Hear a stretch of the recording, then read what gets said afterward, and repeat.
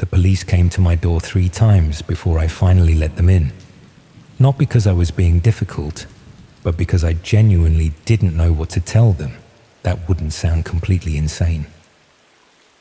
How do you explain to 2 officers from West Midlands Police that you've witnessed a murder, that you know exactly who did it and roughly where it happened, but you can't tell them how you know, because the explanation involves admitting you were somewhere online you absolutely shouldn't have been? I'm sitting in what they call protective custody now, a safe house in Wolverhampton that smells of cigarettes and cheap air freshener. And I still don't know if I did the right thing by coming forward. My name's Helen. I'm 53 years old, and until 6 weeks ago, I was living a completely ordinary life in Birmingham, working as a medical secretary. Then I saw something I wasn't supposed to see, and now everything's different. It started with insomnia, which probably sounds like a boring way to begin a story about witnessing a murder, but that's genuinely how it happened. I'd been having trouble sleeping for months after my divorce was finalized. Nothing dramatic. David and I had just grown apart after 26 years of marriage. No affairs, no big arguments, just a slow realization that we'd become strangers who happened to share a house. The divorce itself was remarkably civil, but afterwards I found myself lying awake at 2 and 3 in the morning, my mind racing through decades of memories and wondering where it had all gone wrong. I'd scroll through my phone for hours.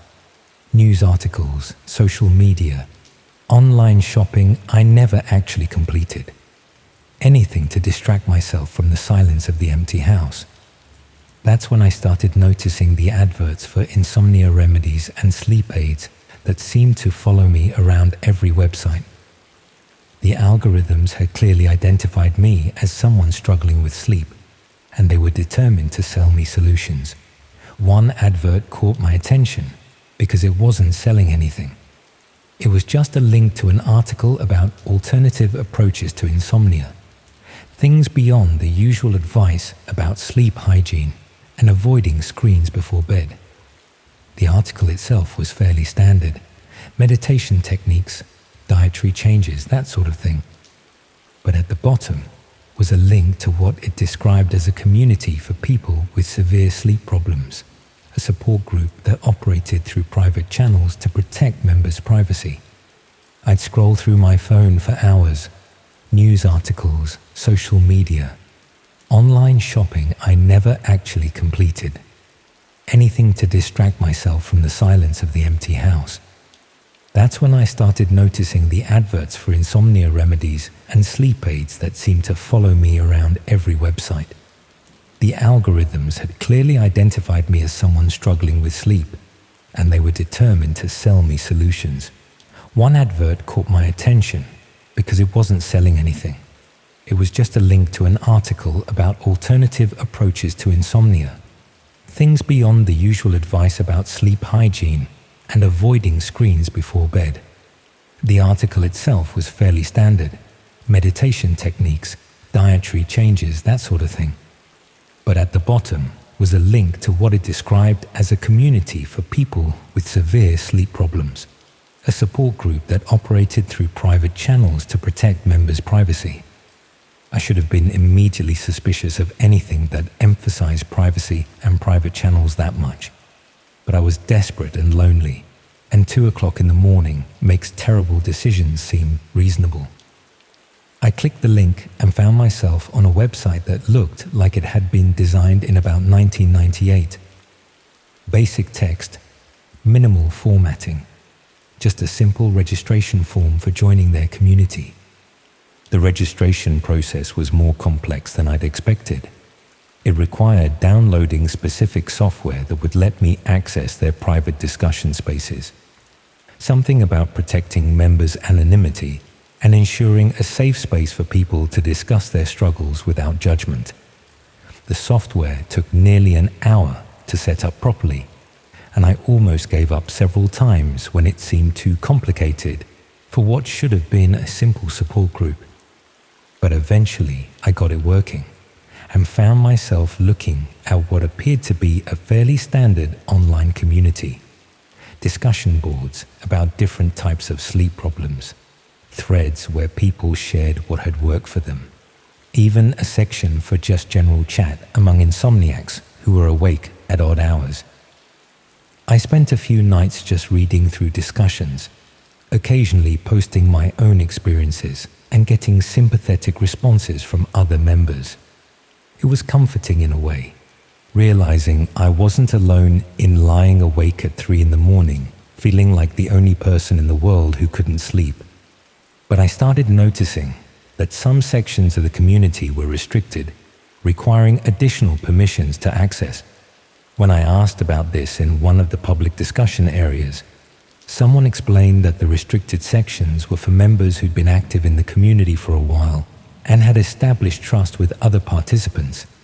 It was apparently meant to create more intimate discussion spaces for people dealing with particularly difficult situations. That explanation seemed reasonable enough. Online communities often have different tiers of access based on participation and trust. I continued posting in the public areas, and after about 2 weeks received a notification that I'd been granted access to some of the restricted sections. The restricted discussions were more personal and raw than what I'd seen in the public areas. People talking about the real reasons they couldn't sleep, trauma, grief, guilt about things they'd done or failed to do. It felt like being trusted with genuine human vulnerability, and I found myself sharing more honestly about the sadness and loss I was feeling after my divorce. But there was another category of restricted sections that I still couldn't access. Discussions that required what the system called verified membership. I didn't think much about it initially. Presumably, those were for people who'd been active in the community even longer than I had. It was about 3 weeks into my participation when someone sent me a private message offering to sponsor me for verified membership. They explained that verified sections dealt with particularly sensitive topics that required absolute discretion, and that sponsorship from an existing verified member was how they controlled access to ensure the community remained safe. The person seemed genuine in their messages, and they'd been helpful to me in several public discussions about managing anxiety-related insomnia. They explained that verified sections included discussions about topics that mainstream platforms wouldn't allow, controversial treatment approaches, substances that helped with sleep but weren't technically legal, that sort of thing. I was uncomfortable with the implications, but also curious about what kind of discussions required such elaborate security. The message emphasized that verification was completely optional, that I was welcome to continue participating in the non-verified sections, but that some members found the verified discussions particularly helpful for their most difficult struggles. I accepted the sponsorship partly out of curiosity, and partly because by that point I'd been awake since midnight, and my judgment was impaired by exhaustion. The verification process required confirming my identity through several steps that seemed excessive for an insomnia support group, but I completed them anyway. When I finally gained access to the verified sections, I immediately realized this wasn't about insomnia treatment at all. The discussions were about accessing illegal content, trading various prohibited materials, even coordinating activities that were obviously criminal in nature. I'd somehow ended up in what I later learned was a dark web community that used the insomnia support group as a front for recruiting people into their actual operations. I should have immediately closed the software and deleted everything, should have reported what I'd found to authorities and moved on with my life. But I was frozen by a combination of shock and morbid fascination. I'd stumbled into a part of the internet I'd only heard about in news reports, and some awful part of me wanted to understand what I was actually looking at. The discussions were coded and cryptic, using language that clearly meant something other than what the words literally said. People weren't directly stating criminal intentions. Everything was framed in theoretical or hypothetical terms, but the context made it obvious what they were actually discussing. I found myself scrolling through these discussions over several nights, trying to understand the scope of what I'd accidentally accessed. There were sections for different types of illegal activities, all disguised behind innocuous-sounding category names that wouldn't mean anything to casual observers. That's when I found the section that changed everything. It was labeled something bland like social meetups, but when I clicked through, I found discussions about coordinating what were clearly violent crimes against specific individuals. People were sharing detailed information about targets, their routines, their vulnerabilities, even photographs and addresses. One thread in particular made me feel physically sick. It was discussing someone named Sarah Chen, a woman in her early 30s who apparently lived somewhere in the West Midlands. The thread included dozens of photographs of her going about her daily life, shopping, walking to work, sitting in cafes. Someone had been systematically documenting her movements over what looked like several weeks. The discussion around these photographs was careful and coded, but the intent was clear enough that I couldn't pretend I didn't understand what I was reading. People were planning to harm this woman, discussing the best approaches and timing, even coordinating who would do what. What made it worse was seeing the casual tone of these discussions. People were planning violence with the same matter-of-fact language you'd use to organize a dinner party. There were even jokes and casual banter between the participants, as if coordinating serious harm against a stranger was just another form of social interaction. I spent the rest of that night trying to work out what to do with what I'd discovered. I couldn't report it to the police without admitting I'd accessed these illegal websites, which would presumably make me complicit in whatever was being planned. But I couldn't just ignore it knowing that a real person was being systematically stalked and threatened. I tried researching Sarah Chen through normal internet searches, hoping to find her social media or some other way to warn her. But the name was common enough that I couldn't identify which of the various Sarah Chens in the West Midlands was the one being targeted. And even if I could find her, what would I say? That I'd been browsing illegal websites and saw her being discussed. I stopped accessing the community entirely after that night, deleted the software from my computer, and tried to convince myself that maybe I'd misunderstood what I was reading. Maybe the discussions were just disturbing fantasies that would never translate into actual harm. Maybe I was being paranoid and overreacting to something that was just tasteless internet conversation. But I couldn't stop thinking about those photographs of Sarah Chen going about her ordinary life, completely unaware that strangers were documenting her movements and discussing how to harm her. Every time I tried to sleep, I'd see those images. Imagine her not knowing she was being watched and targeted. It was about 2 weeks later when I saw the news report. A woman's body had been found in a wooded area near Sutton Coldfield. She'd been missing for several days before hikers discovered her. The news initially didn't release her name pending family notification, but something about the location and timing made my stomach drop. When they finally identified her as Sarah Chen, 32, from Birmingham, I knew immediately that I'd watched people planning her murder and done nothing to stop it. I'd seen the discussions, seen the photographs, understood enough of what was being coordinated to know she was in danger. And I'd convinced myself it wasn't my responsibility to get involved.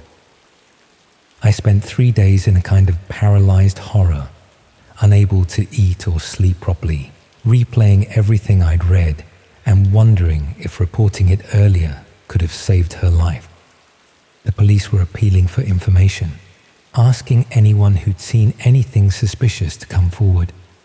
But how could I explain what I knew without admitting I'd accessed those websites? That's when the police came to my door the first time.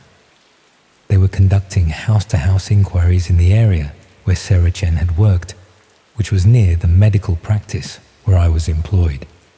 They asked standard questions about whether I'd seen anything unusual, whether I knew the victim, that sort of thing. I told them no, I didn't know her and hadn't seen anything relevant. They thanked me for my time and left, and I felt like the worst kind of coward for not telling them what I actually knew. They came back the second time because they were expanding their inquiries and wanted to know if I'd remembered anything additional. Again, I said no, and again, they left. This time, one of the officers gave me his card and said to call if anything came to mind, no matter how insignificant it might seem.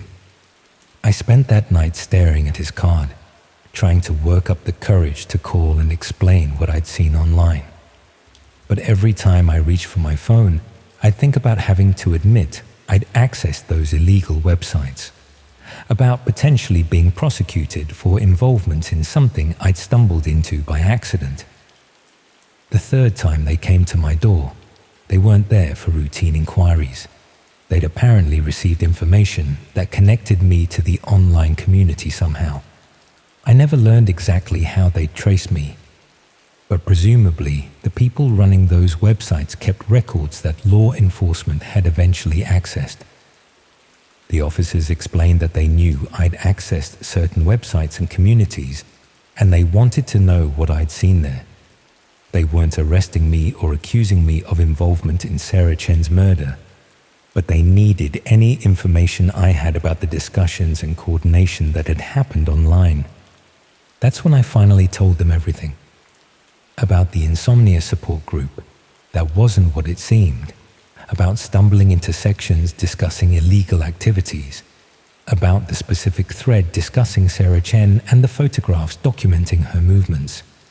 About reading those discussions and understanding enough to know she was in danger, but convincing myself it wasn't my responsibility to report it. The officers were professional, but I could see the frustration in their expressions. If I'd reported what I'd seen immediately, they might have been able to intervene before Sarah Chen was killed. My delay had potentially cost her life, even if I wasn't directly involved in planning or executing the murder. They took detailed statements about everything I'd seen in those discussions.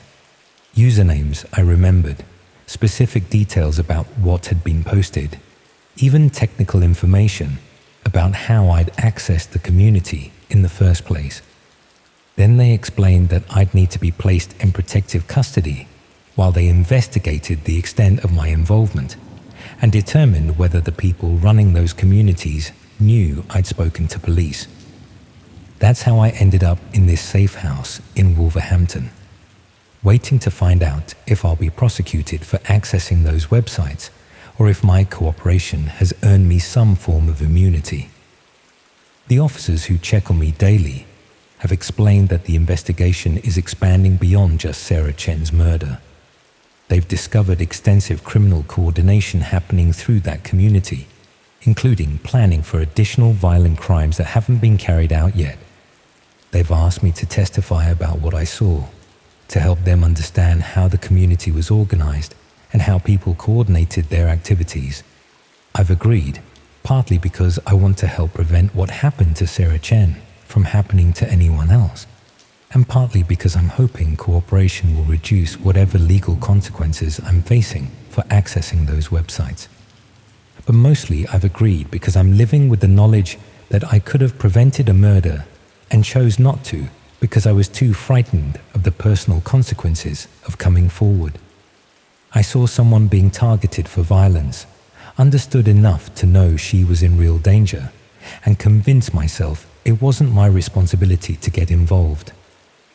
The protection officer who stays here overnight tells me not to blame myself too much, that people make difficult decisions when they're frightened and uncertain about consequences. But I can't stop thinking about Sarah Chen, going about her ordinary life in those photographs completely unaware that her movements were being documented and discussed by people planning to kill her. And I can't stop wondering about all the other discussions I saw in those verified sections, all the other targets who might be in danger while people coordinate harm against them through those same coded conversations. The investigation is ongoing and police are apparently making arrests, but they've told me the community was large and distributed across multiple platforms, making it difficult to identify everyone involved. I spend most of my time in this safe house thinking about how easily I stumbled into that community, how a simple search for insomnia help led me to discover systematic coordination of serious crimes. How many other people have accidentally accessed those spaces and then kept quiet because they were frightened of consequences? The protection officer also mentioned that I might be in danger from people who ran that community if they've identified me as someone who spoke to police. Apparently, there have been incidents of witnesses being targeted by criminal networks operating through these hidden online spaces, though she was vague about details. So now I sit here waiting to learn both whether I'll be prosecuted for accessing those websites and whether I'm in danger from the people who ran them, waiting to testify about what I saw, about the discussions coordinating Sarah Chen's murder that I read and understood and did nothing about until it was too late. The insomnia that started this whole situation has gotten worse, not better. I lie awake now thinking about those photographs of Sarah Chen, wondering if she ever felt like she was being watched, if she ever had that uncomfortable sense that something wasn't right, wondering if my reporting the discussions earlier would have made any difference, or if the coordination was already too far along to stop. The police have told me they found evidence in the arrested suspect's possessions that matched details from the discussions I described, proof that those online conversations weren't just disturbing fantasies, but actual coordination of real crimes. Multiple people working together to stalk, target, and ultimately kill someone they'd probably never met before, deciding she'd be their victim. They won't tell me why Sarah Chen was targeted or how she'd been selected, just that she appears to have been chosen somewhat randomly by people who treated violence as a form of entertainment or social bonding. The thought that someone could be murdered, not for any specific reason, but just because strangers online decided to coordinate killing someone, is almost more disturbing than any other explanation. I keep thinking about how I accessed that community looking for help with insomnia, seeking connection with other people struggling with the same ordinary problem. How that simple, harmless desire for community and understanding led me to discover the coordination of a murder. How easily I could have never seen those discussions, never learned what was being planned, never carried this knowledge that I could have prevented someone's death. The protection officer tells me the investigation has led to multiple arrests and prevented at least one other planned attack that was being coordinated through the same community. She says my information was valuable and helped police understand how these groups operate and coordinate their activities. But that doesn't change the fact that Sarah Chen is dead and I saw it being planned and stayed silent. I don't know what happens next, whether I'll be able to return to my normal life or whether I'll always be looking over my shoulder wondering if the people from that community are looking for me, whether I'll face prosecution for accessing those websites or whether my cooperation will be considered sufficient mitigation. What I do know is that I'll never again think of the internet as a space where criminal activity is somehow distant or unreal. I've seen real violence being planned through casual online discussions, seen how easily people can coordinate serious harm through these hidden communities that most people don't even know exist. And I'll never forget Sarah Chen's face in those photographs, going about her ordinary life completely unaware that strangers were watching and planning and coordinating the violence that would eventually kill her. Never forget that I could have prevented it and chose not to, because I was frightened of consequences that now seem trivial compared to the cost of my silence.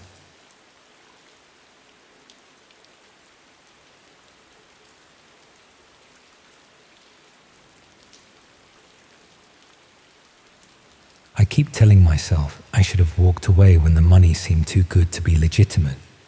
But when you're freelancing and barely covering your bills, it's easy to convince yourself that sometimes you just get lucky with well-paying clients.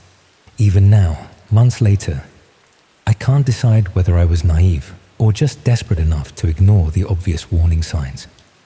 The whole thing started with what seemed like a perfectly ordinary translation job. I'd been working as a freelance translator for about 2 years, mostly handling business documents and tourist materials for companies around the Midlands. The work was steady, but not particularly well paid, and I was always looking for clients who might offer better rates. I specialize in Eastern European languages, particularly Polish and Czech, which aren't exactly in high demand in most of the UK. Most of my work came through agencies that paid a fraction of what direct clients would offer. But finding those direct clients was proving more difficult than I'd expected when I first went freelance. So when I received an email from someone claiming to represent a research organization that needed regular translation services, I was immediately interested. They explained that they worked with academic institutions across Europe and needed someone who could handle sensitive documents that required discretion and accuracy. The initial email was professional and detailed, explaining that they often dealt with materials that weren't suitable for larger translation agencies due to confidentiality requirements.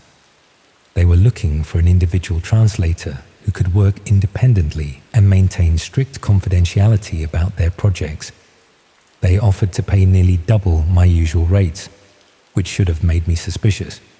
But they explained that the premium was due to the confidential nature of the work and the quick turnaround times they typically required. When you're struggling to make rent, that kind of explanation sounds reasonable enough. We arranged a video call to discuss the specifics of what they needed. The person I spoke with seemed knowledgeable about translation work and asked sensible questions about my experience and capabilities.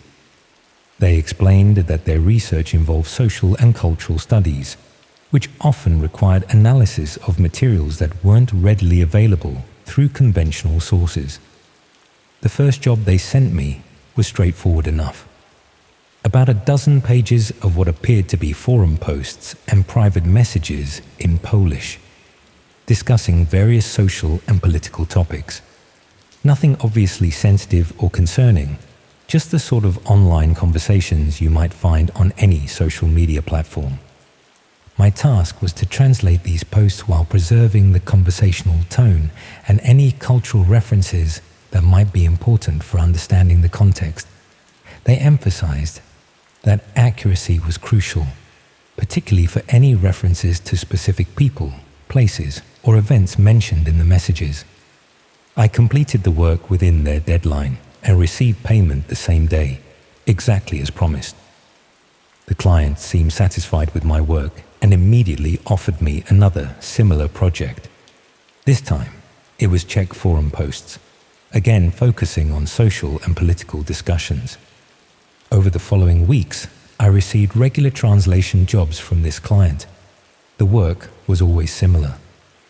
Online conversations and forum posts in various Eastern European languages, with an emphasis on preserving cultural context and specific references.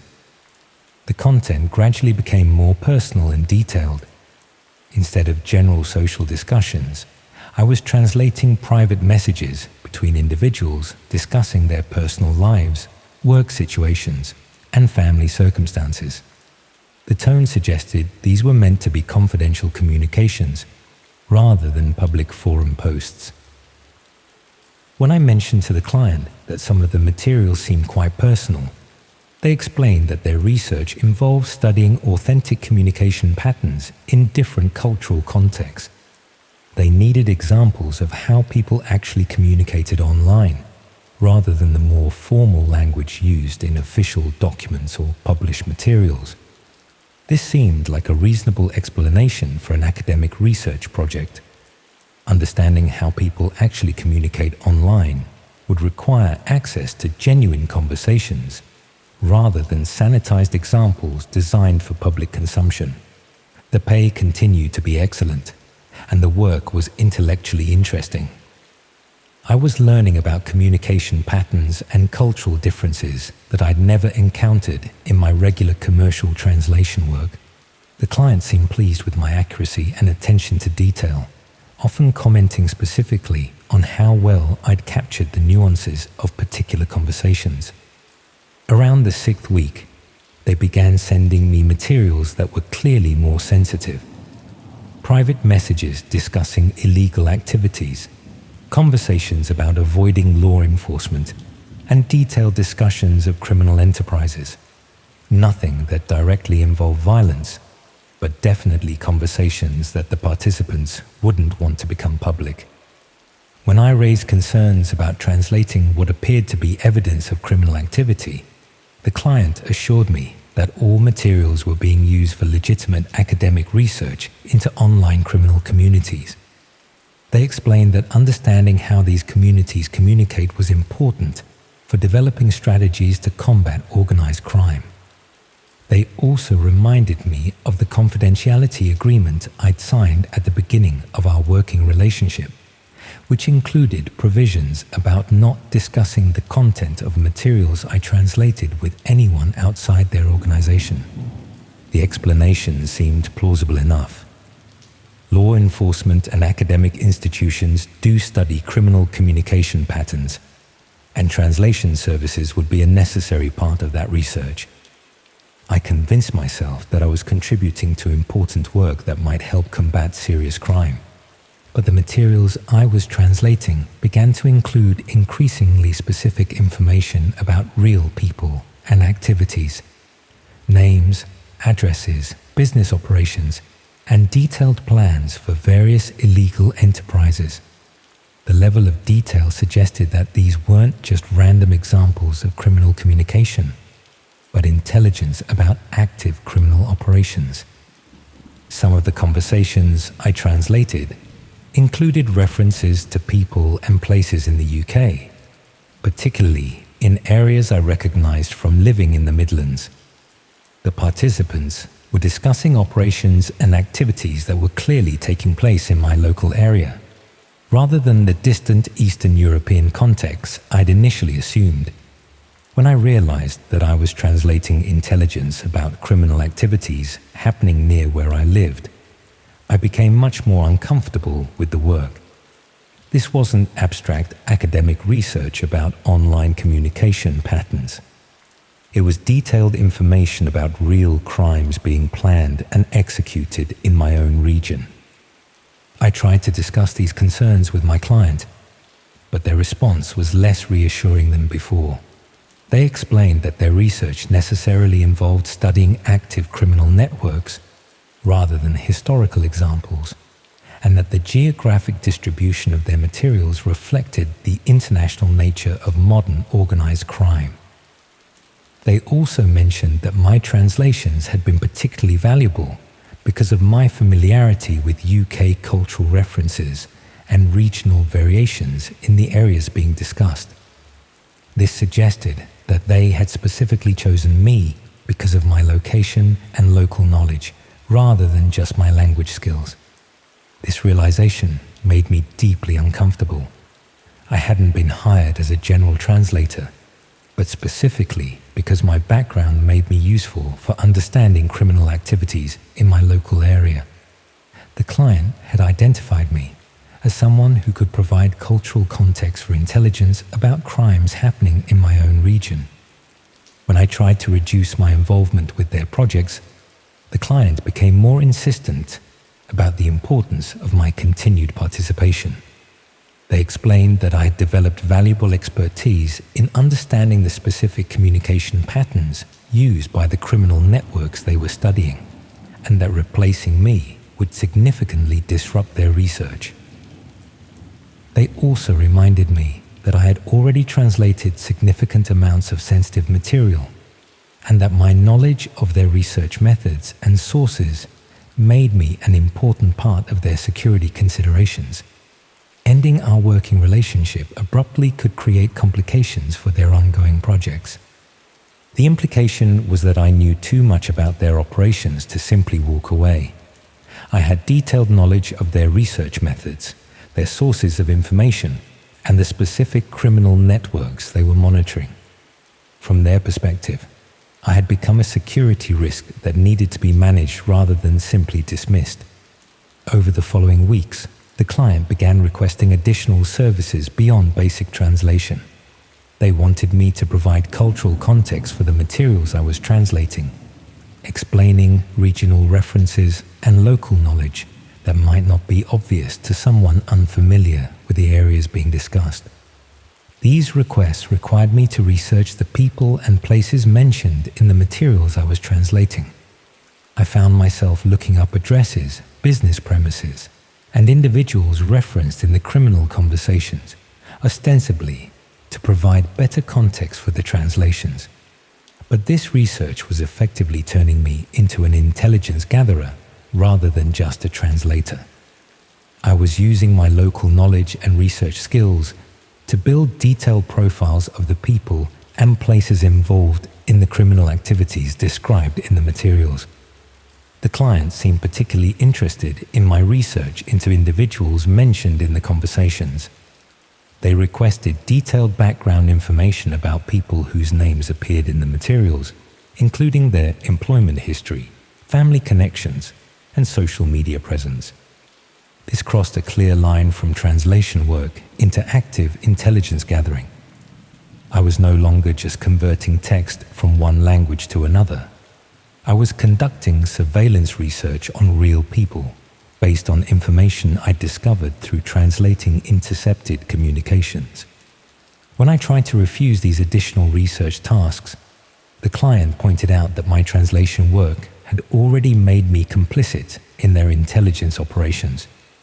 I had detailed knowledge of their sources and methods, and I had been contributing to their understanding of criminal networks for several months. They suggested that my concerns about the ethics of intelligence gathering were somewhat late, given that I had already been participating in their operations for weeks without raising objections. From their perspective, I was already a full participant in their activities, rather than just a service provider.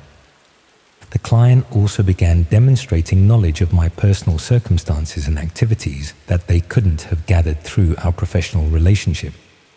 References to my daily routine, my social connections, and my financial situation that suggested they had been conducting background research into my own life. This pattern of surveillance became more obvious over the following days. The client would mention details about my activities that I hadn't shared with them, presented as casual observations, but clearly intended to demonstrate their knowledge of my personal life. I realized that while I had been researching the people mentioned in the materials I was translating, the client had been conducting similar research into my own background and circumstances. I had become both an intelligence gatherer and a surveillance target. The client explained that background checks on all their contractors were standard security practice, and that my personal information was simply part of their routine risk assessment procedures. They assured me that this information would remain confidential as long as I continued to meet my professional obligations. But the message was clear. They had comprehensive information about my life and circumstances, and they were prepared to use that information to ensure my continued cooperation with their projects. I tried to end the arrangement by simply stopping communication and refusing new projects, but discovered that the client had backup methods for maintaining contact. Messages began appearing through my personal social media accounts, and I received calls at home from people claiming to need translation services for urgent academic projects. The surveillance of my daily activities became more obvious, with clear signs that my movements were being monitored and documented. Not threatening behavior, but obvious enough to make it clear that my decision to stop working with them wasn't being accepted. This continued for several weeks, with regular contact attempts and demonstrations that they maintained detailed knowledge of my routine and activities. The message was that ending our professional relationship wouldn't necessarily end their interest in my circumstances and activities. The pressure only stopped when I moved to a different city and changed most of my contact information. Even then, I received occasional messages for several months, suggesting that they were still attempting to re-establish our working relationship. I never determined who the client actually represented or what they were really using my translations for. The materials could have been legitimate intelligence gathered by law enforcement, evidence collected by journalists investigating organized crime, or intelligence being used by competing criminal organizations. What I do know is that they understood how to exploit the freelance economy to recruit people for intelligence work that they would never have agreed to if they'd understood the full scope from the beginning. They presented criminal intelligence gathering as academic research and used financial pressure to ensure continued cooperation even when ethical concerns arose. The most disturbing aspect was how gradually I'd been drawn into increasingly invasive activities. Each step seemed like a reasonable extension of the previous work, until I was conducting active surveillance research on real people based on intercepted criminal communications. I still receive occasional contact attempts from similar clients, offering translation work for research projects that require discretion and cultural expertise. The pay rates are always generous. The initial projects always seem legitimate, and the communication methods are always more complex than necessary. I delete these messages immediately now, but I wonder how many other freelance translators have found themselves in similar situations, gradually recruited into intelligence operations that they never intended to participate in.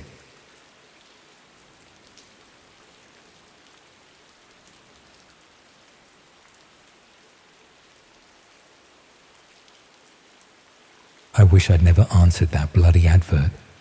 Even writing this down makes me feel sick, but I keep thinking someone else might see the same kind of job posting and make the same mistake I did. When you're desperate enough for work, you tell yourself that any opportunity is worth considering, even when everything about it feels wrong from the start.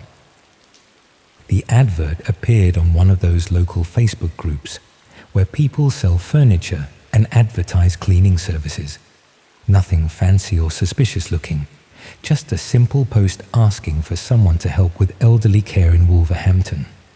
The pay was decent, about £12 an hour for what seemed like basic companionship and light housekeeping. I'd been unemployed for 3 months by then, ever since the bakery where I worked had closed down. The owner had been struggling with rising costs and finally decided to sell up, rather than keep fighting to stay afloat. Most of the staff had found other jobs fairly quickly, but I was in my late 40s and discovering that age discrimination is alive and well in the retail sector. My savings had run out weeks earlier, and I was already behind on my council tax. The job centre wasn't much help. They kept suggesting I retrain for completely different careers, as if starting over at my age was a realistic option.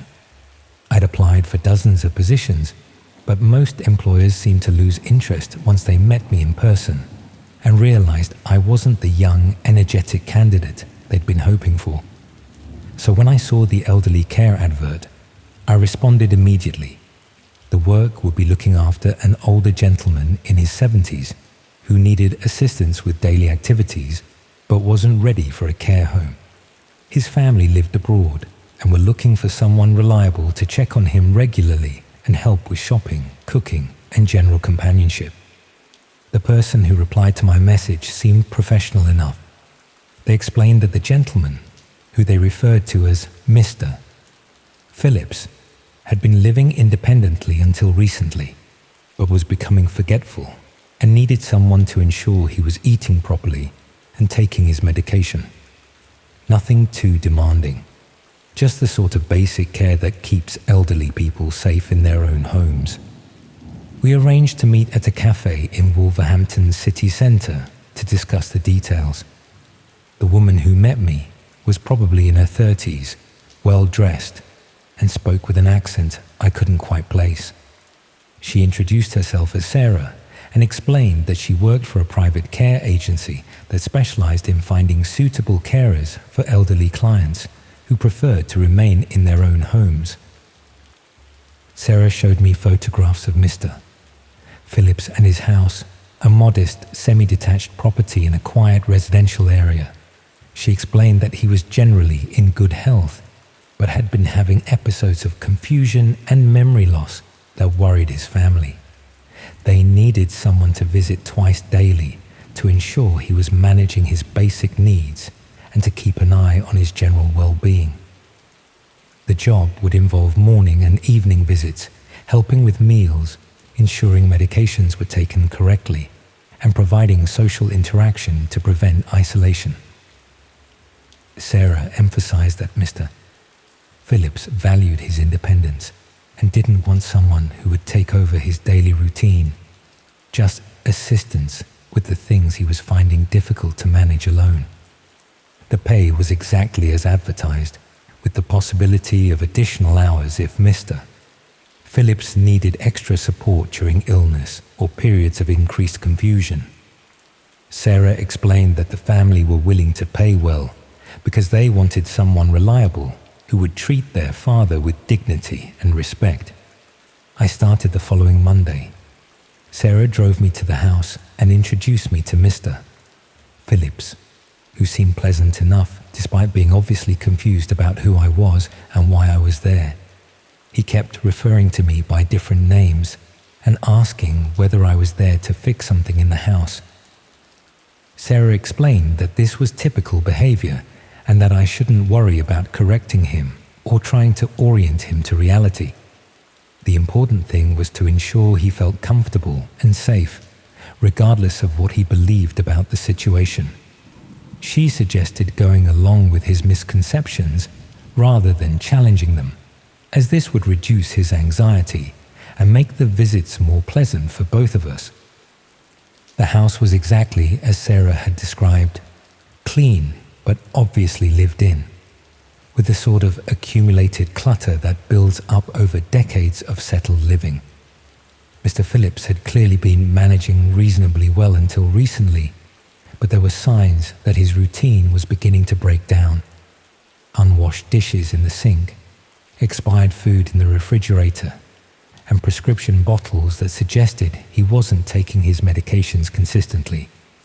My first few visits were straightforward enough. I'd arrive in the morning to help with breakfast and ensure Mr. Phillips had taken his morning medications, then return in the evening to prepare a simple meal and check that he was settled for the night. He was generally cooperative, though he often seemed confused about why I was there and what I was supposed to be doing. The confusion wasn't consistent. Some days he seemed perfectly lucid and would chat normally about his garden, his neighbors, or television programs he'd been watching. Other days, he barely seemed to recognize me and would ask repeatedly whether I was supposed to be there and when his family would be coming to visit. Sarah had prepared me for this variability, explaining that dementia often involves good days and bad days, rather than a steady decline. She emphasized that my role was to provide consistent support regardless of his mental state, ensuring his basic needs were met even when he couldn't remember why I was helping him. After about 2 weeks, I began noticing things about Mr. Phillips's situation that didn't quite match what Sarah had told me during our initial meeting. The medications he was taking didn't seem consistent with the memory problems she'd described. Instead of the dementia medications I'd expected, most of his prescriptions were for conditions like high blood pressure and diabetes. When I mentioned this to Sarah during one of her weekly check-in calls, she explained that Mr. Phillips was in the early stages of cognitive decline and hadn't yet been prescribed specific dementia medications. The confusion I was witnessing was due to the progression of his condition rather than the effects of particular treatments. This seemed plausible enough, and I didn't have medical training that would help me evaluate his condition independently. I continued with the routine we'd established, focusing on ensuring he was eating regularly and taking his prescribed medications correctly. But I also started noticing that Mr. Phillips's confusion seemed to follow specific patterns. He was consistently confused about recent events and current circumstances, but his memory of older events seemed perfectly intact. He could describe his childhood in detail, remember the names of school friends from decades ago, and provide accurate information about his work history and family background. This selective memory loss struck me as unusual, though again, I wasn't qualified to assess whether it was consistent with normal dementia progression. When I raised this observation with Sarah, she explained that long-term memory often remains intact much longer than short-term memory in dementia patients, and that what I was seeing was entirely typical. Around the fourth week, Mr. Phillips began asking me questions that suggested his confusion might not be as complete as I'd assumed. He wanted to know specific details about why his family had arranged for care when they had last visited, and why they weren't answering his phone calls. These questions made me realize that I actually knew very little about Mr. Phillips's family situation beyond what Sarah had told me. I'd never spoken directly with his relatives, seen any documentation about his care arrangements, or been given contact information for family members in case of emergencies. When I asked Sarah for more details about Mr. Phillips's family and their involvement in his care arrangements, her responses became noticeably vague. She explained that the family preferred to handle communication through the care agency rather than directly with individual carers, and that this was standard practice for clients who had relatives living abroad. This explanation seemed reasonable from a professional standpoint, but it meant I had no way of verifying that Mr. Phillips's family were actually aware of or had approved the care arrangements. I was taking Sarah's word for everything about his situation and the legitimacy of my employment. I began paying more attention to the details of Mr. Phillips's living situation and discovered several things that didn't align with Sarah's descriptions of his circumstances. The house showed no signs of recent family visits, no photographs, cards, or personal items that suggested ongoing contact with relatives who cared about his well-being. More concerning was the lack of any official documentation related to his care needs. No letters from doctors, social services, or family members discussing his condition or care requirements. The house felt like it belonged to someone who was isolated rather than someone whose caring family were coordinating support from abroad. When I tried to discuss these observations with Mr.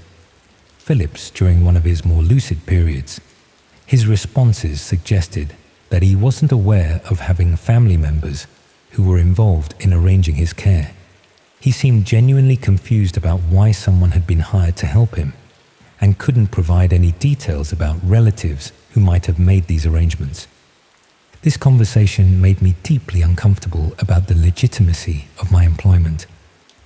If Mr. Phillips didn't understand why I was there and had no knowledge of family members arranging care, it was possible that someone else had made these arrangements without his knowledge or consent.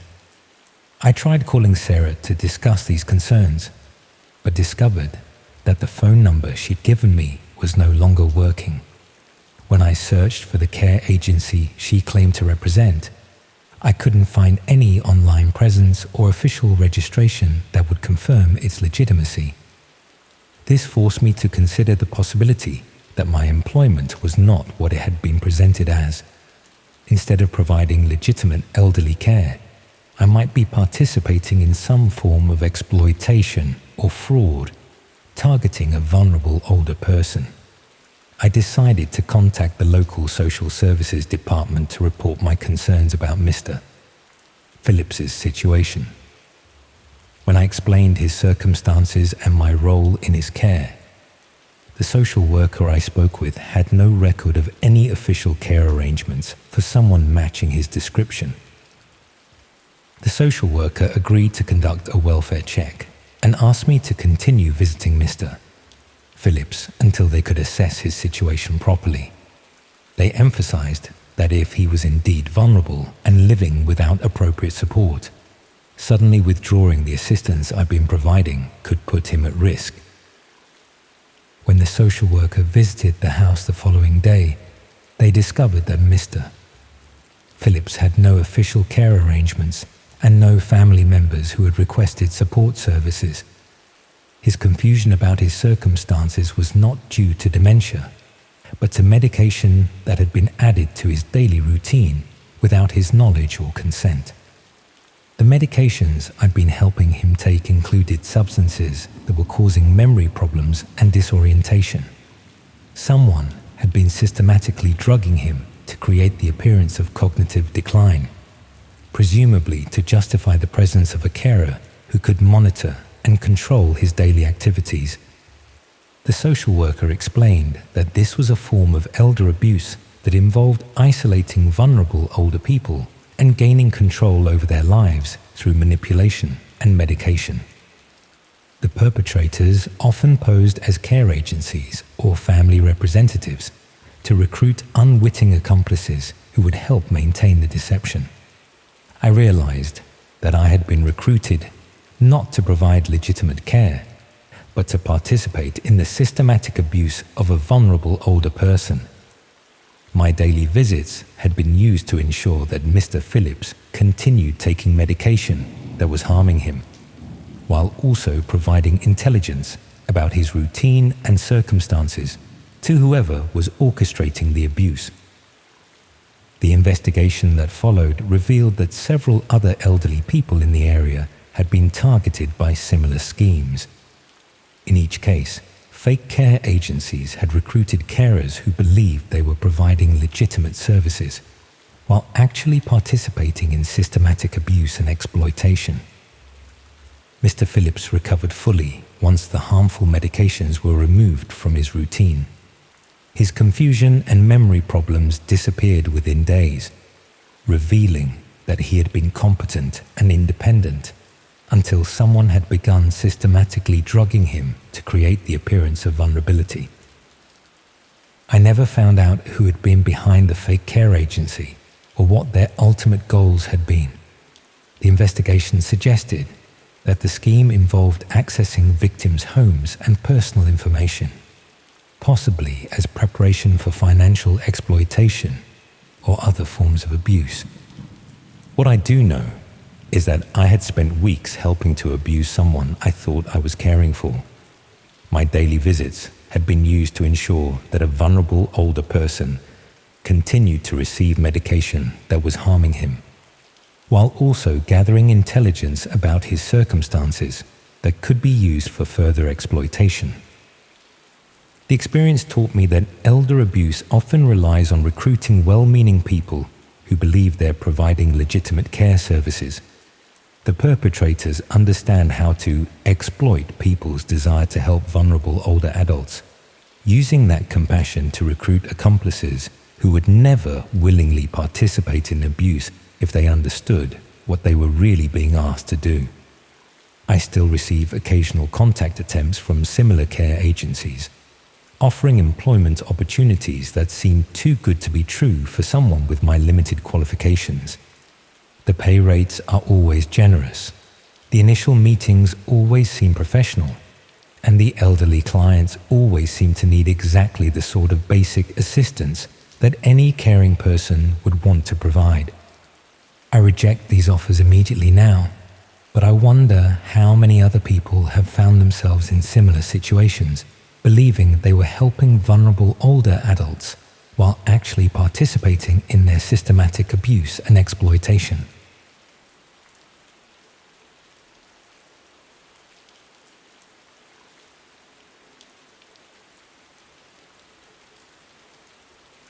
Picture this.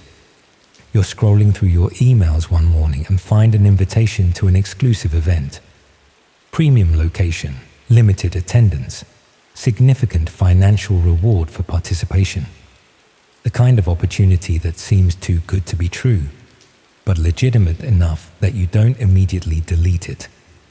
Now picture discovering that the event isn't what you thought it was, and by the time you realize what you've agreed to, it's far too late to back out. I work in market research for a consultancy firm in Leeds. Nothing glamorous. Consumer surveys, focus groups, the occasional product launch analysis. The pay is decent enough, but it's the kind of job where you're always looking for ways to supplement your income. Freelance work, weekend surveys, anything that might add a few £100 to your monthly earnings. That's why the email caught my attention. It arrived on a Tuesday morning, mixed in with the usual spam and work correspondence. The subject line was simple enough. Research opportunity, exclusive participation required. The sender was someone called Dr. Sarah Chen from something called the Institute for Behavioral Studies. The email was professionally written, explaining that they were conducting a specialized research project on group dynamics and social behavior. They needed participants with specific qualifications, university educated, working in research or analysis, comfortable with technology and unconventional research methods. The compensation was substantial. £500 for a single evening's participation, with the possibility of ongoing work for suitable candidates. I looked up the Institute for Behavioral Studies online. They had a legitimate-looking website, published research papers, even a few academic staff profiles. Dr. Chen appeared to be a real person with proper credentials from Manchester University. Everything seemed above board, if a bit vague about the actual nature of the research. The application process was straightforward. Basic personal information, employment history, some questions about my comfort level with technology, and unusual research scenarios. They asked about my experience with online platforms, whether I'd used secure communication tools, how I felt about observing human behavior in controlled environments. Within a week, I received confirmation that I'd been selected for the study. The details were sparse but intriguing. I would need to attend a briefing session in Manchester, followed by the main research event later that evening. All travel expenses would be covered, plus the £500 participation fee. The only requirement was that I sign a comprehensive non-disclosure agreement before the briefing. The location was a serviced office building near Manchester city centre. Nothing unusual about that. Lots of research companies rent temporary spaces for focus groups and studies. I arrived on the specified date to find about 20 other people in the waiting area, all roughly my age and background, all looking slightly puzzled about what they'd signed up for. Dr. Chen turned out to be exactly as advertised. A professional academic in her 40s, well-spoken and authoritative. She explained that we would be participating in a study of group behavior and decision-making in high-pressure situations. The research involved observing and interacting with subjects in a controlled environment, measuring our responses to various scenarios. The technology component, she explained, was necessary for participant privacy and research integrity. We would be accessing the observation environment through a secure network, using encrypted connections to ensure anonymity. Each participant would be given a laptop with pre-installed software for the session. We were led to individual workstations in a larger room, each with a laptop and a set of instructions. The software we needed to use was something called Tor Browser. which Dr. Chen explained was standard for research requiring participant anonymity. We would be accessing a private research platform that could only be reached through this secure network. The initial briefing made it sound like a sophisticated version of reality television. We would be observing people in various scenarios and making decisions about how situations should develop. Our choices would be aggregated with other participants to determine the direction of the research. It was described as a study of collective decision-making and moral reasoning under pressure. The platform, when we accessed it, looked professional enough. Clean interface, clear instructions, participant guidelines. We were told we would be observing subjects who had volunteered for a separate study and consented to being filmed. Our role was to vote on various scenarios and observe how different situations affected group dynamics. The first session seemed innocuous. We were watching what appeared to be a focus group. 8 people sitting around a table discussing consumer preferences. Our job was to vote on which topics the moderator should introduce next, how the discussion should be guided, what questions would be most revealing about group behavior. It felt like legitimate research, the kind of thing you might see in any market research facility across the country. The participants seemed natural, unaware they were being observed by external researchers. We made our votes through the platform interface, and the focus group moderator would adjust their questioning accordingly. After about an hour, Dr. Chen explained that the next phase would be more intensive. The subjects would be moved to individual observation rooms, where we could study their behavior in isolation. This was where the real research would begin, understanding how people behaved when they thought they were alone, versus how they acted in groups. The individual observation sessions were more uncomfortable. We were watching people in what looked like small windowless rooms, apparently unaware they were being filmed. The platform allowed us to vote on various environmental changes, adjusting lighting, temperature, introducing background noises. The idea was to measure stress responses and coping mechanisms. I started to feel uneasy about the whole thing. The people we were observing seemed genuinely distressed by some of the environmental changes. When we voted to increase the room temperature, we could see them becoming visibly uncomfortable. When background noise was introduced, they showed clear signs of agitation and confusion. Dr. Chen explained that this was normal for behavioral research. The subjects had consented to psychological stress testing as part of their participation agreement.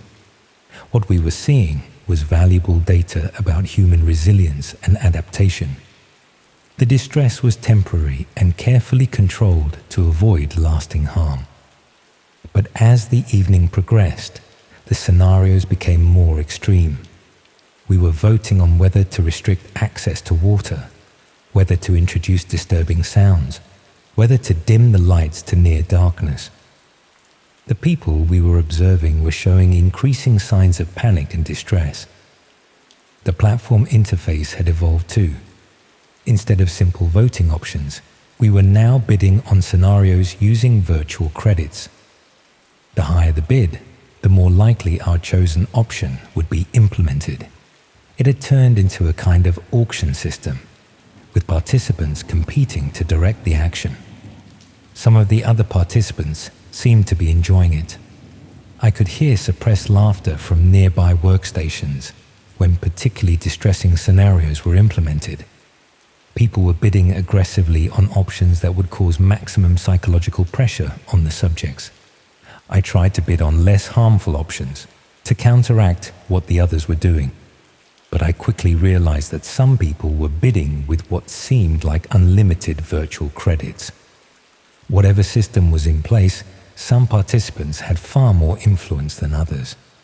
The worst part was watching the subject's deterioration.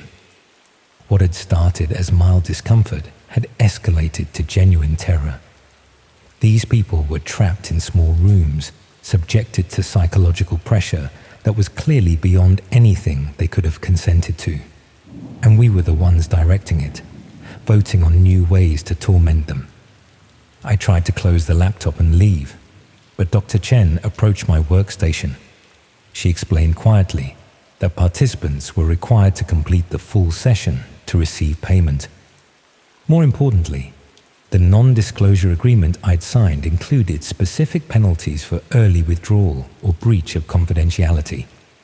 The penalties were substantial. Several £1,000s in compensation for disrupted research. So I stayed. I watched as the scenarios became increasingly extreme, as the subjects were pushed beyond psychological breaking points. I made token bids on harmless options while others seemed to compete for the most creative forms of torment. By the end of the session, several of the subjects had suffered what appeared to be complete psychological breakdowns. They were catatonic, unresponsive, clearly traumatized by whatever they'd experienced in those rooms. The platform recorded our collective decisions and thanked us for our participation in the research study. Dr. Chen provided payment as promised, along with contact information for future research opportunities. She reminded us of our confidentiality obligations and the legal consequences of discussing the research with anyone outside the authorized team. I left Manchester that night feeling sick about what I'd witnessed and participated in. But I also had £500 in my account and the promise of more work if I was interested. The money was more than I made in a week at my regular job. Over the following days, I tried to research the Institute for Behavioral Studies more thoroughly. The website was still there, but when I looked more carefully, the academic papers seemed to be fake. The staff profiles used stock photos, and the university affiliations couldn't be verified. I also started to doubt whether what I'd witnessed was actually research at all. The whole setup felt more like entertainment than academic study. The bidding system, the competitive element, the focus on causing distress rather than understanding behavior, it all suggested something much darker than legitimate research, but I couldn't report it without implicating myself. I'd signed legal documents, participated willingly, even made decisions that contributed to whatever those people had suffered. Any investigation would reveal my involvement and potentially lead to the legal consequences Dr. Chen had warned about. 2 weeks later, I received another invitation. Same format, same professional presentation. But this time, the compensation was higher, £1,000 for participation. The email mentioned that I'd been selected for a premium research program based on my previous contributions. I should have deleted it immediately. Should have blocked the sender and tried to forget the whole thing had ever happened. But £1,000 was substantial money, and I told myself that maybe I could participate without actively contributing to harm. Maybe I could bid on harmless options, try to protect the subjects rather than torment them. The second session was worse, much worse. The subjects weren't just being psychologically pressured, they were being physically harmed, not severely, but deliberately and systematically. Small injuries, controlled pain, careful degradation designed to break them down completely. And the other participants were enthusiastic about it. They were bidding enormous amounts on scenarios that would cause maximum suffering. The virtual credit system had been replaced with what looked like real money, pounds sterling being transferred in real time to implement specific forms of torture. I realized I wasn't participating in research at all. I was part of an audience paying to watch and direct real torture, broadcast live through the dark web to paying customers around the world.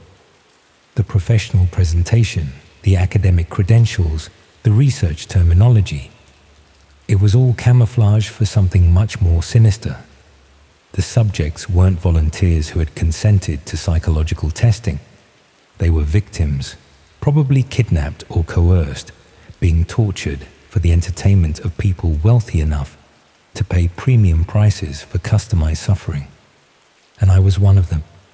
By participating, by staying silent, by accepting payment for my involvement, I'd become part of a network that treated human torture as interactive entertainment.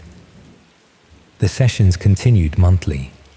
Each time, the compensation increased and the scenarios became more extreme. I told myself I was trying to minimize harm by bidding on less severe options, but I knew I was just rationalizing my continued participation. The money was addictive. Thousands of pounds for a few hours of watching screens and clicking buttons. More than I made in months at my regular job. It let me move to a better flat, buy things I'd never been able to afford, live a lifestyle that would have been impossible on my normal salary. But I also knew that every session I attended meant more people were being tortured for entertainment. Real people suffering real pain, while audiences around the world paid to watch and participate in their degradation. The network was vast. What I thought was a small research study was actually one node in a global system. There were hundreds of these sessions running simultaneously, different themes and scenarios for different audiences. The technology allowed real-time interaction between viewers and victims, turning torture into a personalized entertainment service. The worst part was realizing how many people were involved. The sessions I attended had dozens of participants, each paying substantial amounts for the privilege of directing human suffering. Multiply that across hundreds of simultaneous sessions, and you're looking at thousands of people who treat torture as entertainment. These weren't criminals or social outcasts. They were people with professional jobs, disposable income, the technical knowledge to access dark web platforms. They were probably colleagues, neighbors, maybe even friends and family members. Normal people who had found a way to pay for something monstrous, while maintaining plausible deniability about their involvement. I still receive invitations to new sessions, premium events, exclusive content, opportunities to direct increasingly extreme scenarios. The compensation offers have reached amounts that would change my life permanently. Enough money to quit my job, buy a house, never worry about financial security again. And I'm tempted. Not because I enjoy watching people suffer, but because the money would solve every problem I have. Because it's easy to rationalize participation when the alternative is returning to financial stress and career uncertainty. The invitations come from different sources now, but they're clearly part of the same network. Academic institutions, research organizations, market research companies, all fronts for the same underlying system. They've probably identified thousands of potential participants, people with the right combination of financial need and moral flexibility to become part of their audience. The person sitting next to you at work might have attended one of these sessions last night. Your university lecturer, your doctor, your neighbor, any of them could be supplementing their income by paying to watch and direct real torture. And the victims could be anyone. People who responded to job advertisements, answered research invitations, trusted professional-looking organizations. People like me, who thought they were participating in legitimate work until it was too late to back out. The next time you see a research invitation with unusually high compensation, or a job opportunity that seems too good to be true, remember that some offers are designed to compromise you gradually, to make you complicit in something horrible through small steps and financial incentives. You might already be on their lists. They might already know exactly what compensation amount would be enough to make you consider participating. What professional presentation would convince you it was legitimate? And once you've attended one session, once you've accepted payment for your participation, you're part of the network whether you want to be or not, because they know that most people, faced with the choice between exposing themselves or staying silent, will choose to protect their own interests, just like I did.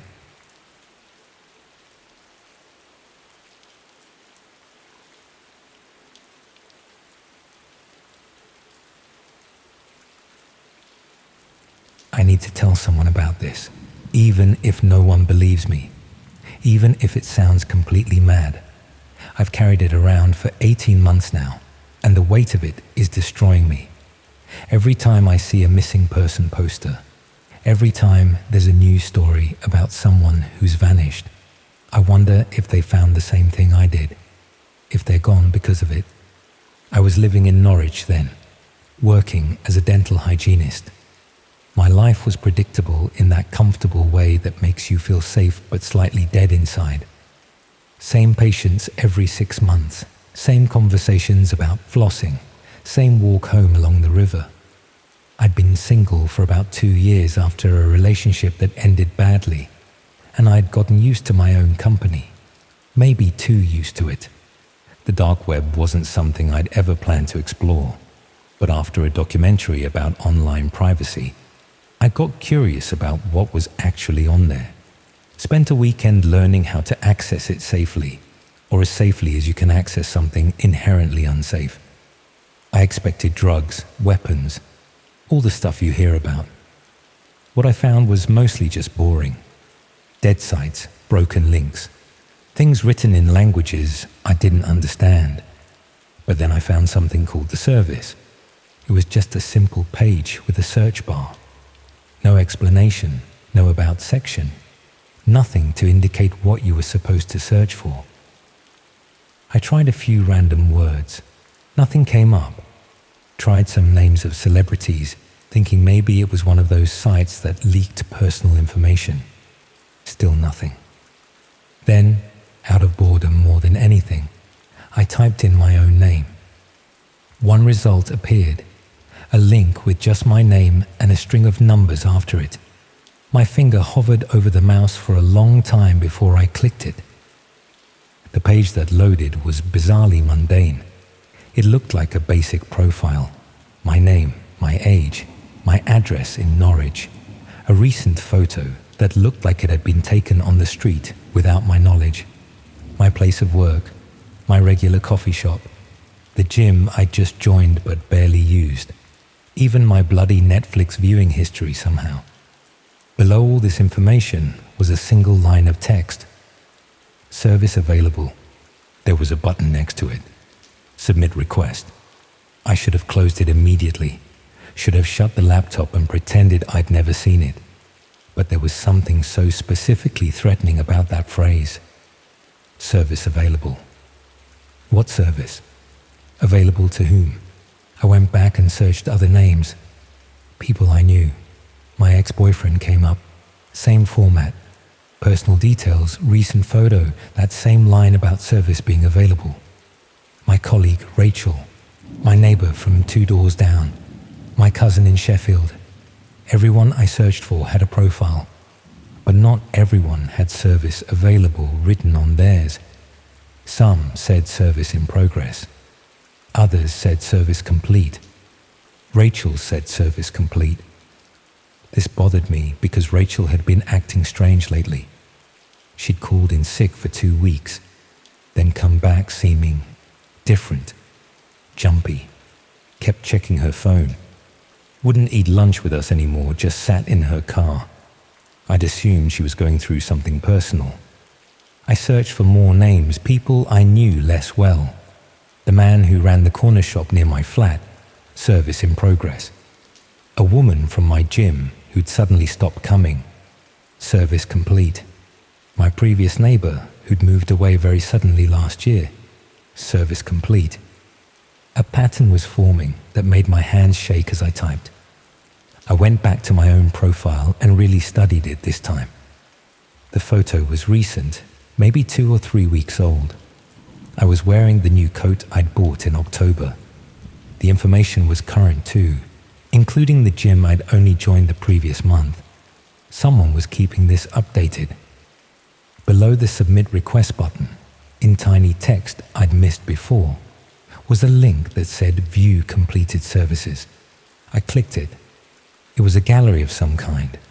Hundreds of profiles, but these were different. Each one had before and after sections.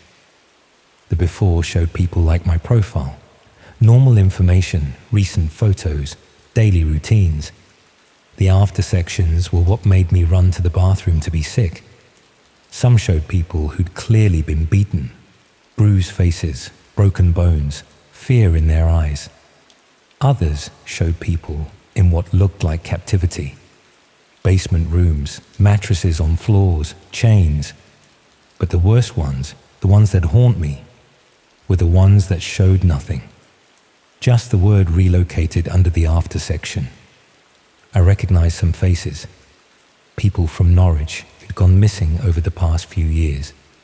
A teenager who'd vanished walking home from school. A man who'd left for work and never arrived.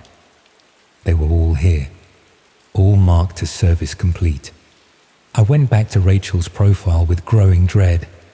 Her after section showed her in what looked like a warehouse, sitting on a chair, staring at nothing.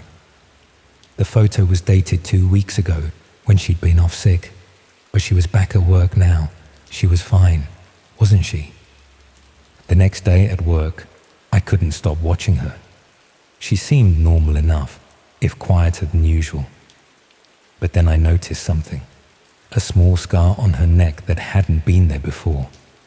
The way she flinched when anyone walked behind her, how she kept touching her wrist, like checking something was still there.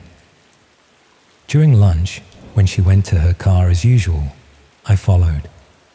Watched from a distance as she sat in the driver's seat, not eating, not looking at her phone, just sitting.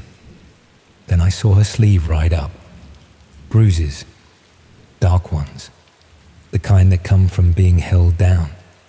I wanted to talk to her, ask if she was okay, but how could I? How could I explain what I knew without admitting I'd been looking at her profile on some horrific, dark website? That night, I went back to the service. I needed to understand what this was, who was running it, what the submit request button actually did. This time, I noticed something new, a small counter in the corner of the main page.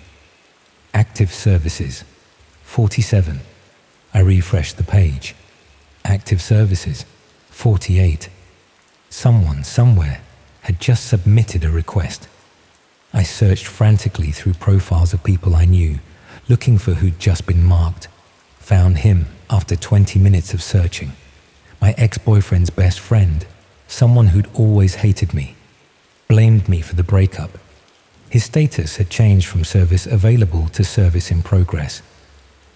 3 days later, he was in the hospital. Supposedly a mugging gone wrong, but nothing was stolen. Both his legs were broken. He couldn't remember what happened, just waking up in an alley behind his flat. I checked the service. His status, service complete. That's when I understood. This wasn't just surveillance or stalking. This was a marketplace for violence. Submit a request on someone and something would happen to them. Beating, kidnapping, worse.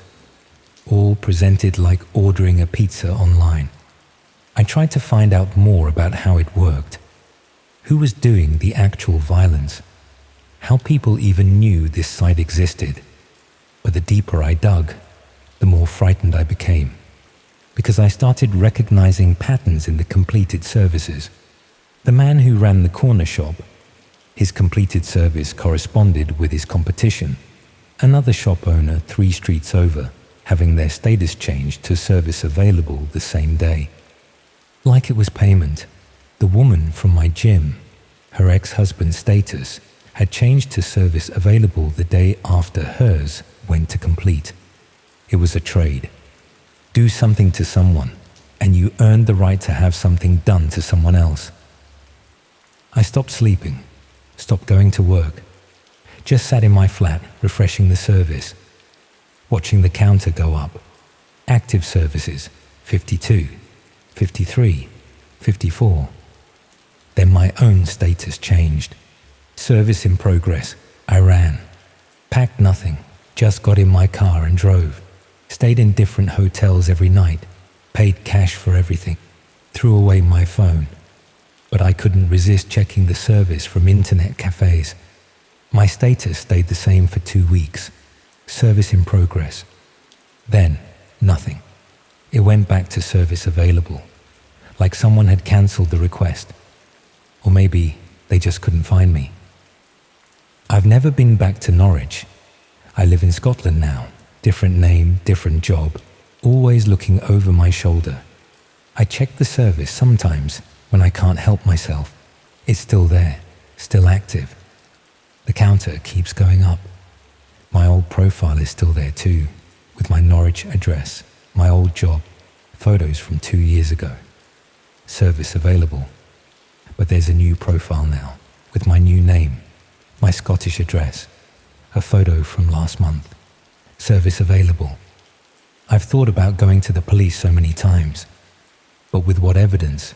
Screenshots from an illegal website, stories about people I can't prove are connected, and more importantly, if the service is real, if there really are people out there fulfilling these requests, what happens if I become too much of a problem? There's something else I haven't told anyone. Last month, I saw my sister's profile appear for the first time. She lives in Bristol, has 2 kids, a normal life. Her status, service available, and right below it, that button. Submit request. Sometimes, late at night, I think about it, about who marked me, who wanted something done to me badly enough to do something to someone else first. And sometimes, in my darkest moments, I think about my sister's profile, about how easy it would be to click that button, about who I'd have to hurt to keep her safe. The service is still there, still growing. Every day, more profiles, more services in progress, more people who have no idea they're on a list, available for violence at the click of a button. Every missing person, every unexplained assault, every sudden disappearance, I wonder if they're part of it. I wonder how many people know about it. How many have used it? How many have traded violence for violence, hurt for hurt? And I wonder when my status will change again. When someone, somewhere, will decide I'm worth the trade. When service in progress will appear next to my name again. Only this time, I might not see it coming.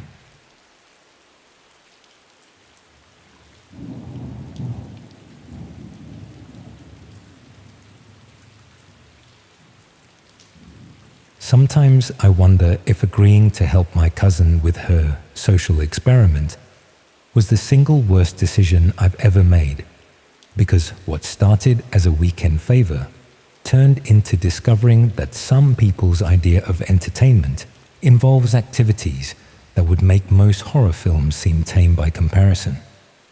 This happened about 8 months ago when I was living in Norwich, working as a children's librarian and trying to save enough money for a deposit on a better flat. My cousin Emma had just finished her sociology degree at UEA and was supposedly conducting independent research for her dissertation about online communities and social behavior. Emma had always been the clever one in our family, the type who got firsts in everything and talked about academic theories over Sunday dinner, while the rest of us discussed EastEnders. So when she asked if I'd help with her research project, I was flattered that she thought I could contribute something meaningful to actual university work. The experiment she described sounded straightforward enough. She wanted to study how ordinary people reacted when they were gradually introduced to online communities that existed outside mainstream social media platforms. Nothing dangerous, she assured me. Just documentation of psychological responses to different types of digital social environments. She'd already recruited several other participants, but needed someone with my demographic profile. Late 20s, limited technical knowledge, stable employment, but not particularly high income.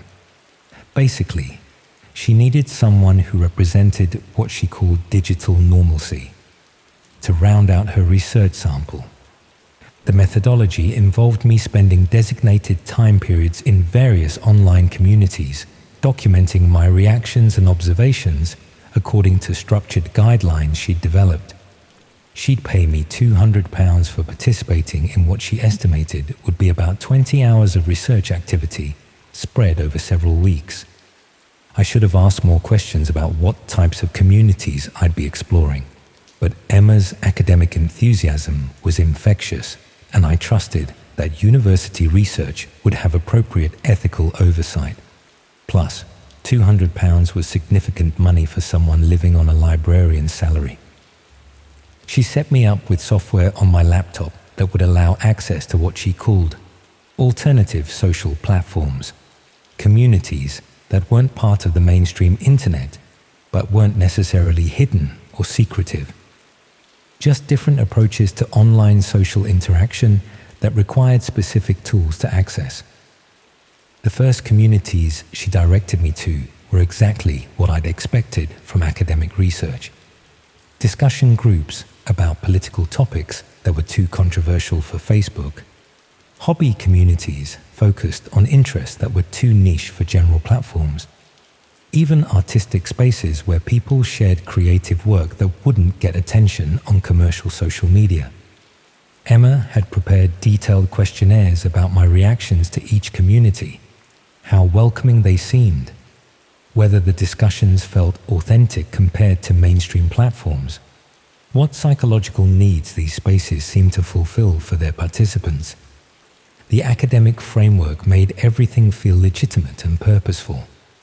I was contributing to understanding of digital sociology while getting paid to explore parts of the internet I'd never encountered before.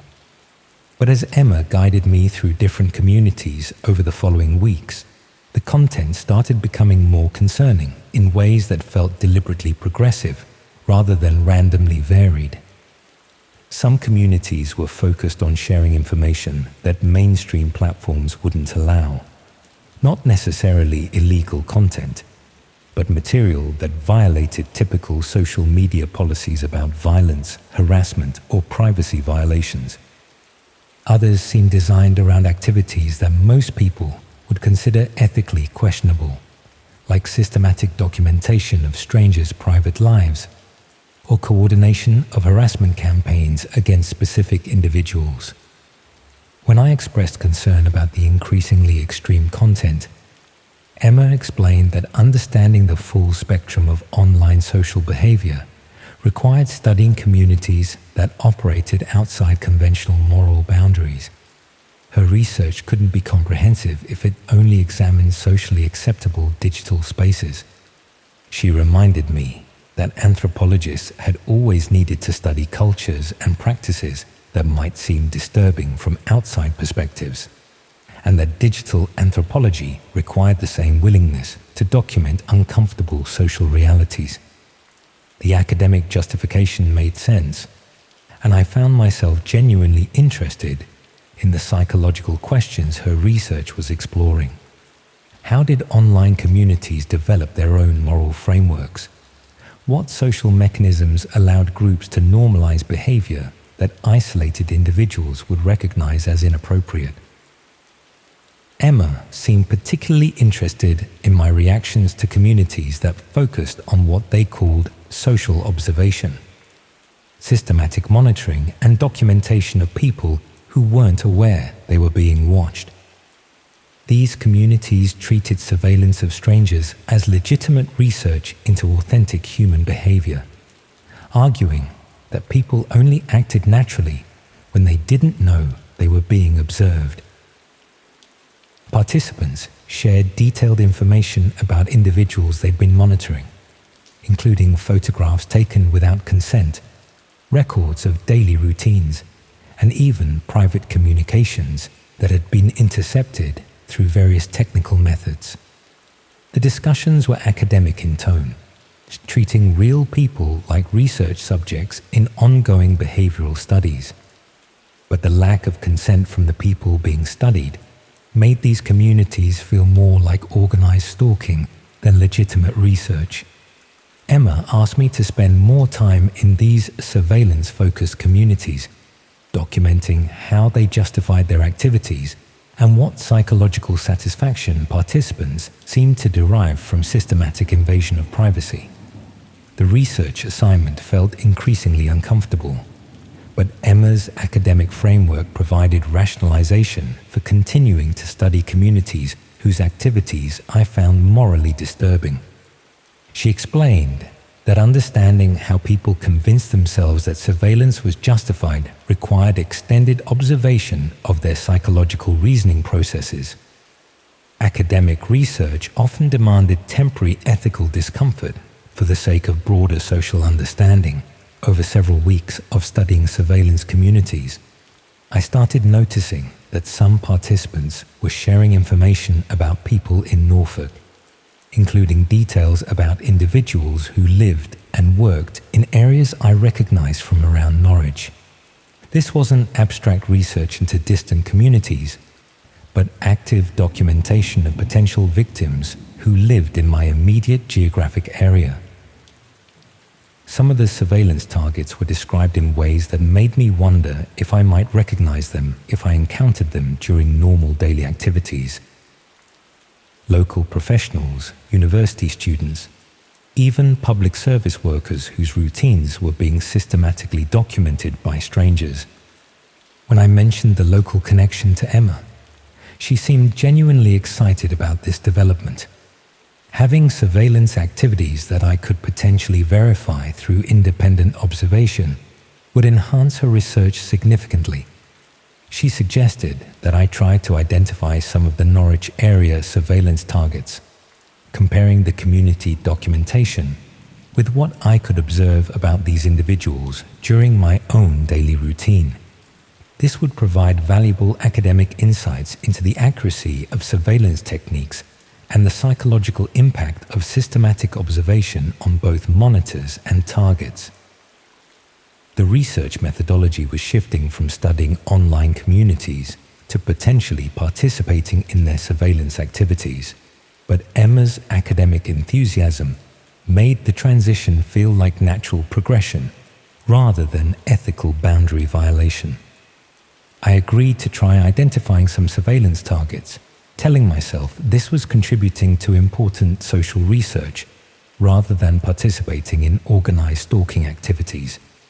But as I started paying attention to people around Norwich who matched descriptions from the surveillance communities, I realized that Emma's research had made me complicit in systematic invasion of privacy, affecting real individuals in my own community.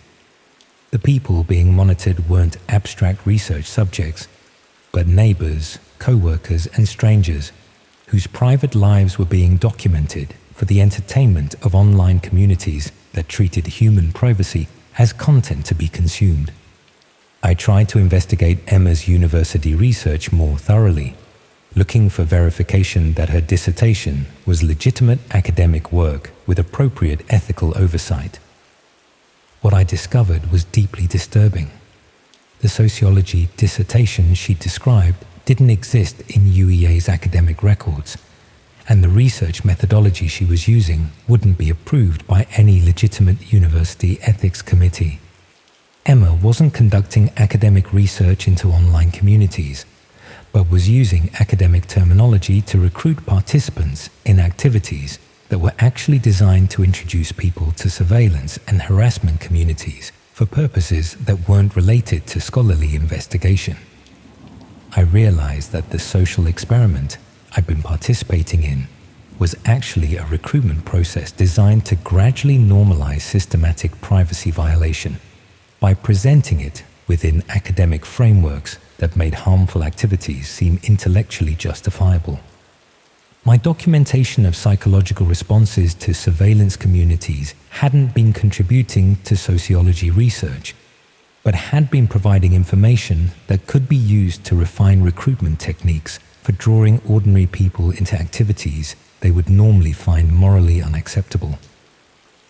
Emma had been studying my psychological adaptation to increasingly extreme online communities, analyzing how academic justification could be used to overcome normal ethical resistance to systematic harassment and privacy violation. The research questionnaires I'd been completing had been documenting the effectiveness of different persuasion techniques for convincing people to participate in activities that violated their own stated moral principles. I'd become an unwitting test subject in research about psychological manipulation, rather than a volunteer contributor to legitimate academic sociology. When I tried to confront Emma about what I'd discovered, she'd already graduated and left Norwich, providing no forwarding address to family members who assumed she'd moved away for postgraduate study or employment opportunities. Her university contact information led nowhere, and her social media accounts had been deactivated, suggesting she'd planned to disappear once her recruitment activities in Norwich were completed. I never found out how many other research participants she'd recruited, or whether the surveillance activities I'd been introduced to were continuing with different facilitators who used similar academic justifications. The online communities continue operating.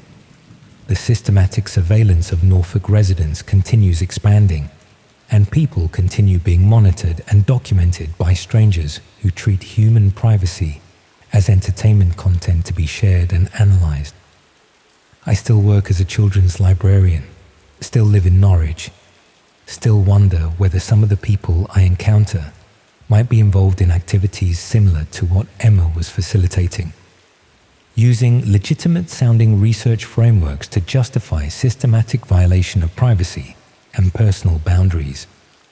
But I'm also aware that academic-sounding requests for research assistance can be covers for recruitment into activities that have nothing to do with legitimate scholarship, and that people who want to help with what appears to be important social research can easily become complicit in systematic harassment disguised as intellectual investigation. The social experiment I participated in continues to affect how I think about online privacy and community behavior, but not in ways that Emma's supposed academic research would have intended if it had been legitimate scholarly work rather than systematic manipulation designed to recruit ordinary people into extraordinary violations of human decency.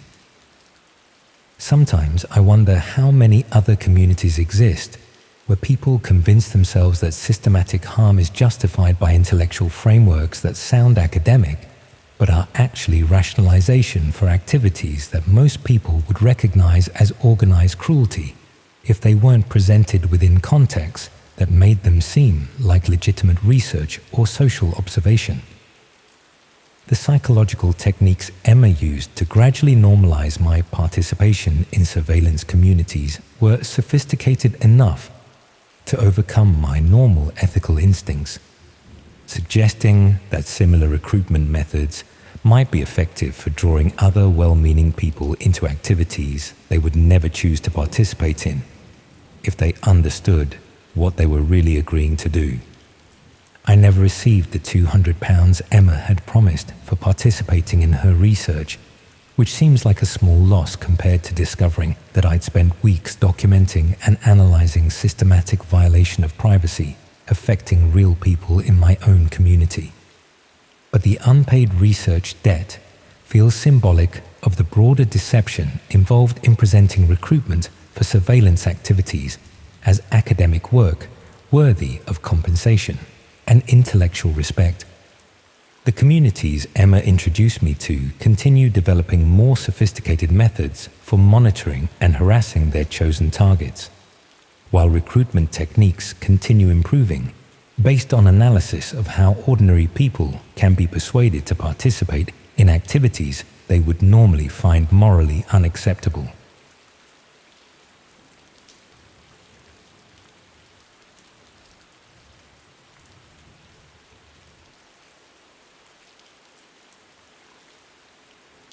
There's something deeply unsettling about photographing places where people used to live. I didn't realize it at the time, but when you spend weeks documenting abandoned homes and personal belongings left behind, you start to feel like you're intruding on private grief, even when nobody's there to object.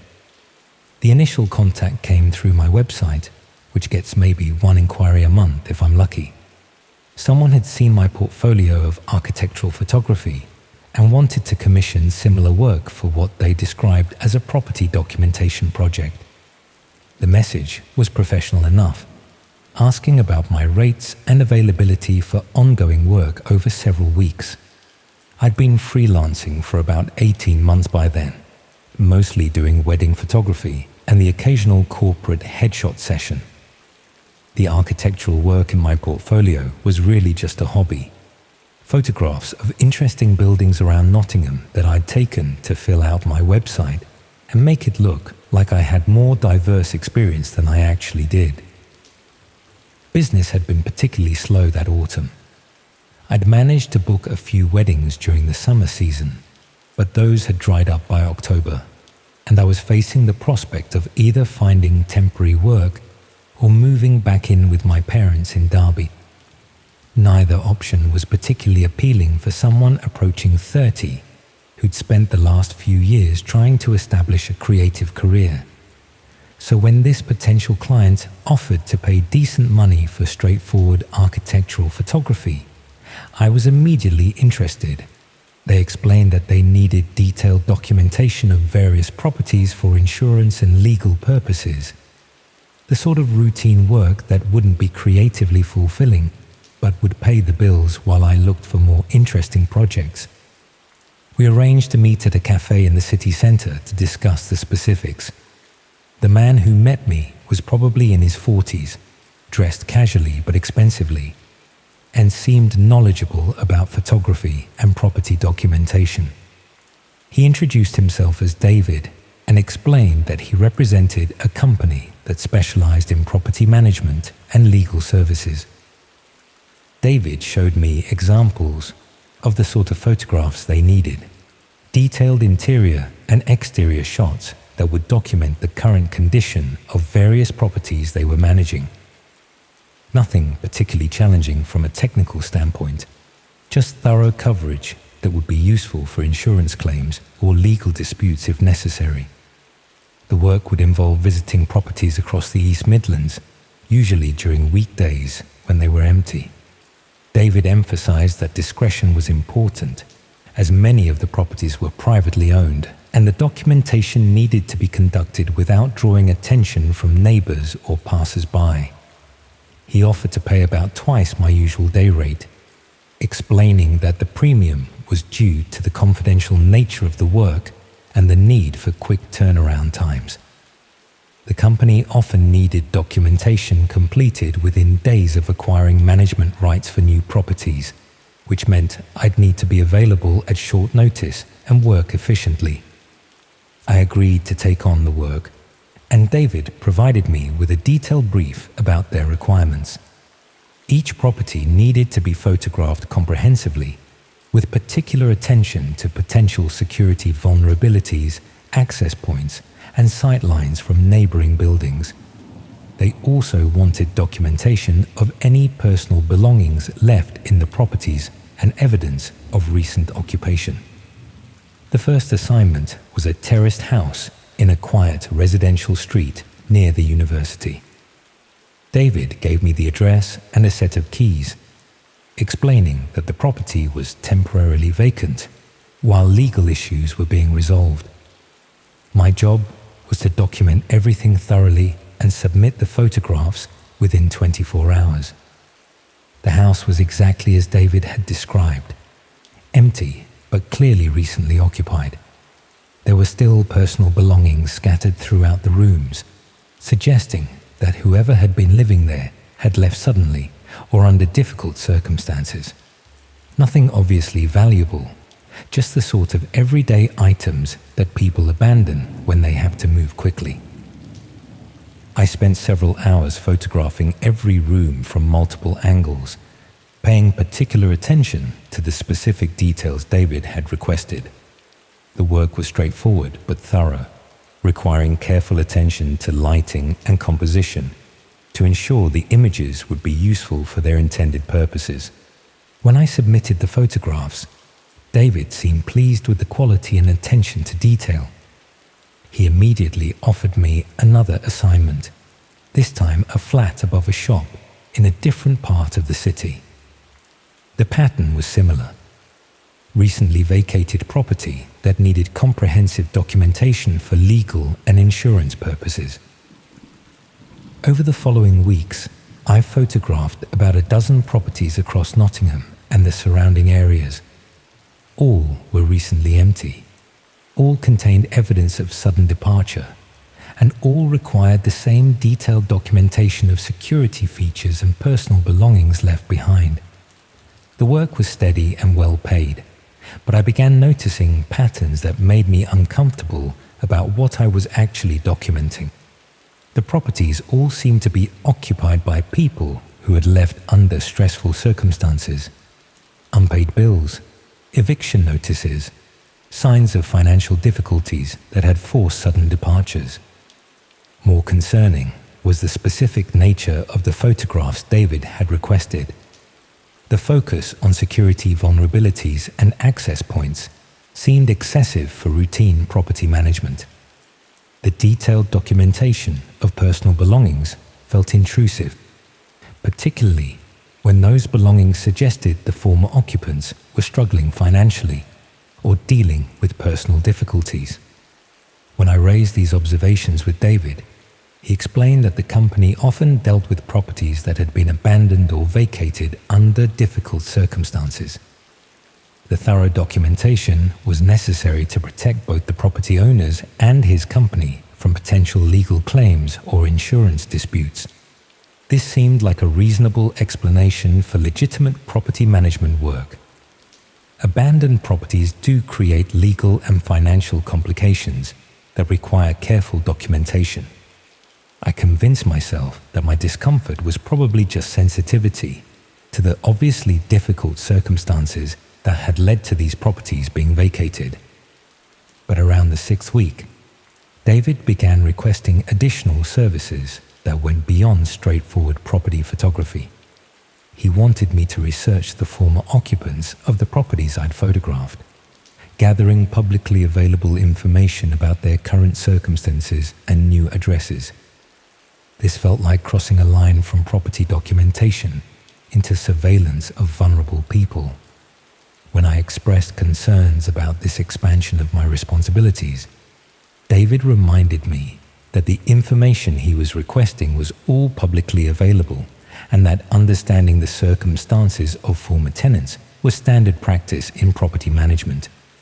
He also mentioned that my photography work had been particularly valuable because of my attention to detail and discretion. The company was considering offering me additional work at higher rates, but they needed to be confident that I could handle more sensitive assignments that required absolute confidentiality. The promise of better paying work was tempting, especially as I was still struggling to find other sources of income. I agreed to provide basic research about the former occupants, telling myself that public record searches were legitimate and that understanding tenant circumstances was probably standard practice for property managers.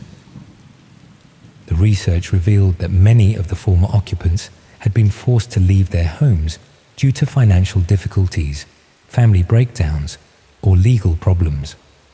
Most were now living in temporary accommodation or had moved in with relatives, suggesting they were experiencing ongoing housing instability.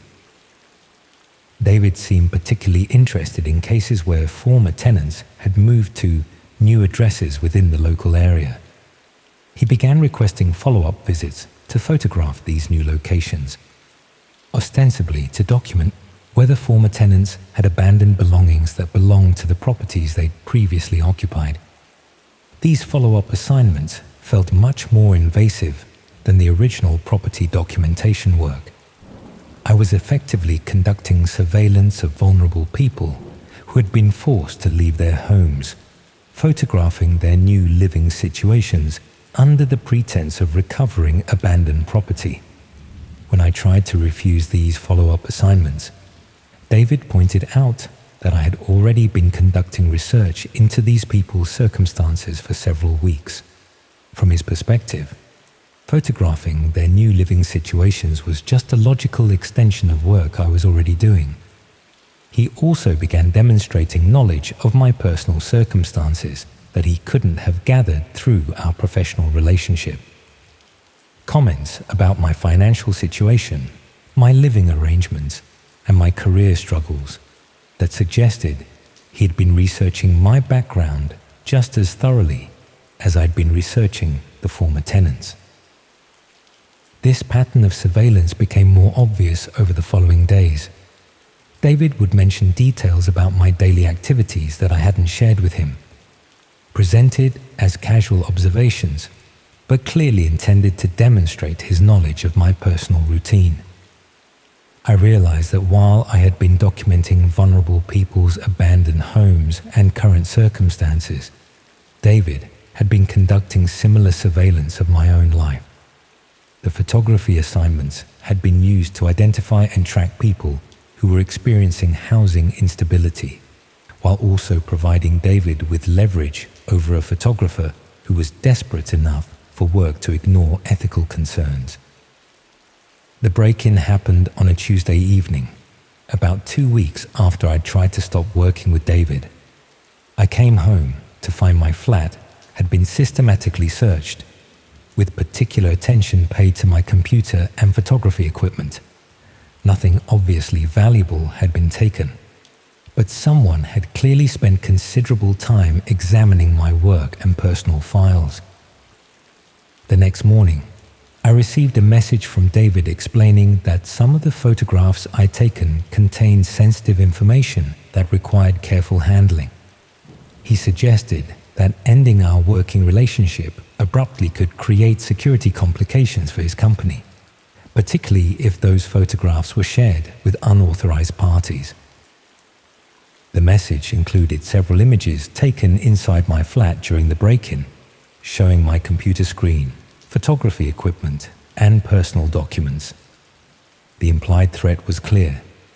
They had access to my home and my work, and they were prepared to use that access to ensure my continued cooperation. I tried reporting the break-in to the police, but discovered that proving David's involvement would be difficult. The photography work had been presented as legitimate property management, the payments had been legal, and the surveillance could be explained as standard background checks on contractors handling sensitive assignments. The police took a report about the break-in, but without obvious evidence of theft or clear threats, there wasn't much they could do beyond suggesting I improve my home security and avoid further contact with clients who made me uncomfortable. David continued to contact me sporadically over the following months, offering new photography assignments and occasionally sending photographs taken near my home or workplace to remind me that his surveillance capabilities remained active. The pattern only stopped when I moved to a different city and changed my contact information. Even then, I received occasional messages for several weeks, suggesting that they were still attempting to re-establish our working relationship. I never determined what David's company was actually using the photographs and research for. The systematic documentation of vulnerable people's homes and circumstances could have been preparation for various forms of exploitation, burglary, identity theft, harassment, or other criminal activities targeting people who were already dealing with housing instability. What I do know is that they understood how to exploit the freelance economy to recruit unwitting accomplices for surveillance activities. They presented criminal intelligence gathering as legitimate property work, using financial pressure to ensure continued cooperation even when ethical concerns became obvious. The most disturbing aspect was how gradually I'd been drawn into increasingly invasive activities. Each assignment had seemed like a reasonable extension of the previous work, until I was conducting active surveillance of vulnerable people under the guise of routine property photography. I still receive occasional contact attempts from similar companies, offering photography work for property documentation projects that require discretion and quick turnaround times. The pay rates are always generous, The initial meetings always seem professional, and the assignments always seem to involve recently vacated properties that need thorough documentation. I decline these offers immediately now, but I wonder how many other photographers have found themselves in similar situations, believing they're providing legitimate property services while actually participating in systematic surveillance of vulnerable people who have already lost their homes.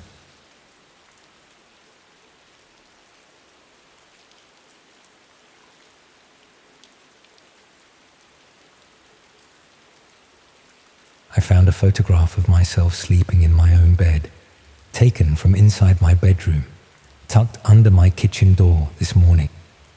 The timestamp shows it was captured 3 hours ago. I probably shouldn't tell you what I've learned about my neighbor, or about the dark web marketplace that's been using my street as a hunting ground. But if something happens to me, if I disappear on a Tuesday evening like the others, maybe someone will understand why. It started when Mrs. Henderson next door went into hospital. Nothing dramatic, just a routine hip replacement that turned complicated. She'd lived in the terraced house beside mine for nearly 20 years, and suddenly there was this emptiness where her daily routines used to be. No more Radio 4 drifting through the thin walls at 7 sharp each morning. No more clatter of her walking frame on the path when she collected her milk.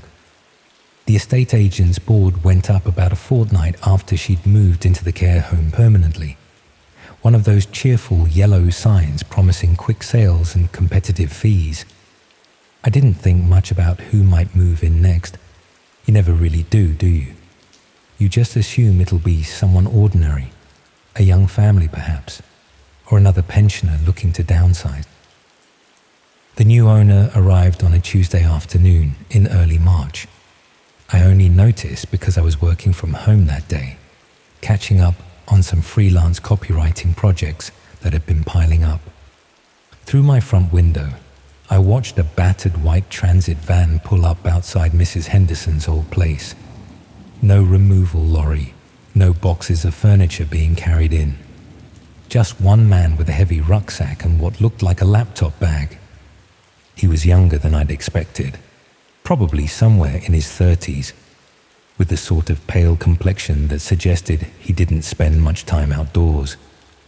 Dark hair that needed cutting, wearing a navy hoodie, and jeans that had seen better days.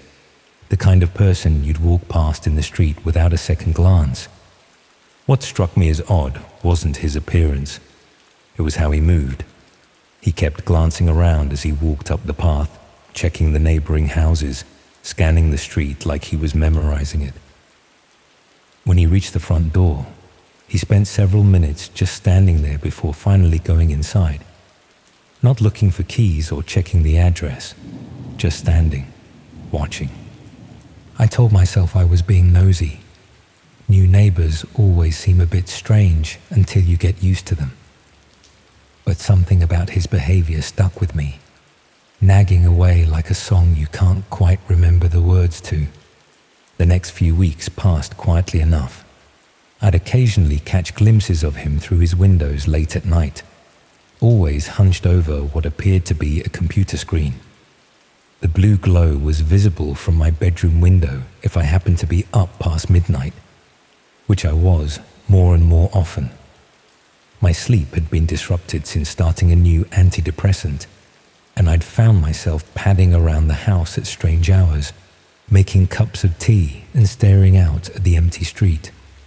It was during one of these insomniac wanderings that I first saw him in his back garden. The terraced houses on our street all have small rectangular gardens separated by low brick walls. From my upstairs bathroom window, you can see into most of the neighboring yards. Mrs. Henderson had kept hers immaculate. Rose bushes, a small vegetable patch, one of those rotary washing lines that squeaked in the wind. Her replacement had different priorities. He was digging, not planting or weeding, but creating what looked like a series of rectangular plots about 6 feet long and 3 feet wide. Neat, methodical excavations that he worked on in complete darkness, using only the light from his phone to guide him. The earth he removed was being carefully bagged and presumably disposed of elsewhere, because there was never any pile of soil visible during daylight hours. I counted 6 of these plots before I stopped watching. Something about the precise measurements made my stomach turn. The sensible thing would have been to assume he was planning some sort of garden renovation. Maybe he was one of those people who prefer to work at night to avoid curious neighbors. Maybe he had a day job that made evening gardening impossible. Maybe he was just eccentric, but the plots were too uniform, too deliberate, and they never seemed to get filled with plants or paving stones or anything else you might expect. I started keeping a casual eye on his activities, the way you might monitor roadworks outside your house or construction noise that's disrupting your routine. Not obsessively, just noting the patterns when they interrupted my own schedule. He seemed to work exclusively at night, always alone, always methodical. During daylight hours, his house appeared completely empty, no movement behind the curtains, no car in the narrow driveway. About a month after he'd moved in, I noticed something else unusual. My internet connection had become frustratingly slow, particularly in the evenings. Pages that should load instantly were taking 30 seconds or more. Streaming services buffered constantly. At first, I blamed my provider. They're always making excuses about network maintenance and peak usage periods. But when I checked my router settings one evening, trying to identify the problem, I discovered something that made me pause. There were multiple devices connected to my home network. Devices I didn't recognize, with names like Garden Cam and Monitor Node and Backyard Watch. I changed my wireless password immediately, but the unknown connections returned within hours. Someone was accessing my internet, and they were using it to run what appeared to be surveillance equipment. The thought that followed was immediate and unwelcome. My new neighbor worked at night, appeared to have no visible job, and was apparently tech-savvy enough to hack wireless networks. He was also creating precise rectangular excavations in his back garden. I tried to push the implications away, but they kept resurging like a persistent headache. Instead of sleeping, I found myself researching missing persons cases in our local area, scrolling through police appeals and newspaper articles about people who had vanished without explanation. There were more than I'd expected. Young women, mostly, who had simply failed to return home from work or nights out. Cases that had gone cold after the initial investigations yielded nothing. The dates troubled me. Several of the disappearances had occurred in the months before Mrs. Henderson went into hospital, when the house next door had been empty and available. A convenient base of operations for someone who needed privacy and direct access to neighboring properties. I know what you're thinking, that I was letting paranoia get the better of me, creating connections where none existed. That's certainly what I told myself during the rational daylight hours when my theories seemed ridiculous and overblown. But the nighttime excavations continued, and my internet remained compromised despite multiple password changes and router resets. Worse still, I'd started noticing small signs that my own property was being observed. Scratches around my back door lock that I didn't remember. Footprints in the flower bed beneath my kitchen window that appeared overnight and were gone by morning. The feeling, growing stronger each day, that I was being watched from the house next door. The breakthrough came from an unexpected source. I'd been idly browsing social media one evening when I noticed a post from Sarah Collins, a woman I'd known vaguely at secondary school. She was sharing a missing person appeal for her younger sister Emma, who had disappeared 3 weeks earlier after leaving work at a restaurant in the city centre. Emma's photograph showed a slight girl with dark hair and pale skin, wearing a navy jacket. The description mentioned that she'd been carrying a laptop bag and was known to walk home alone late at night. The similarity to my neighbor was striking enough to give me pause, but what really caught my attention was a detail buried in the appeal text. Emma had been active on various online communities, particularly ones focused on privacy and internet security. Her sister mentioned that she'd been exploring the darker corners of the web, researching topics that had become increasingly concerning to her family. I stared at Emma's photograph for a long time, thinking about rectangular plots and surveillance equipment and the pale young man who worked exclusively in darkness. Then I did something I'd been avoiding for weeks. I accessed the dark web. I won't go into the technical details of how that works. There are enough guides available if you're genuinely curious. What matters is that within an hour of browsing, I'd found what I was looking for. A marketplace buried several layers deep in the hidden internet, accessible only through specific channels and invitation systems. The site was called Garden Services, which should have been my first warning about what I was about to discover. It advertised itself as a community for people interested in discrete disposal solutions and property maintenance. The language was coded, euphemistic, but the underlying meaning was unmistakable once you understood the context. They were selling access to live streams. The feeds were categorized by location, with familiar postcodes and area names that made my hands shake as I scrolled through them. Most were listed as currently offline or archive access only, but there were half a dozen showing green status indicators suggesting active content.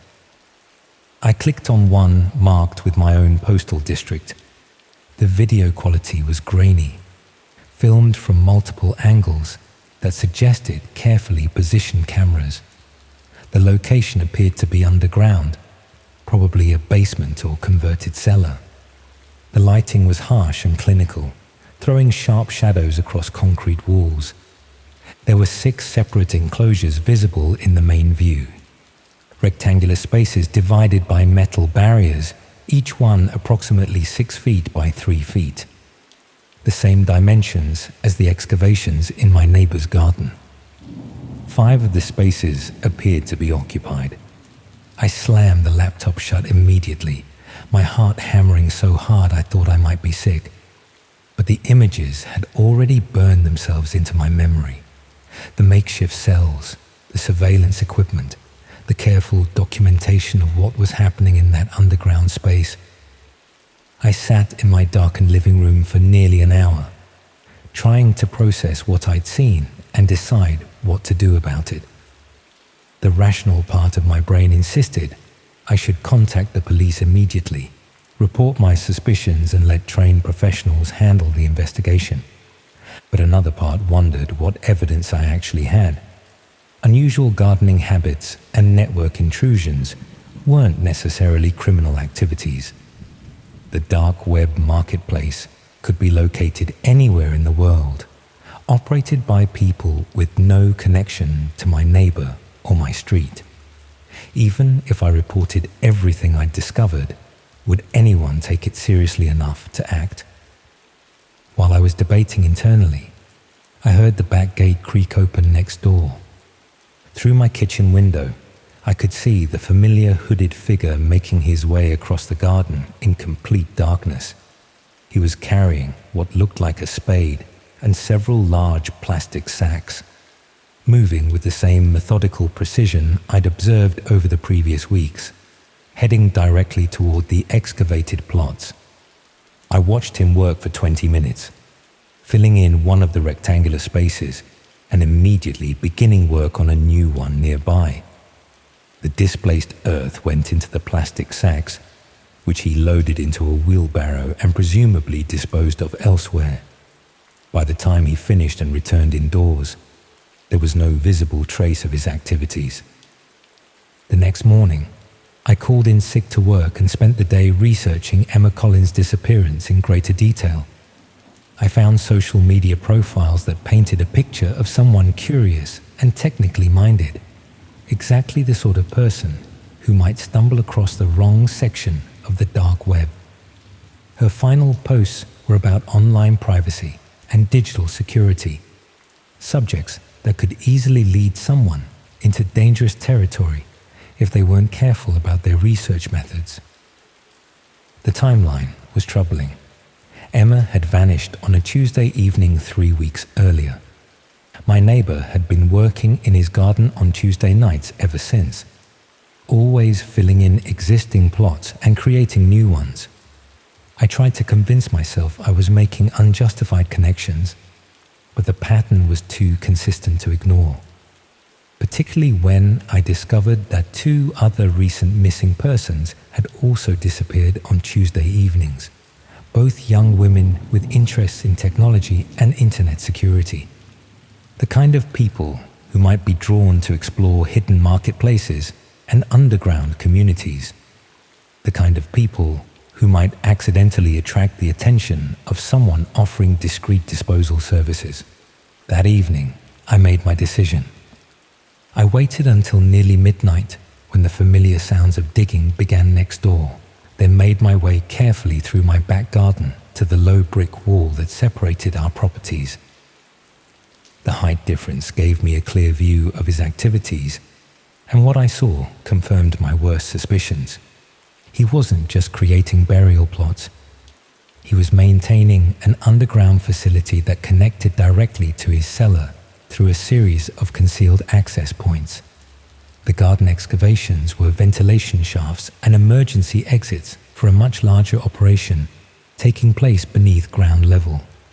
While I watched, he spent nearly an hour checking each of the rectangular spaces, using a torch to examine what appeared to be concealed drainage systems and air circulation equipment.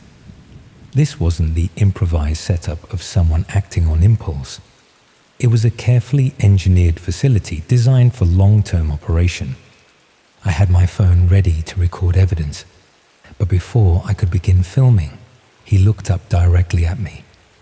We stared at each other for several seconds across the garden wall. His expression was calm, almost curious, as if my presence was expected rather than surprising. Then he smiled and gave a small wave, like a neighbor acknowledging another neighbor during a chance encounter. I ducked down immediately, my heart pounding, and made my way back to my house as quietly as possible. Once inside, I triple-locked the doors and closed all the curtains, trying to process what had just happened.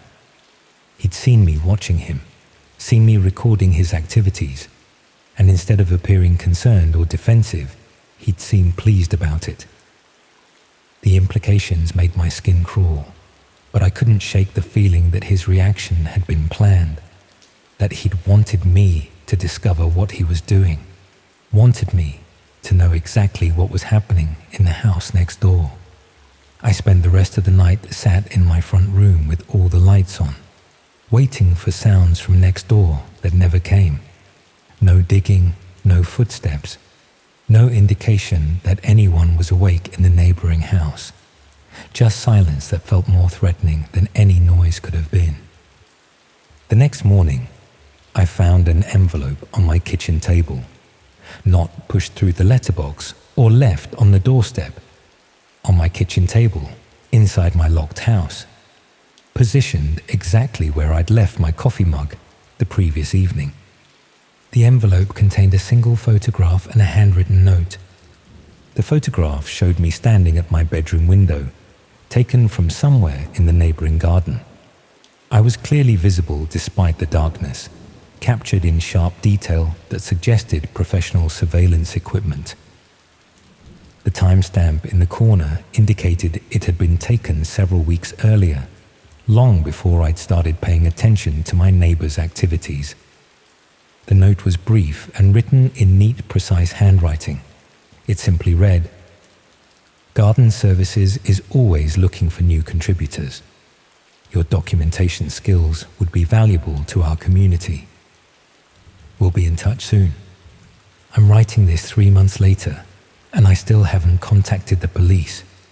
Not because I don't want to help Emma Collins and the others who've disappeared, but because I'm too frightened of what might happen if I do. The envelope proved that my neighbor could access my house whenever he chose, that he'd been watching me long before I'd started watching him, that my investigation into his activities had been noted and potentially encouraged from the very beginning. But there's something else that stops me from seeking help, something I discovered when I finally worked up the courage to check the Garden Services website again. There's a new section now, marked Upcoming Content, with a familiar address listed beneath it, my address. The preview shows a photograph of my own back garden, taken from multiple angles, with precise measurements for rectangular excavations that haven't been started yet. I haven't seen my neighbor for weeks now, but I know he's still there, still watching, still planning, still maintaining his underground facility while he waits for the right moment to expand operations. The house next door looks completely empty during the day, but I can see the blue glow of computer screens late at night. And sometimes, when the wind is in the right direction, I can hear sounds from beneath the ground that I try very hard not to think about. I keep telling myself I should pack up and leave, find somewhere far away where Garden Services can't reach me. But I know it wouldn't make any difference. They've already documented my movements, my routines, my vulnerabilities. They know exactly where to find me whenever they decide the time is right. So I stay here, keeping the curtains drawn and the doors locked, writing down everything I've discovered in case someone finds it useful later. In case anyone wonders what happened to me when I inevitably disappear on a Tuesday evening, just like Emma Collins and all the others. The excavations in my garden haven't started yet, but I know they will.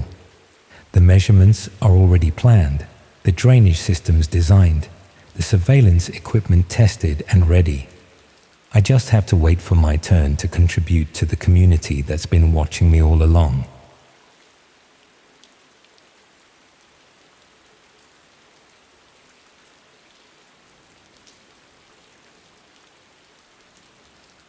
My brother Tom had always been the successful one in our family, working in marketing for some tech company in London, earning enough to buy expensive gifts without thinking much about the cost.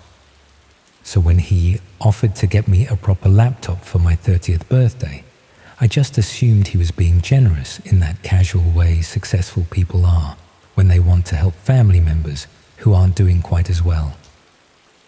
I was working part-time at a bookshop in Bath and trying to build a freelance editing business on the side, mostly helping university students polish their essays and dissertations for £20 an hour. The old computer I'd been using was painfully slow and kept crashing whenever I tried to work with larger documents, so a decent laptop would genuinely transform what I could accomplish. The machine he chose was considerably better than anything I could have afforded myself. A professional model that would handle any editing work I might get.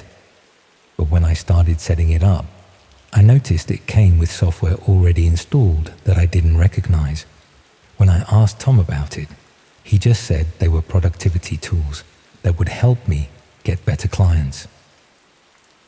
My brother Tom had always been the successful one in our family. He worked in marketing for some tech company in London and earned enough to buy expensive gifts without thinking too much about the cost. The laptop he chose was considerably better than anything I could have afforded myself, a professional model that would handle any editing work I might get. When I thanked him for such a generous present, he mentioned that he'd set it up with some specialized software that would help me find higher-paying freelance opportunities. The programs were supposedly used by marketing professionals to identify potential clients who needed editing services but weren't advertising through conventional channels. He'd configured everything to save me the technical hassle of installation and setup, knowing that I preferred to focus on the actual writing and editing work. rather than dealing with software complications. The productivity tools he'd mentioned looked professional enough. Data analysis programs, client research applications, and networking software that seemed designed for business development rather than casual use.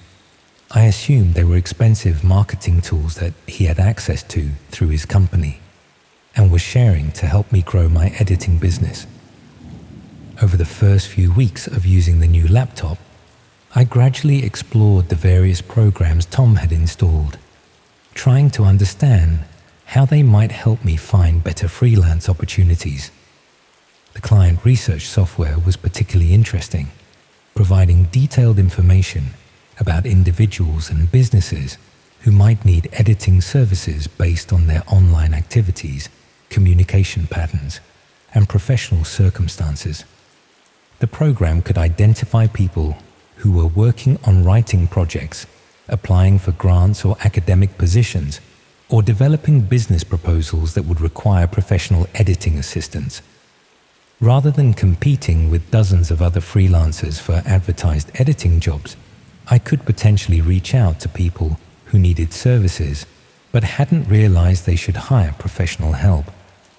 The software provided detailed profiles of potential clients, including information about their writing projects, deadlines, budgets, and personal circumstances that would influence their decision-making about hiring editorial assistants.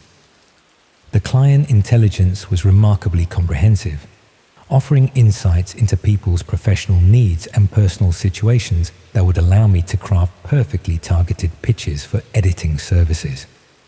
Using the research tools Tom had provided, I started identifying potential clients around Bath and Bristol who seemed likely to need editing help based on their current projects and professional circumstances. The outreach campaigns I developed using this intelligence were considerably more successful than my previous approaches to finding freelance work.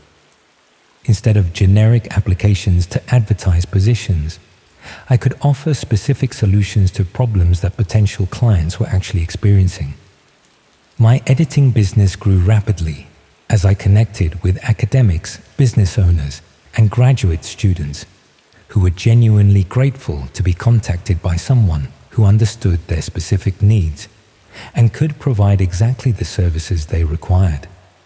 The income improvement was significant, allowing me to reduce my bookshop hours and focus more time on editing work that was both more interesting and considerably better paid than my previous freelance efforts. But as I became more successful using Tom's client research tools, I started noticing that the software provided access to information that seemed too detailed and personal to be gathered through normal business intelligence methods. The profiles included knowledge of people's private communications, personal relationships, financial circumstances, and even psychological assessments that wouldn't be available through public sources or conventional market research. Some potential clients were described in ways that suggested comprehensive surveillance of their daily activities, personal habits, and private concerns that went far beyond what would be necessary or ethical for business development purposes. When I questioned Tom about how the software obtained such detailed personal information, he explained that modern business intelligence used sophisticated data analysis techniques that aggregated information from multiple sources to create comprehensive client profiles. He assured me that all information was obtained through legitimate partnerships with data providers, and that the detailed intelligence was essential for effective business development in competitive markets. The technical explanation sounded plausible, and the client research was genuinely helping me build a successful editing business that was providing financial stability I'd never achieved through conventional freelance approaches. But I also started recognizing that some of the potential clients identified by the research software were people I knew personally. Neighbors, acquaintances from the bookshop, even friends who hadn't mentioned they were working on writing projects that might require editing assistance. The software's profiles of these familiar individuals were accurate in ways that suggested access to their private communications and personal circumstances, rather than analysis of publicly available information.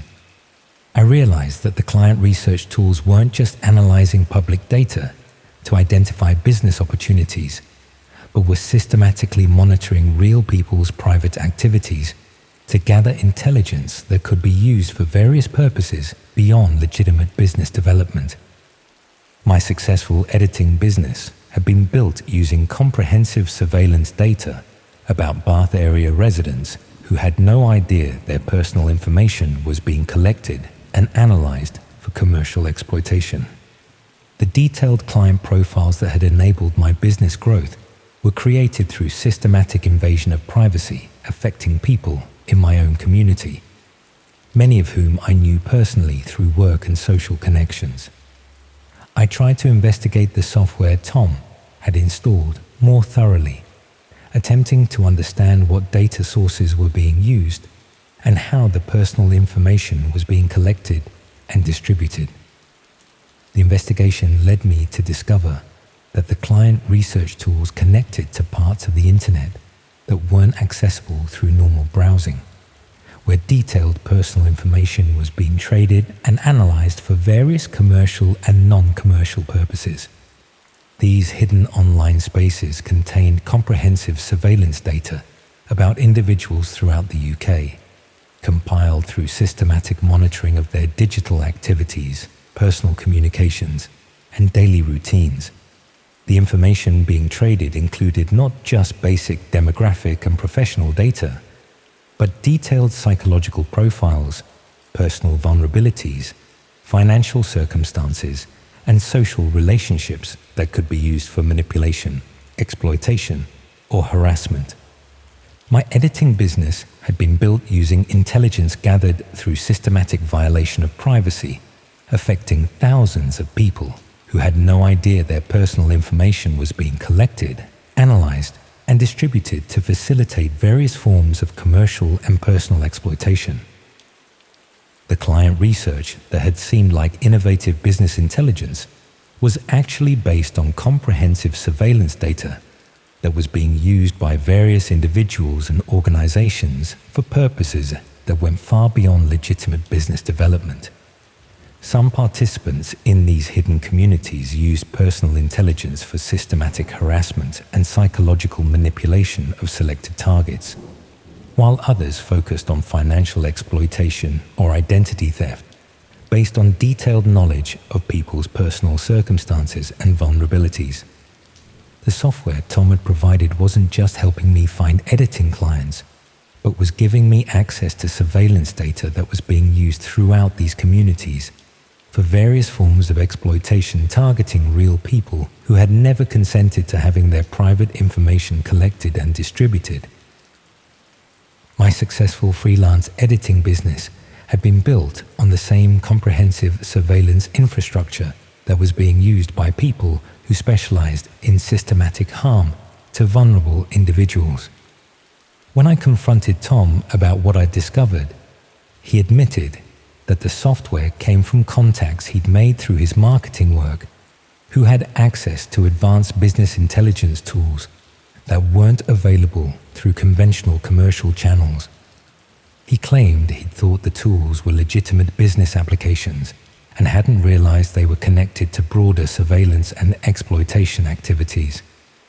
But he also made it clear that my editing business had become dependent on intelligence gathered through these systems, and that attempting to operate without access to the detailed client research would make it impossible to maintain the income and success I'd achieved. He suggested that my concerns about privacy violations were outweighed by the genuine value I was providing to clients who needed editing services, and that my business success was helping people, even if the client acquisition methods raised ethical questions. The rationalization was appealing because my editing work was genuinely helpful and my clients were satisfied with the services I provided. But I also understood that my success had been built on systematic exploitation of personal information affecting hundreds of people in my own community. I never found a way to maintain my editing business without using intelligence gathered through surveillance systems that violated people's privacy. And gradually, my freelance income declined as I tried to find clients through conventional methods that didn't rely on personal data obtained without consent. The hidden communities continue operating. The systematic surveillance of UK residents continues expanding, and people continue having their personal information collected and distributed for various commercial and exploitive purposes without their knowledge or consent. The birthday gift that launched my successful freelance editing career turned out to provide access to comprehensive surveillance data that was being used throughout these communities for systematic exploitation of vulnerable individuals, with my business success being built on the same privacy violations that facilitated harassment, manipulation, and financial exploitation of real people. I still do some editing work when I can find clients through legitimate channels, still work part-time at the bookshop, still wonder whether the people I encounter daily might be experiencing problems caused by exploitation based on personal intelligence that was gathered through the same surveillance systems that had enabled my brief business success. But I'm also aware that apparently legitimate business tools can provide access to systematic privacy violations that facilitate various forms of exploitation, and that professional success can be built on infrastructure that causes genuine harm to real people who have no idea their personal information is being collected and used against their interests.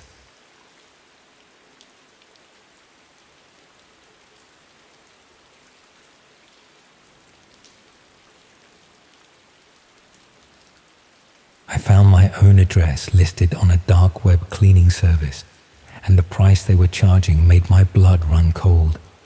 It started because my flatmate James had been murdered 3 weeks earlier, and I was trying to understand how someone could just vanish from a shared house in Nottingham without anyone noticing, until the smell started seeping through the floorboards.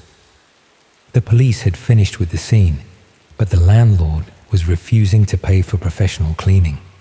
He said it wasn't his responsibility, and we'd have to sort it ourselves if we wanted the deposit back. The other lads had already moved out, leaving me stuck with a lease and a bedroom that still had tape marks on the carpet where James's body had been found. I'd been researching cleaning companies online, looking for someone who specialized in what estate agents euphemistically called difficult situations, when I stumbled across something called biological remediation services. Most of the legitimate companies wanted hundreds of pounds up front, which I didn't have, so I kept digging deeper into more obscure websites. That's how I ended up browsing hidden services that didn't advertise through normal search engines. Sites that offered cleaning solutions for people who couldn't go through official channels. The kind of places that didn't ask questions about why you needed a bedroom carpet replaced or bloodstains removed from wooden floors. The site I found was called Complete Clearance Solutions and looked professional enough. Clean layout, detailed service descriptions, even customer testimonials that seemed genuine. They offered everything from basic carpet cleaning to full property restoration, with pricing that seemed almost too good to be true. What caught my attention was their specialization in what they called unattended death cleanup. They claimed to handle situations where police investigations had been completed, but standard cleaning services were insufficient. The before and after photos they showed were disturbing but impressive. Rooms that had been completely destroyed by violence or neglect, restored to pristine condition. I was scrolling through their service areas, looking for Nottingham postcodes, when I saw something that made me stop breathing for a moment. Listed under recently completed jobs was my exact address, with a completion date from just 2 days earlier. According to their records, someone had already paid for a full biological remediation service at my house. The job description mentioned extensive blood contamination and structural cleaning requirements, with a completion status showing the work had been finished on schedule. But nobody had been to the house. James's room was still exactly as the police had left it, complete with stained carpet and the lingering smell that made it impossible to sleep properly. If someone had paid for cleaning services, where were they? I tried calling the customer service number listed on the site, but it went to a voicemail system that asked for a job reference number before you could leave a message. When I tried submitting a query through their contact form, I got an automated response saying they'd get back to me within 24 hours. Instead of waiting, I decided to explore the site more thoroughly. That's when I discovered they offered more than just cleaning services. Hidden behind innocuous menu options were sections that made me realize this wasn't a legitimate business at all. They provided what they called evidence management, removing items from properties that might complicate insurance claims or police investigations. They offered witness relocation assistance for people who needed to disappear quickly and quietly. Most disturbing of all, they had a service called problem resolution that seemed to involve making entire situations vanish without a trace. The pricing structure was complex, based on factors like property size, contamination level, and something called discretion requirements. But when I found the specific listing for my address, the numbers didn't make sense for a simple cleaning job. Someone had paid nearly £3,000 for services at my house, but the work description included items that went far beyond carpet cleaning. Personal effects removal, documentation management, and occupant transition services were all listed as completed tasks. That's when I realized they weren't just cleaning James's room. They were planning to clean out everything else as well, including me. I started checking other addresses on their completed jobs list, cross-referencing them with local news reports and police databases. What I found was a pattern that made my hands shake as I typed. Most of the addresses corresponded to properties where violent crimes had occurred, but the timeline was wrong. The cleaning services were often scheduled and completed before the crimes had been discovered, sometimes even before they'd been committed. It was as if someone was booking cleanup services in advance, knowing that violent events were going to happen. Some addresses matched missing person cases that had never been solved. Others corresponded to houses that had been mysteriously abandoned by their occupants, leaving behind all their possessions but no forwarding addresses. A few matched properties that had been destroyed by unexplained fires or structural collapses. The more I researched, the clearer it became that this wasn't a cleaning service at all. It was something much more sinister, a business that specialized in making problems disappear permanently. And according to their records, I was scheduled to become one of those problems.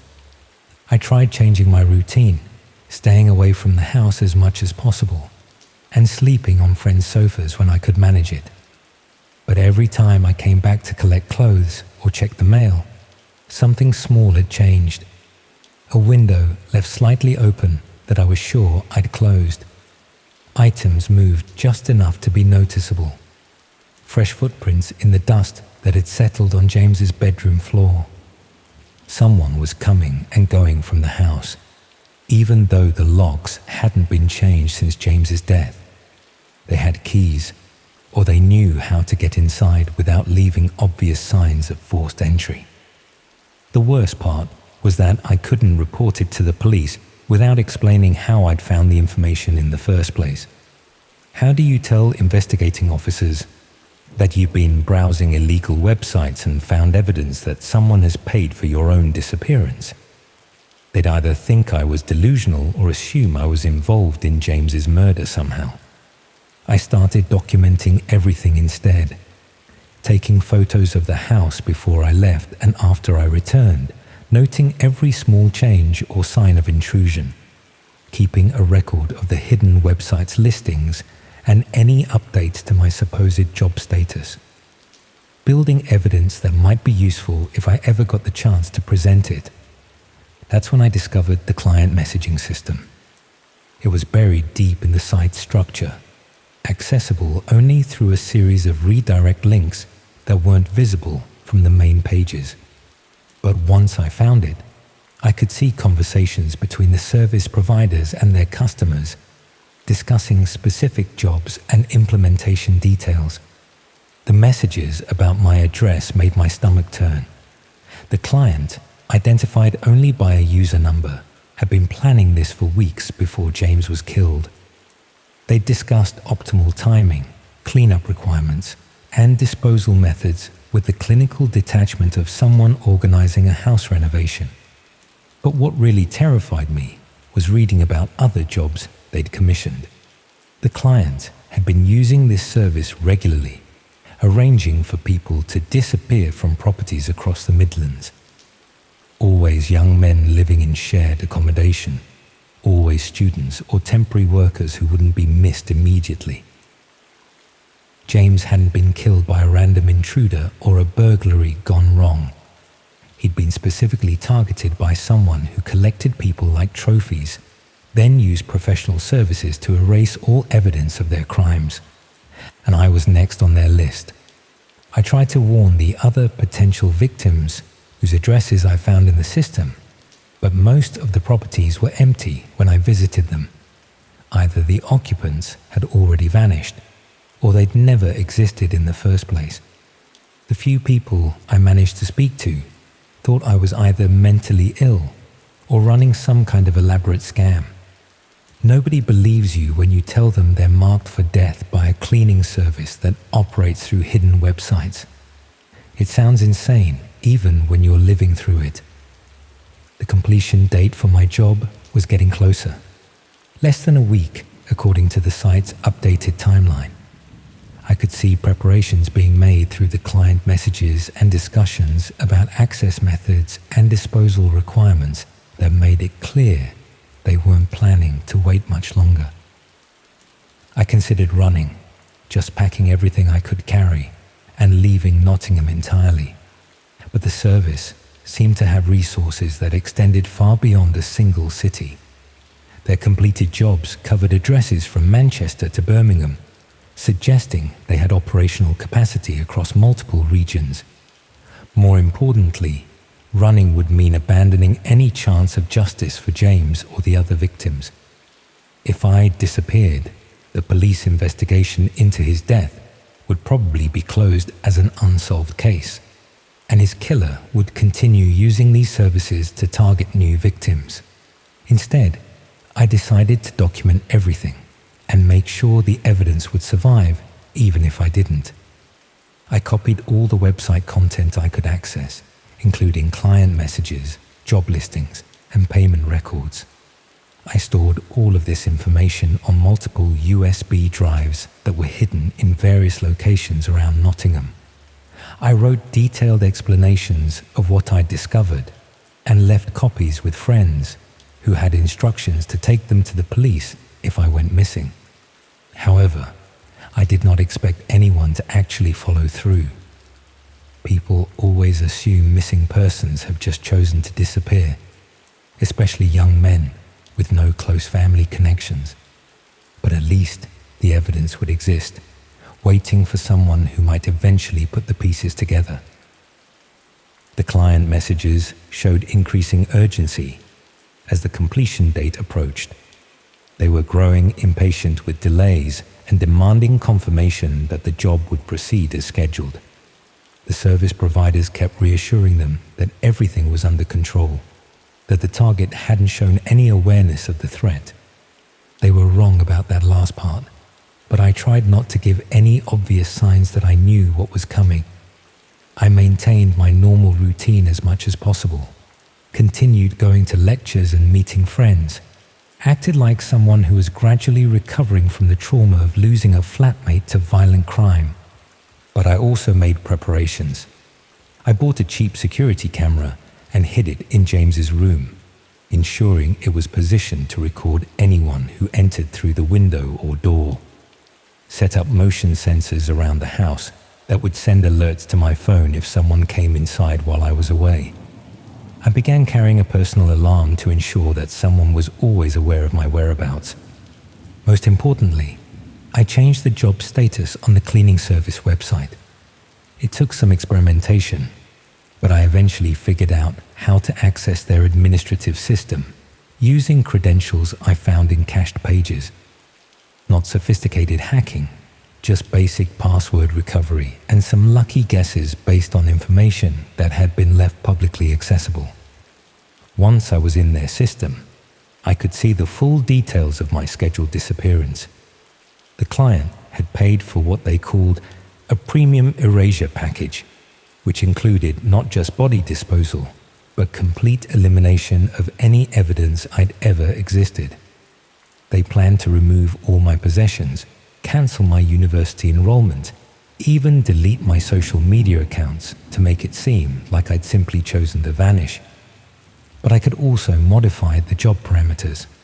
I changed the completion status to show that complications had arisen, that the target had become aware of surveillance and was taking countermeasures. Added notes suggesting that proceeding with the original plan would carry unacceptable risks of exposure.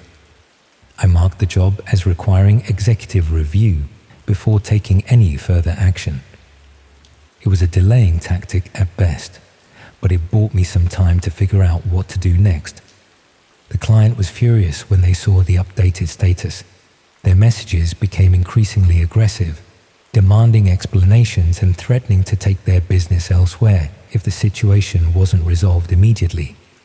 But the service providers seemed genuinely concerned about the security implications of proceeding with a compromised operation.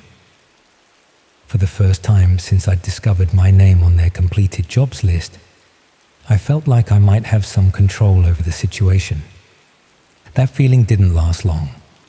3 days after I'd modified the job status, I came home to find my front door standing wide open and every room in the house completely empty. Not just my possessions, everything. Furniture, appliances, even the carpet from James's room where his body had been found. The house had been stripped bare, cleaned to an almost surgical level of sterility, and left like a blank canvas waiting for new occupants. There was no sign that anyone had ever lived there. No evidence that a violent crime had taken place just weeks earlier. They'd completed the cleaning job after all, just not in the way I'd expected. Standing in that empty house, I realized that modifying their website had been a mistake. Instead of deterring them, I'd just proven that I knew too much about their operations to be left alive. Now they had to be more careful about how they dealt with me, but they were still planning to finish what they'd started. The difference was that now it would look like I'd simply moved out voluntarily, rather than vanishing under mysterious circumstances. Anyone who came looking for me would find an empty house and assume I'd decided to leave Nottingham after the trauma of losing a flatmate. Perfect cover for a murder that no one would ever investigate. I'm writing this from a hotel in Derby, paid for with the last of my student loan money. I've been moving every few days, never staying in the same place twice, trying to stay ahead of whatever cleanup team they've assigned to handle the complications I've caused. But I know I can't keep running forever. They have resources and patience that I simply don't possess. Sooner or later, they'll find an opportunity to complete their contract, and I'll become just another name on their list of successfully resolved problems. The worst part is knowing that the evidence I collected probably won't help anyone.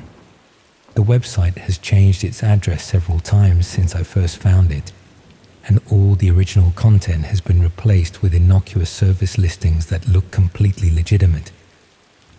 Even if someone finds the USB drives I hid around Nottingham, they'll just see copies of what appears to be a normal cleaning company's website. Nothing that would convince the police to investigate a missing person case with any real urgency. James is still dead, his killer is still active, and I'm still marked for elimination by a service that specializes in making problems disappear without trace. But at least I understand now why he died. Not because of anything he did or any threat he posed, just because someone with money and particular tastes had decided they wanted him gone. And there were people willing to provide that service for the right price.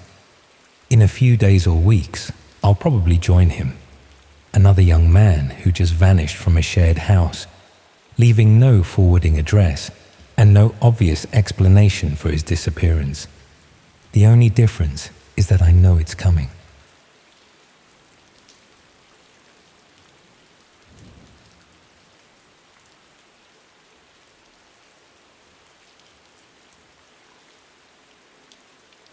My upstairs neighbor was live streaming everything that happened in my flat, and I only found out because someone in the chat recognized my address.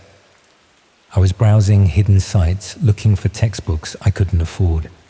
University prices for psychology texts were absolutely mental, and someone had told me about places where you could find PDF copies that weren't exactly legal, but weren't exactly unavailable either.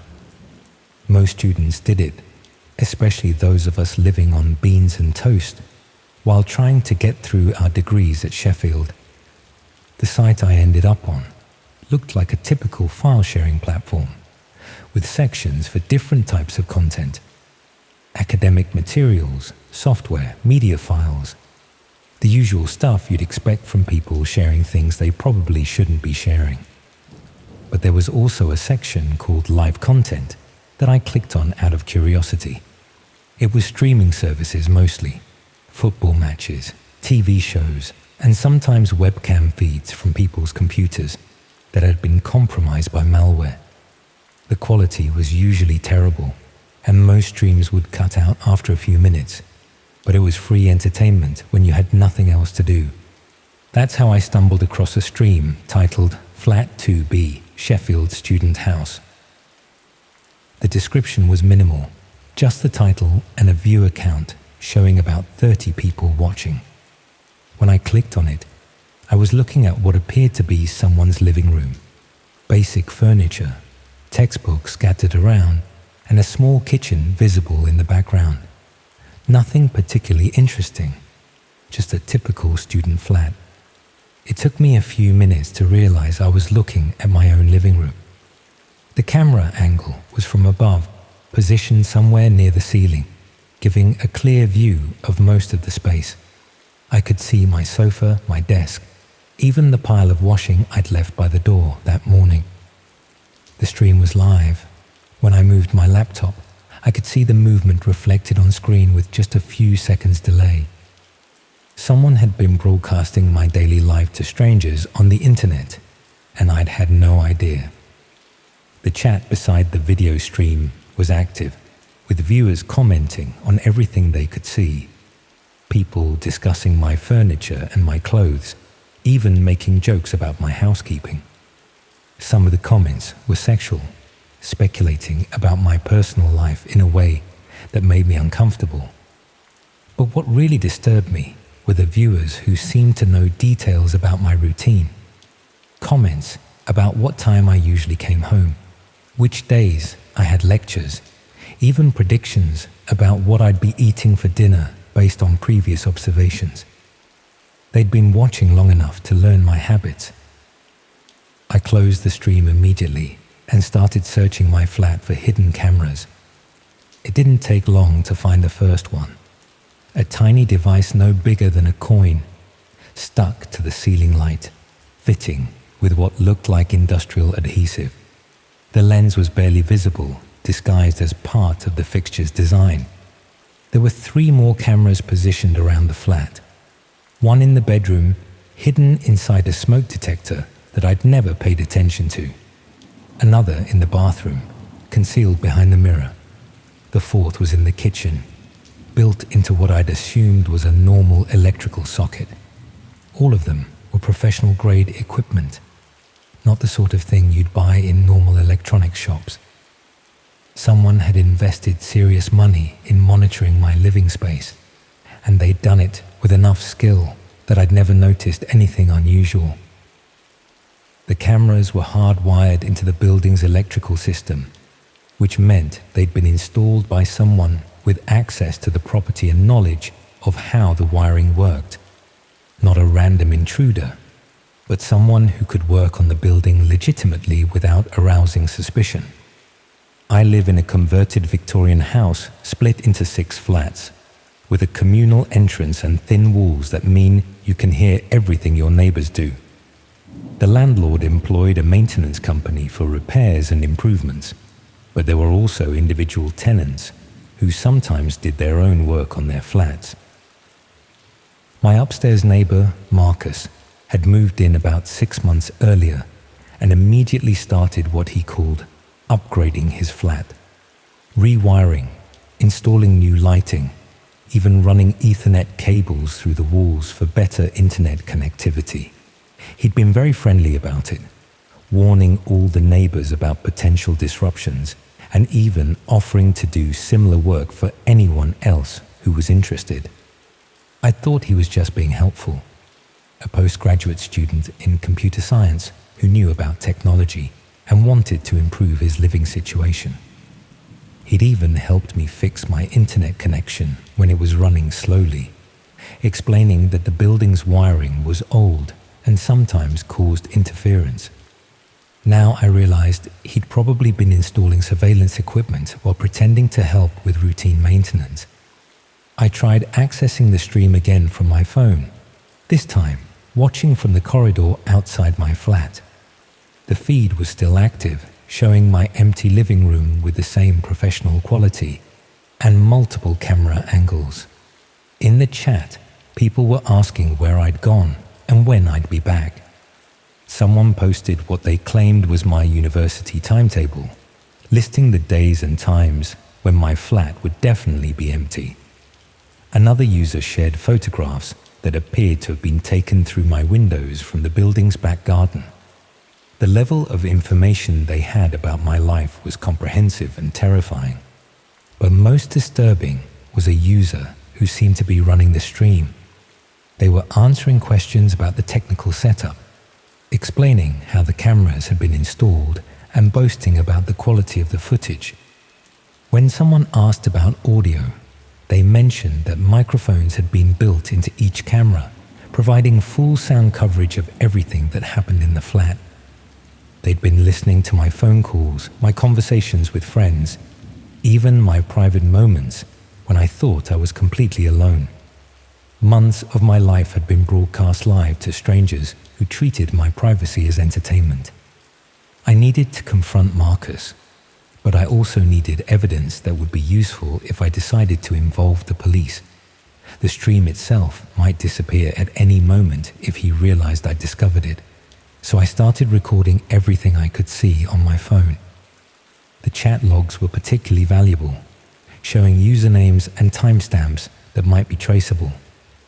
Some viewers had been careless enough to mention personal details about themselves, geographic locations, even usernames from other social media platforms that could potentially identify them. But I also needed to be careful about how I gathered evidence.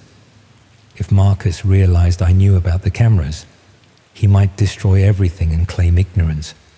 Worse, he might have other capabilities I wasn't aware of, access to my computer, my phone, even my bank accounts if he'd been monitoring my passwords and personal information. I decided to act normally while I figured out what to do next. Went back into my flat, carried on with my evening routine, tried not to look directly at any of the camera positions. But knowing I was being watched made every movement feel artificial and uncomfortable. The worst part was thinking about all the private moments that had been broadcast without my knowledge. Times when I'd been upset or sick, or just trying to relax in what I'd thought was the safety of my own home. All of it had been entertainment for strangers who saw me as nothing more than a character in their personal reality show. I started paying closer attention to sounds from the flat above mine. Marcus's computer was often running late into the night, and I could hear him moving around at odd hours. Sometimes there were other voices, people visiting who stayed for just short periods. Now I wondered if they were coming to watch the live feeds in person, treating my surveillance as a social activity. The next evening, I heard him talking to someone about expanding the setup. His voice carried clearly through the thin ceiling, and he was discussing installing additional cameras in the building's common areas, the hallway, the shared garden, even the communal laundry room, where several female tenants did their washing. He wasn't just targeting me. He was planning to monitor everyone in the building. I tried researching the legal options for dealing with hidden surveillance, but the laws around privacy and recording were more complicated than I'd expected. Proving that cameras had been installed without consent required evidence that might be difficult to gather safely. And if Marcus had been careful about how he'd access my flat, it might be hard to prove he was responsible. Meanwhile, the stream continued broadcasting my daily life to a growing audience. The viewer count had increased to over 50 people, and the chat was becoming more active and invasive. People were making requests for specific activities, trying to influence my behavior by posting suggestions about what they wanted to see. Some comments suggested that viewers were sharing the stream link with others, spreading it across different platforms and communities. My privacy was being violated on an increasingly large scale, with no way to know how many people had seen intimate moments from my life. The worst part was the sense of complete helplessness. Even knowing about the cameras, I couldn't safely remove them without alerting Marcus that I'd discovered his operation, and I couldn't prove he was responsible without potentially destroying evidence that might be needed for any legal action. I started sleeping at friends' houses when possible, claiming I was having problems with noise from upstairs, but I couldn't avoid my own flat entirely without arousing suspicion, and I needed to maintain the appearance of normal routine while I decided how to handle the situation. During the day, when Marcus was usually out, I could hear electronic sounds from his flat that suggested he was monitoring multiple feeds simultaneously. Not just mine, but possibly other properties as well. The scope of his surveillance operation was larger than I'd initially realized. I tried finding other streams on the same platform that might be connected to his setup. It didn't take long to discover feeds from 2 other addresses in Sheffield, both showing student accommodation similar to mine. Young people living alone, unaware they were being watched by audiences who discussed their lives like they were characters in a television program. The comment histories on these other streams showed the same usernames that appeared on mine, suggesting a dedicated community of people who specialized in voyeuristic surveillance of students. They shared information about different streams, compared the quality of various setups, even rated their preferred targets based on physical appearance and daily routines. It was a systematic violation of privacy affecting multiple victims, operated as entertainment for people who saw nothing wrong with invading the most intimate aspects of strangers' lives. I finally decided to contact the police, but I needed to be strategic about how I presented the information. Simply claiming that someone was streaming my flat wouldn't be enough. I needed evidence that clearly showed the scope of the operation and identified Marcus as the person responsible. I spent a week documenting everything I could safely gather. Screenshots of the streams, recordings of the chat conversations, photographs of the hidden cameras taken from angles that wouldn't be visible to someone monitoring the feeds. Even audio recordings of Marcus discussing his technical setup with visitors to his flat. When I finally made the report, the officer seemed genuinely shocked by the extent of the surveillance operation. They explained that this type of voyeuristic streaming was becoming more common, especially targeting students who lived alone and might not notice subtle signs of intrusion. But they also warned me that building a case would take time, and that Marcus would probably become aware of the investigation before any arrest could be made. In the meantime, I'd need to continue living normally to avoid alerting him that his operation had been discovered. The investigation is still ongoing, several weeks later. Marcus continues to live upstairs, apparently unaware that his activities are being monitored by law enforcement. The streams are still active, still broadcasting my daily life to audiences who remain completely unaware that they're now part of a criminal investigation. I've had to accept that months of my private life will never be private again. Somewhere out there, people have recordings of intimate moments that were never meant to be shared. My sense of security in my own home has been permanently destroyed, and I'll probably never feel completely safe in any private space again. But what disturbs me most is knowing that this is probably happening to other students in other cities, and most of them will never discover they're being watched. They'll live their entire university experience unaware that strangers are monitoring their most vulnerable moments for entertainment. The technology for this kind of surveillance is becoming cheaper and easier to install, while the legal protections for victims remain inadequate.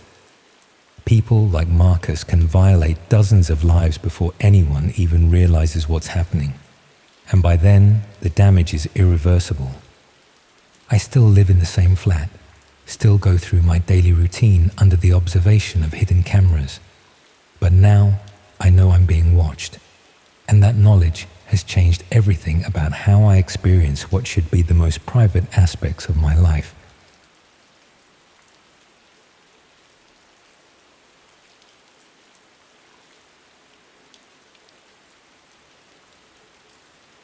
The strangest part is that I was invited, not by someone I knew, obviously. The message just appeared in my university email one morning, buried between assignment reminders and spam about student loans. The subject line was blank, and the sender was just a string of random letters and numbers that looked like someone had mashed their keyboard. I almost deleted it without opening it. Would have, probably, if I hadn't been procrastinating on my dissertation about media psychology. Instead, I clicked it while eating cereal and half watching morning television. The email contained a single line of text and what looked like a web address, though not one I recognized. The text was simple enough. You've been selected for exclusive access. Interest in human behavior noted. That last bit made me pause. My dissertation was about online behavior and digital voyeurism, something I'd been researching for months. I'd written papers on it, posted about it in academic forums, even given a presentation to my media studies class. Someone had clearly been paying attention to my work. I'm not stupid. I knew this was probably some sort of scam or phishing attempt, but the timing was too coincidental to ignore, and curiosity has always been my weakness. I copied the address and decided to investigate. The link didn't work in my normal browser. After some trial and error, I realized I needed different software to access it. It took me most of the afternoon to figure out the technical side, but eventually I found myself staring at a basic web page with a dark background and minimal text. "Welcome," it said. "Your academic interest in observational behavior has been noted. Please confirm your identity to proceed." Below that was a form asking for basic details. Nothing too personal, just my name, age, and location. I hesitated for a long moment before filling it out. After all, if this was related to my research, it might actually be useful for my dissertation. The next page was more interesting. It explained that I was being granted access to what it called live behavioral studies, real-time observations of human subjects in various scenarios. The text was clinical and academic in tone, describing these as opportunities to witness genuine human reactions under stress. It sounded like exactly the sort of thing that would be invaluable for my research, assuming it was legitimate. The page also mentioned that access was limited and that sessions were scheduled at specific times. A timetable showed several slots over the coming week, each lasting about an hour. I bookmarked the page and spent the next day thinking about it. On one hand, it could be a genuine research opportunity. On the other, it could be anything from a student prank to something more sinister. But my dissertation deadline was approaching, and I needed fresh material. The first session was scheduled for that Thursday evening. I logged in about 10 minutes early, not sure what to expect. The page had changed to show a simple black screen with a timer counting down from 5 minutes. Below that was a text box where I could apparently type messages, though I wasn't sure who would see them. When the timer reached 0, the black screen was replaced by what looked like a live video feed. The image quality wasn't great, and the lighting was dim, but I could make out what appeared to be a small room with concrete walls. A single chair sat in the center, currently empty. Other viewers had apparently joined the session. Messages began appearing in the text box, short comments and observations that suggested people were treating this as some sort of academic exercise. Someone mentioned psychological stress responses. Another person referenced behavioral studies they'd read about. Then someone entered the room on screen. They were wearing ordinary clothes and moved hesitantly, looking around as if unsure where they were supposed to be. When they sat in the chair, I could see they appeared uncomfortable, shifting frequently and glancing toward what I assumed was a camera. The messages from other viewers became more analytical. Comments about body language, stress indicators, fight or flight responses. It felt like watching a psychology experiment, though I couldn't understand what the actual study was supposed to measure. After about 20 minutes, another person entered the frame. This individual moved with more purpose, carrying what looked like a clipboard or notepad. They began asking questions that I couldn't hear, but the seated person's reactions were visible enough. Increasing agitation, attempts to get up from the chair, obvious distress. The academic tone of the viewer comments started to shift. People were noting the ethical implications of the study, questioning the consent processes, wondering about the institutional review board approval. I found myself typing similar concerns. But then something changed in the room. The person with the clipboard set it aside and picked up something else. Even through the poor video quality, I could see the seated individual's reaction was immediate and intense. Pure terror. The viewer messages became more urgent. People were demanding to know what institution was running this study, what the protocols were, whether there were safety measures in place. But no one seemed to be responding to our concerns. I watched for another 10 minutes before I couldn't take it anymore. Whatever this was, it wasn't a legitimate academic study.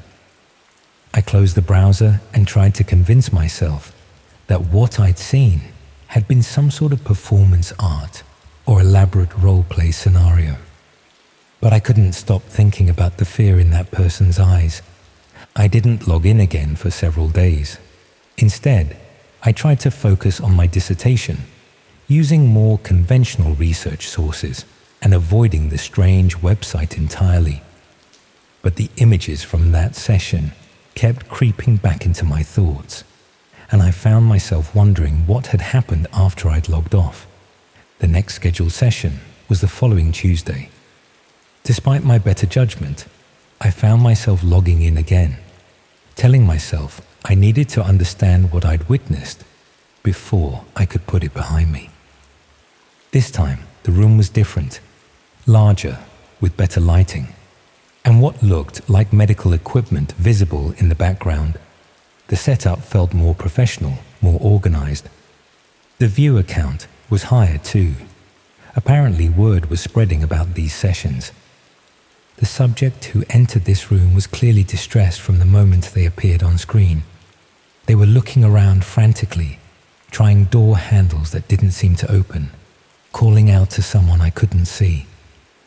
The academic comments from viewers had disappeared entirely, replaced by expressions of shock and demands for explanation. That's when I realized what I was actually watching. These weren't psychology experiments or behavioral studies.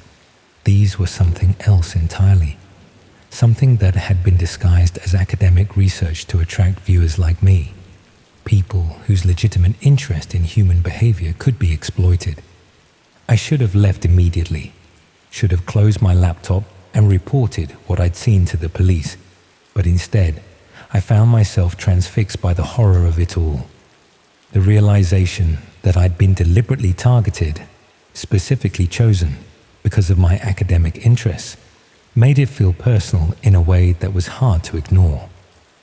The person running these sessions had studied my work, identified me as someone who might be interested in observing human behavior, and then systematically drawn me in with appeals to my academic curiosity.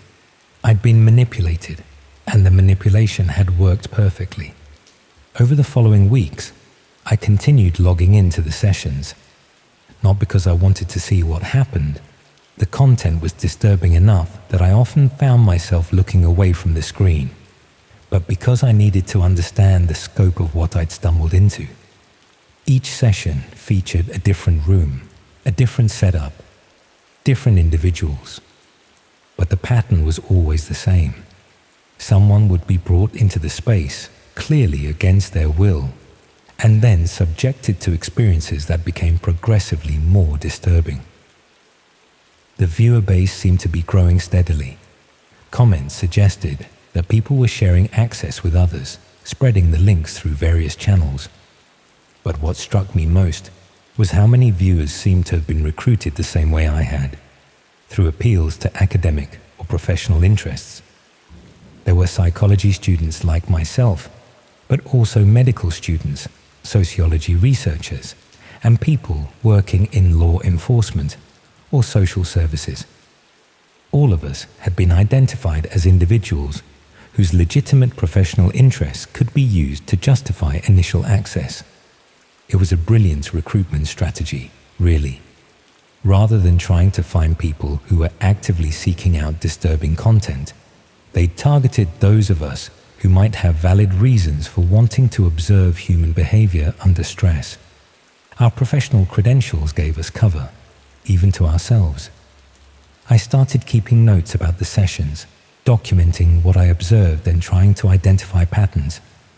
I told myself this was evidence gathering, that I was building a case to present to the authorities. But really, I think I was just trying to make sense of my own complicity. Because that's what it was, ultimately, complicity. Every time I logged in, every minute I spent watching, I was participating in something terrible. The fact that I'd been manipulated into it didn't change the reality of my involvement. The sessions began to feel routine after a while. I'd recognize certain rooms that appeared repeatedly, suggesting these weren't one-off events, but part of some ongoing operation. The timing seemed coordinated too. Sessions in different rooms would start at staggered intervals, allowing viewers to move between them. But what disturbed me most was how normal it all started to feel. The initial shock wore off, replaced by a kind of numb fascination. I'd find myself critiquing the camera angles or noting technical details rather than focusing on what was actually happening to the people on screen. That normalization was perhaps the most frightening aspect of the whole experience. How quickly something horrific could become just another part of my routine. How easily I could compartmentalize it, separating my normal life from these evening sessions where I'd watch unspeakable things unfold. About 6 weeks after that first session, something changed. I logged in as usual, but instead of the familiar room selection screen, I was greeted by a different message. Thank you for your participation in our observational study, it read. Your engagement has been noted and appreciated. You have been selected for advanced access privileges. Below that was a new set of options I hadn't seen before. Different types of sessions, different levels of access, different ways to participate. The language was still clinical and academic, but the implications were clear enough. I was being offered the chance to move from passive observer to active participant. The message explained that my consistent attendance and demonstrated interest qualified me for what they called collaborative sessions, events where viewers could provide input and direction rather than simply observing. The language made it sound like a natural progression, the next step in an ongoing research project. But I knew better by then. This wasn't about research or academic study. This was about gradually drawing people deeper into something terrible, using their initial curiosity as a hook to secure their continued involvement. The truly disturbing part was how tempting the offer was. After weeks of watching passively, the idea of having some control over what happened was oddly appealing. Not because I wanted to cause harm, but because the powerlessness of being just an observer had become its own form of torture. I stared at that message for nearly an hour before closing the browser without responding, but I kept thinking about it over the following days. The progression they were offering felt inevitable, like a path I'd been on since that first invitation email. That's when I finally understood the full scope of what I'd encountered. This wasn't just about providing content for people who were already predisposed to watch it. It was about creating those people, gradually converting ordinary individuals into active participants through careful manipulation and escalation. They'd identified me as someone with legitimate academic interests, drawn me in with appeals to those interests, normalized my participation through repeated exposure, and then offered me a path to deeper involvement. Each step had felt logical and justifiable at the time. How many others had received similar invitations? How many had progressed further down this path than I had? And how many people who ended up in those rooms had started as viewers, gradually drawn into participation through the same process I'd experienced? I deleted all the bookmarks and access software from my computer that night, tried to put the whole experience behind me and focus on finishing my dissertation through conventional research methods. But the questions wouldn't leave me alone. 3 months later, I received another email. Different sender, different format, but the same basic message. I'd been selected for access to exclusive content based on my demonstrated interest in human behavior. This time, they were offering access to what they called historical archives, recordings of previous sessions that I could review at my own pace. I deleted the email immediately, but the fact that it had found me again, despite my efforts to distance myself from the whole thing, was deeply unsettling. Somehow, my participation in those sessions had marked me permanently. I was now part of their recruitment database, someone to be contacted periodically with new opportunities for involvement. That was nearly a year ago now. I've received 4 more emails since then, each offering different types of access, different levels of participation. The language has evolved slightly each time, becoming more sophisticated in its appeals to my academic interests.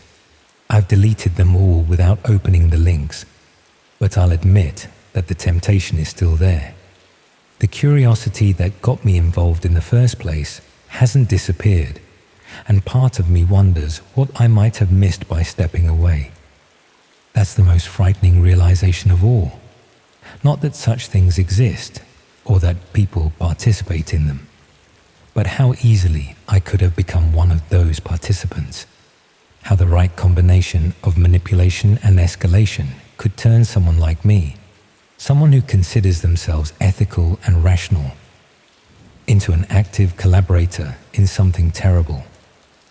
The dissertation I eventually submitted focused on digital manipulation and the psychology of online recruitment.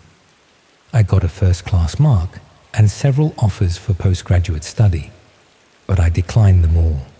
The idea of pursuing further research into human behavior no longer appeals to me the way it once did, because I know now how that interest can be used against you, how academic curiosity can become a vulnerability, exploited by people who understand exactly how to identify and target individuals like me. The emails still come occasionally, usually around the time of academic deadlines or conference seasons, when students and researchers might be most desperate for new material. The timing is never coincidental. I wonder sometimes about the other people who were in those viewer sessions with me, whether they received similar follow-up invitations, whether any of them accepted the offers for increased participation, whether some of the people I saw in later sessions had started as viewers themselves. The thought keeps me awake some nights. The possibility that I witnessed people who had started exactly where I did, drawn in by the same appeals to academic interest, gradually manipulated into deeper involvement until they found themselves on the other side of the camera. I tell myself I made the right choice by walking away, but part of me will always wonder what would have happened if I'd stayed, if I'd accepted those offers for advanced access, whether I would have had the strength to resist the gradual escalation, or whether I would have become something I never thought I could be. That uncertainty is perhaps the most disturbing legacy of the whole experience. The knowledge that the line between observer and participant, between victim and perpetrator, might be thinner than any of us would like to believe. The latest email arrived just yesterday. Same pattern, different wording. They're still out there, still recruiting, still finding new ways to identify and exploit people's legitimate interests for terrible purposes. I deleted it like all the others, but for just a moment, I hesitated before clicking delete, and that hesitation terrifies me more than anything I saw in those sessions.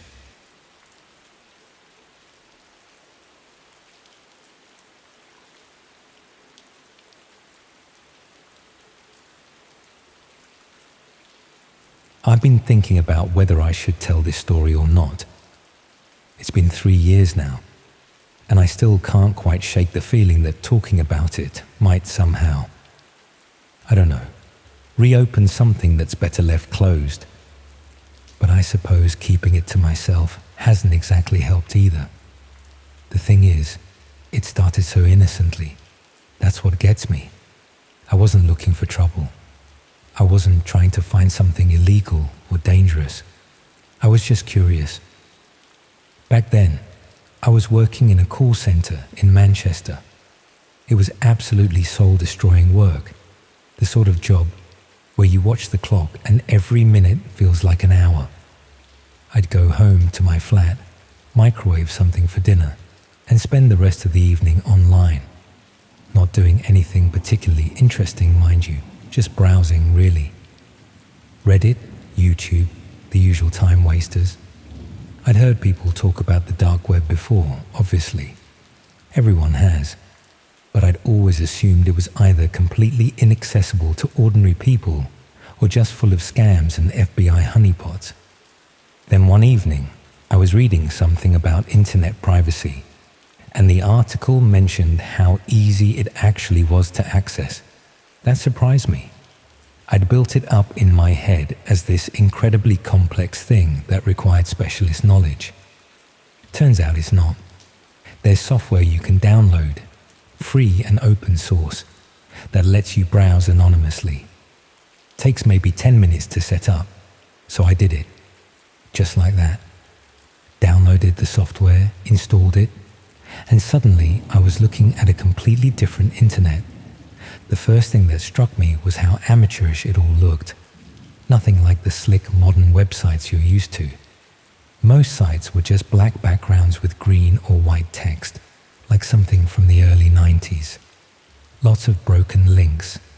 Lots of sites that wouldn't load at all. I spent the first hour or so just clicking around, not really finding anything particularly interesting. There were some forums, a few marketplaces that looked dodgy as hell, sites offering services I had no intention of using. It was simultaneously more boring and more unsettling than I'd expected. But then I found something called the repository. It wasn't advertised anywhere. I found it through a random link on one of those directory pages that list dark websites. The description was vague, something like curated collection of rare materials, no screenshots, no reviews, just an address. When I clicked through, the site was different from the others I'd seen. Still minimal, but cleaner somehow, more organized. The homepage was simple, a search bar and a list of categories. Things like documents, images, media, personal. That last one caught my attention. I clicked on it. A new page loaded with what looked like hundreds of folders, each labeled with just a date and a location. 2019 Birmingham, 2021 London, 2018 Leeds. I picked one at random. Inside were more folders, these ones labeled with what appeared to be initials. I clicked on one of those. Inside were photographs. They were just normal photos. Someone's birthday party. A woman in her 30s maybe, blowing out candles on a cake. A group of people laughing in the background. A living room decorated with balloons. The next photo showed the same people sitting around a dinner table. Nothing sinister, nothing obviously wrong with any of it. But I felt uncomfortable looking at them. These were private photographs, family photographs, and they were here on the dark web, organized into folders by someone who definitely wasn't supposed to have them. I backed out and tried another folder.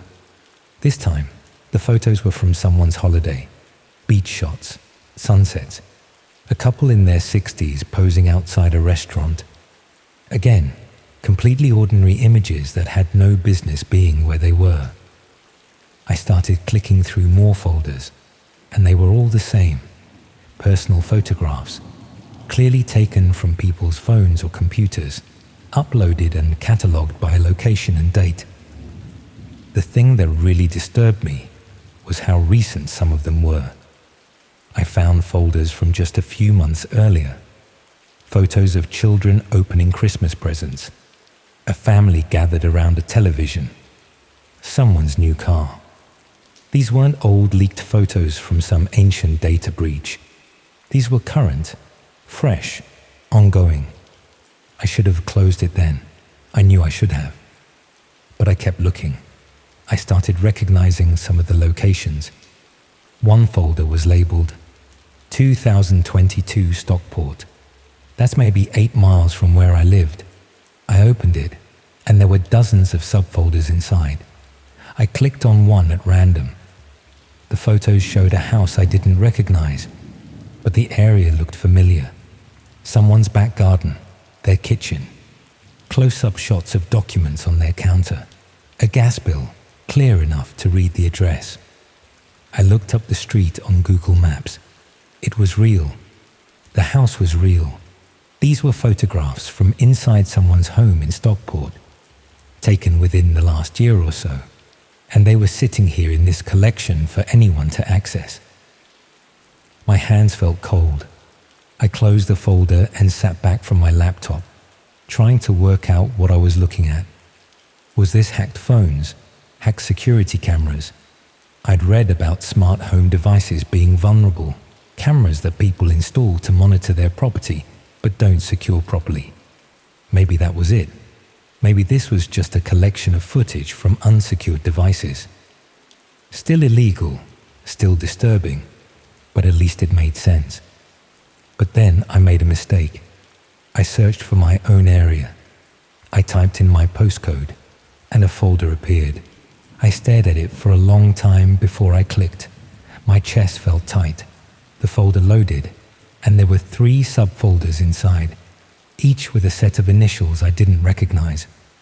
I clicked on the first one. The photos were from a flat I didn't know, showing rooms I'd never seen. Relief washed over me. It wasn't my building. I tried the second folder, same thing. Different flat, different area, but still within my postcode. The third folder took longer to load. When it did, I felt something drop inside my stomach. It was my building, my actual building. The photos showed the entrance hall downstairs, the one with the post boxes and the door that never locks properly. The next photo showed the stairwell, the one I walked up every single day, the carpet, the scuffed walls, the window on the landing between the first and second floors. Then photos of the second floor corridor, my corridor. My door was visible in one of the shots, right there at the end of the hall, exactly where it should be. I couldn't breathe properly. Someone had been in my building. Someone had walked up those stairs, stood in that corridor, and taken photographs. Then they'd uploaded them here. The photos were dated 3 weeks ago. I stood up from my desk and walked to my window. I lived on the second floor, facing the street. From where I stood, I could see the bus stop across the road, the small Sainsbury's local on the corner, the kebab shop that was always open late. Everything looked normal. A few people walking past, cars driving by, the streetlights casting their orange glow over the wet pavement. Nothing unusual, nothing wrong. I went back to my laptop. My hands were shaking now, and I had to try twice to click on the next photo. It showed my door, just my door, a close-up shot, clear enough to see the number, clear enough to see the small dent near the handle where I dropped my keys once and chipped the paint. There were no photos from inside my flat. That was something. But someone had stood right outside my door and taken this picture. Someone had been that close. I closed the laptop. I didn't shut it down. I just folded the screen down and stepped away from it like it might bite me. I checked my front door. Locked. The chain was on. I looked through the peephole. The corridor was empty, poorly lit as always. The flickering bulb at the far end, doing its usual stuttering routine.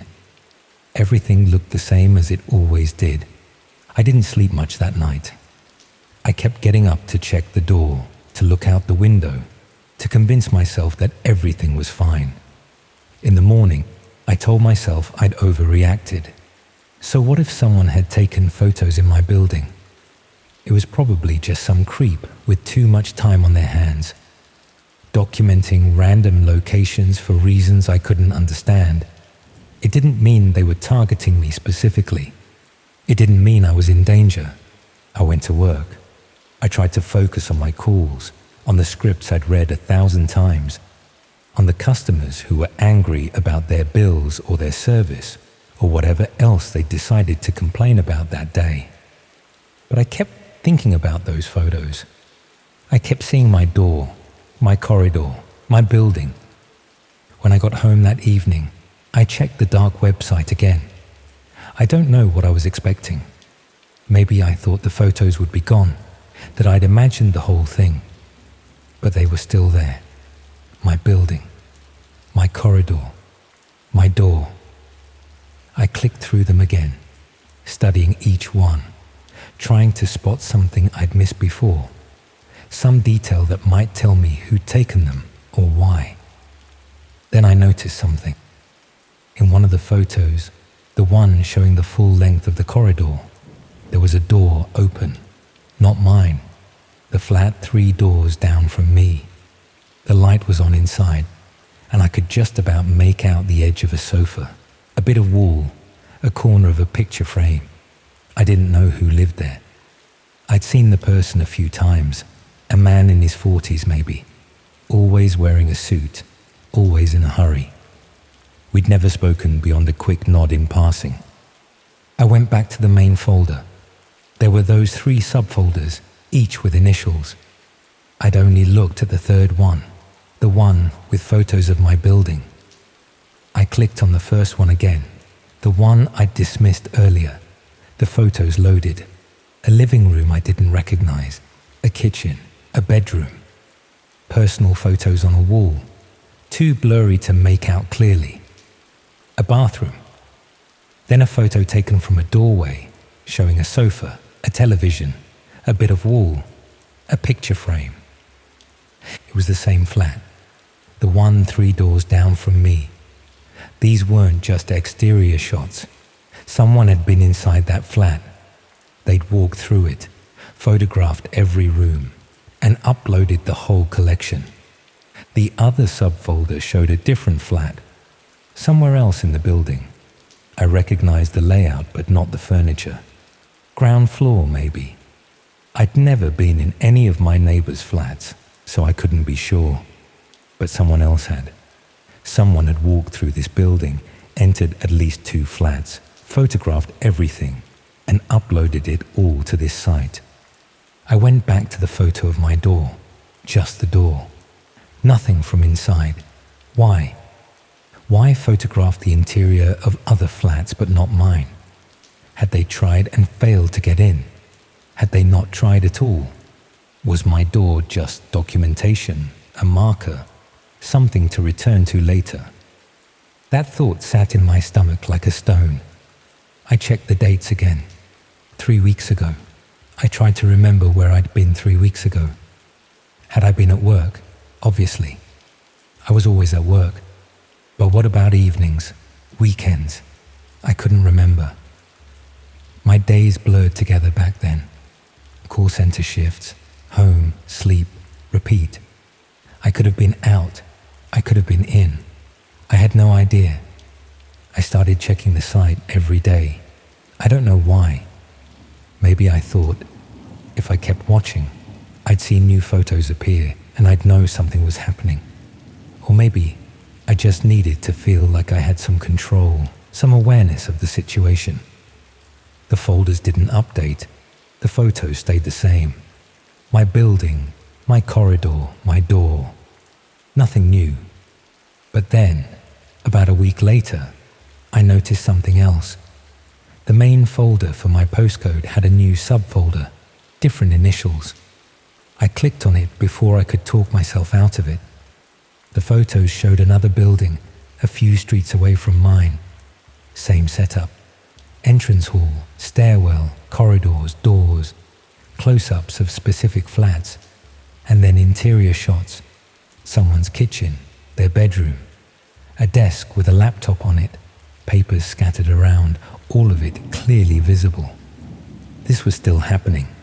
Whoever was doing this was still active, still going into buildings, still photographing flats, still uploading everything to this collection. I thought about going to the police. I really did. But what would I tell them? I was browsing the dark web and found some photos of my building. Would they even take me seriously? And what could they do anyway? The site was anonymous. The person uploading the photos was anonymous. There were no names, no identifying information, just initials and locations and dates. So I did nothing. I just kept checking the site, kept looking at those photos, kept waiting for something to happen. Then something did happen. I came home from work one evening, maybe 2 weeks after I'd first found the photos, and my door was open, not wide open, just slightly ajar, maybe an inch or so, enough that I noticed immediately. I stopped in the corridor, my key still in my hand, and stared at it. I knew I'd locked it that morning. I always locked it. I was obsessive about it, especially after finding those photos. I pushed the door open slowly. The chain was off. It had been on when I left. I was certain of that. The flat was dark except for the light from the corridor behind me. I stood in the doorway, listening. Nothing, no sounds, no movement. I stepped inside and turned on the light. Everything looked normal. My shoes by the door where I always left them. My jacket on the hook. The kitchen straight ahead, clean because I hadn't cooked anything in days. I walked through the flat slowly, turning on every light, checking every room. The bathroom was empty. The bedroom was untouched. Nothing was missing. Nothing was moved. But someone had been inside. I knew it. The door had been locked, and now it was open. The chain had been on, and now it was off. I checked my laptop, still on my desk where I'd left it.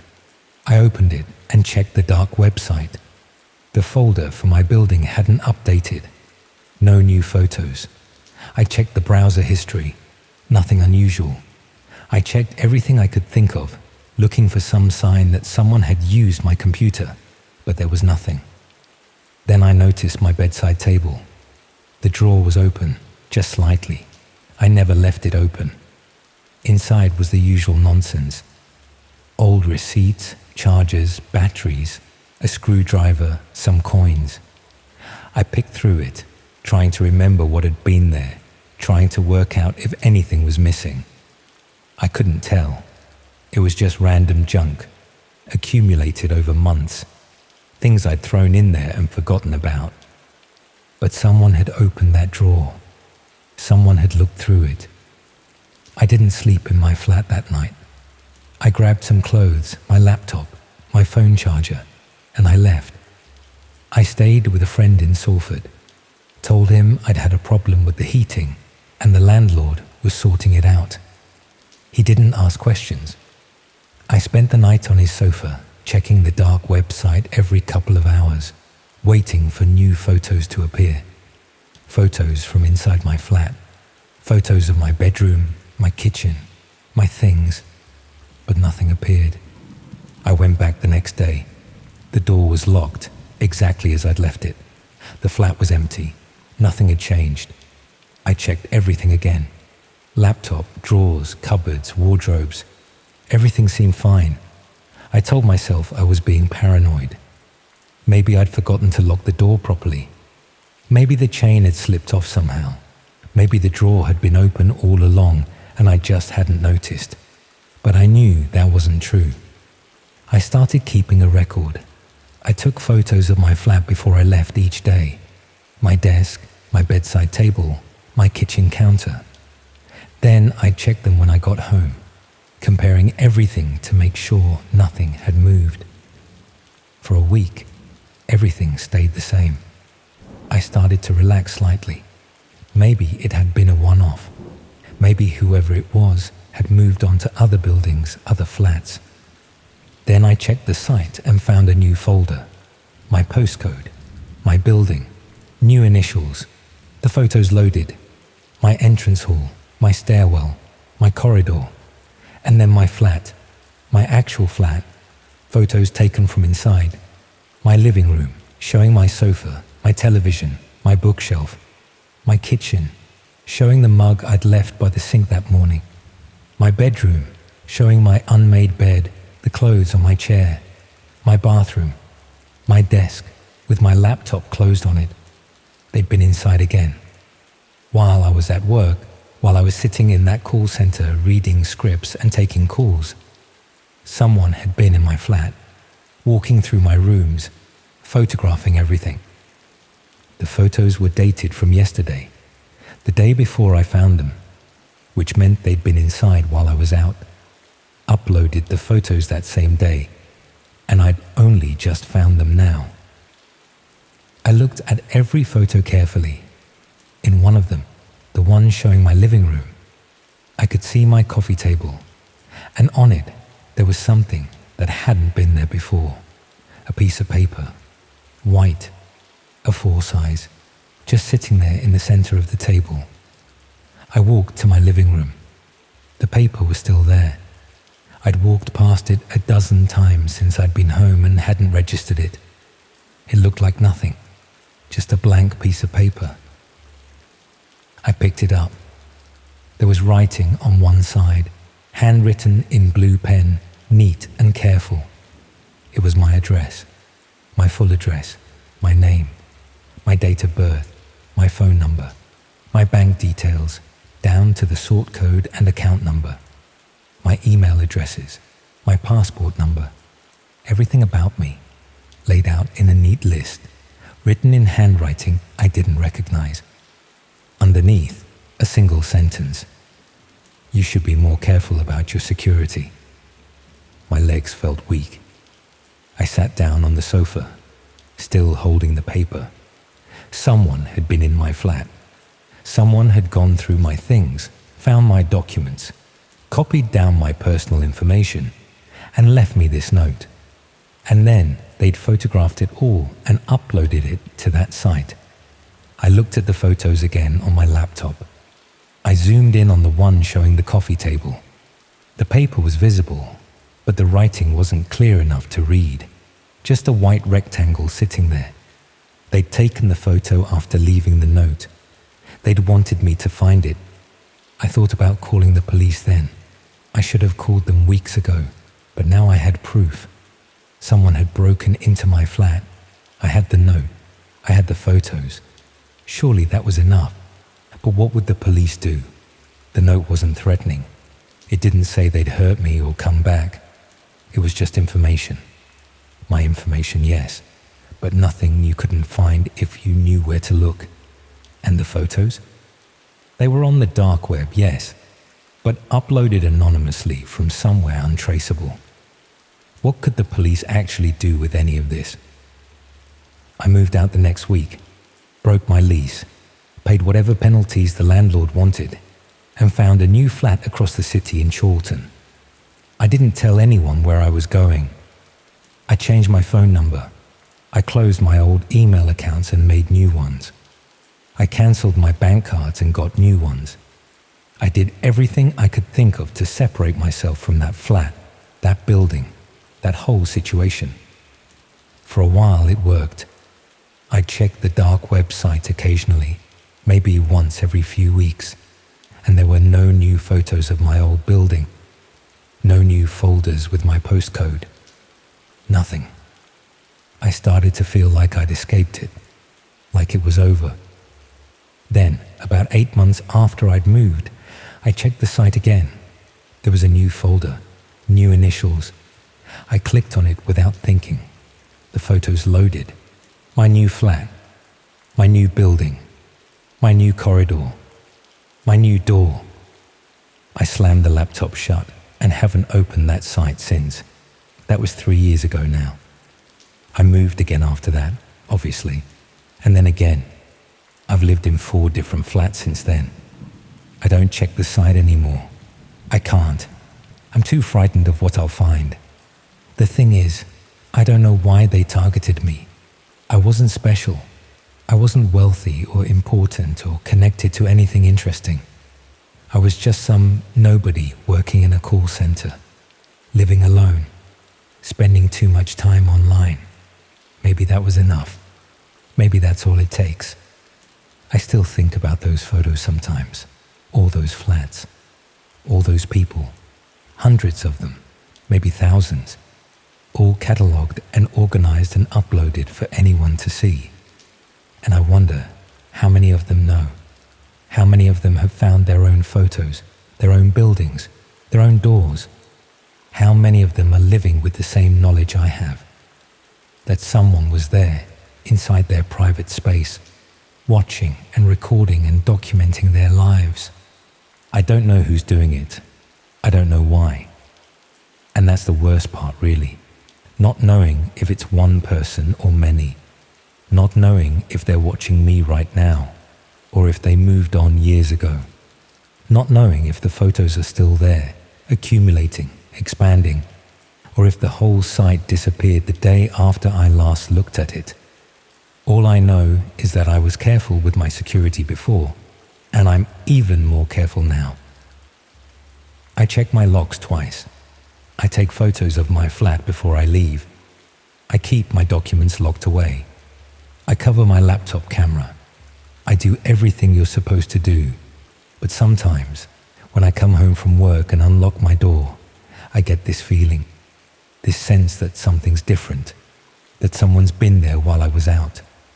I'll stand in the doorway, looking at my flat, trying to work out what's changed. And usually, it's nothing, just paranoia, just my mind playing tricks. But sometimes, very occasionally, Something will be slightly off. A drawer not quite closed. A chair at a different angle. Something small enough that I can't be certain, but noticeable enough that I can't quite dismiss it. And when that happens, I don't sleep properly for days.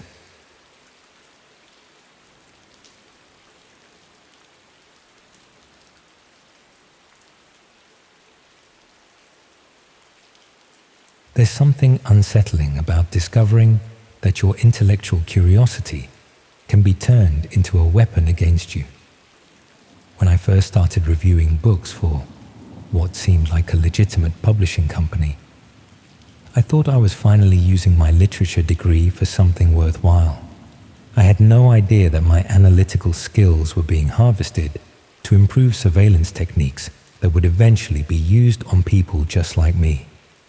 The opportunity came at exactly the right moment, which should have made me more suspicious than it did. I had been unemployed for several months after my position at the local council was eliminated during budget cuts. The communications department where I worked had been decimated, and suddenly I found myself competing with candidates half my age for entry-level administrative positions that paid significantly less than what I had been earning.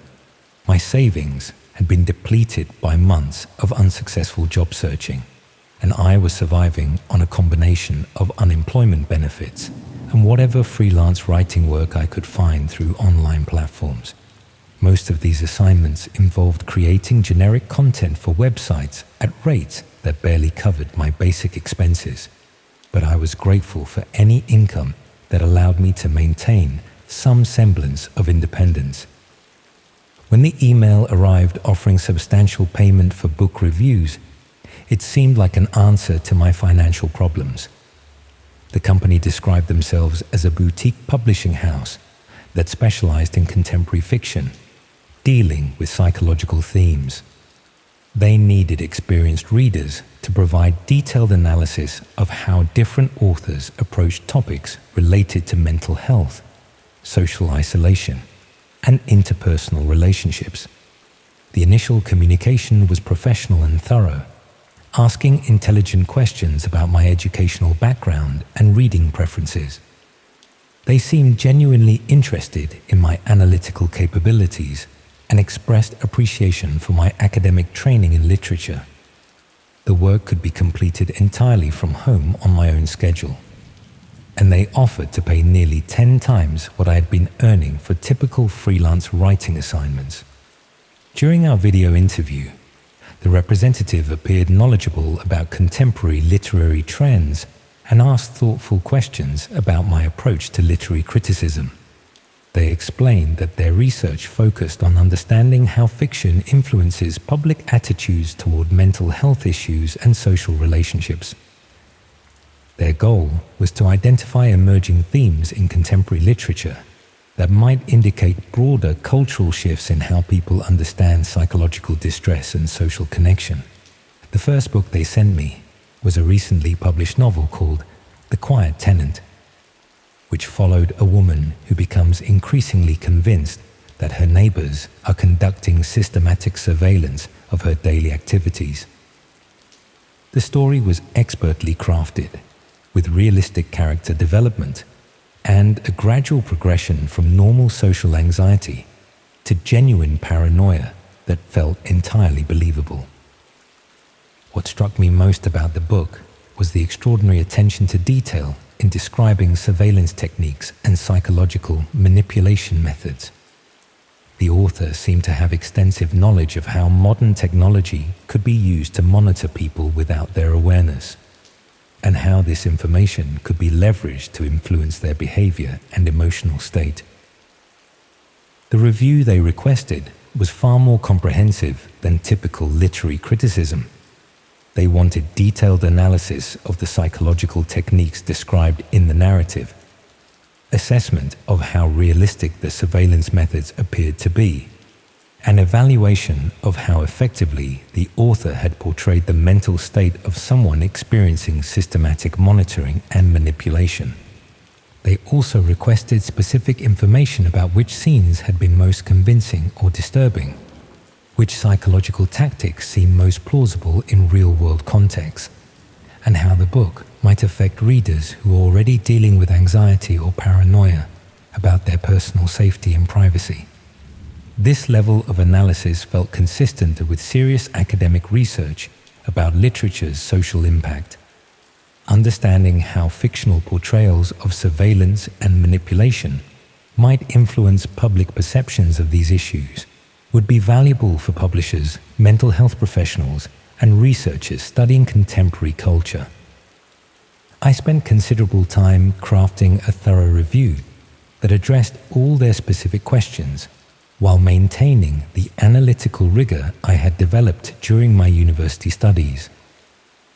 The work was intellectually engaging in a way that my recent freelance assignments had not been, and I found myself genuinely excited about contributing to what seemed like meaningful literary research. Their response to my first review was enthusiastic and detailed, praising the depth of my analysis and the specificity of my observations. They immediately offered me a second book to review, this time a novel about a man who discovers that his online activities are being monitored and used to manipulate his real-world relationships and career prospects. The second book was even more technically sophisticated than the first, containing detailed descriptions of digital surveillance methods, data analysis techniques, and psychological profiling strategies that seemed far too accurate and specific for fictional speculation. The author demonstrated comprehensive knowledge of how personal information could be gathered from online activities and used to predict and influence behavior. Again, they requested extensive analysis focusing on the plausibility of the techniques described, the effectiveness of the psychological manipulation portrayed, and the potential impact on readers' attitudes toward online privacy and digital security. They seemed particularly interested in my assessment of which aspects of the surveillance described in the book were technically feasible with current technology. Over the following weeks, I reviewed approximately a dozen books, all dealing with variations on themes of surveillance, manipulation, and psychological control. The quality of writing varied significantly, but all contained remarkably detailed and realistic descriptions of how people could be monitored, analyzed, and manipulated without their knowledge or consent. Some books focused specifically on digital surveillance and online manipulation techniques, while others dealt with physical surveillance and real-world control methods. All presented these activities as systematic and organized operations carried out by people with significant resources and expertise in psychological manipulation. The reviews I was producing became increasingly technical and detailed as the company requested more specific analysis of the surveillance methods described, assessment of their effectiveness in different contexts, and evaluation of potential countermeasures that targets might use to protect themselves from these techniques. They also began asking for personal responses to the material I was reading, wanting to know which scenarios had made me feel most anxious or paranoid, which techniques seemed most threatening or invasive, and how the books had affected my own attitudes toward privacy and personal security. This expansion beyond literary analysis into personal psychological assessment should have concerned me more than it did, but the work remained fascinating and the compensation continued to be excellent. I convinced myself that understanding readers' emotional responses was a legitimate component of market research for psychological thriller novels. However, around the sixth week of this arrangement, I began noticing that many of the books I was reviewing contained scenarios and details that seemed remarkably similar to my own life circumstances. References to financial struggles, social isolation, and the specific type of freelance work I was doing appeared frequently across different books by different authors. Even more unsettling were the descriptions of surveillance techniques that seemed specifically tailored to someone in exactly my situation. The books contain detailed discussions of how financially vulnerable freelancers could be monitored and manipulated through the same platforms and methods I was using to find work. When I mentioned these similarities to my contact at the company, they explained that contemporary fiction often draws inspiration from current social and economic conditions. The prevalence of freelance work and financial insecurity in modern society meant that many authors were naturally exploring these themes in their writing. This explanation seemed reasonable enough, but I began paying closer attention to the specific details in the books I was reviewing. The surveillance methods described were often extremely specific and technically detailed, suggesting that the authors had access to genuine expertise in monitoring and manipulation techniques, rather than relying on general knowledge or imagination. Some books contained what amounted to step-by-step instructions for identifying and exploiting psychological vulnerabilities in people experiencing financial stress or social isolation. Others provided detailed guidance on using freelance work platforms to recruit unwitting participants in surveillance or manipulation activities. The level of technical detail in these descriptions far exceeded what would be necessary for fictional entertainment purposes. The books read more like instruction manuals than novels, providing comprehensive guidance on surveillance and manipulation techniques that happened to be embedded within narrative frameworks.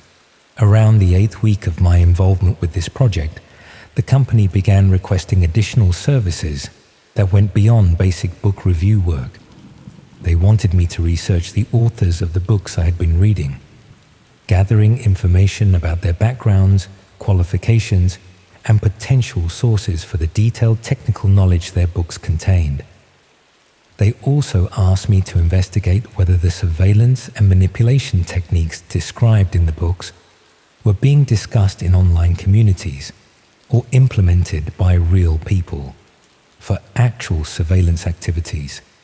This research required accessing areas of the internet that were not easily discoverable through conventional search engines.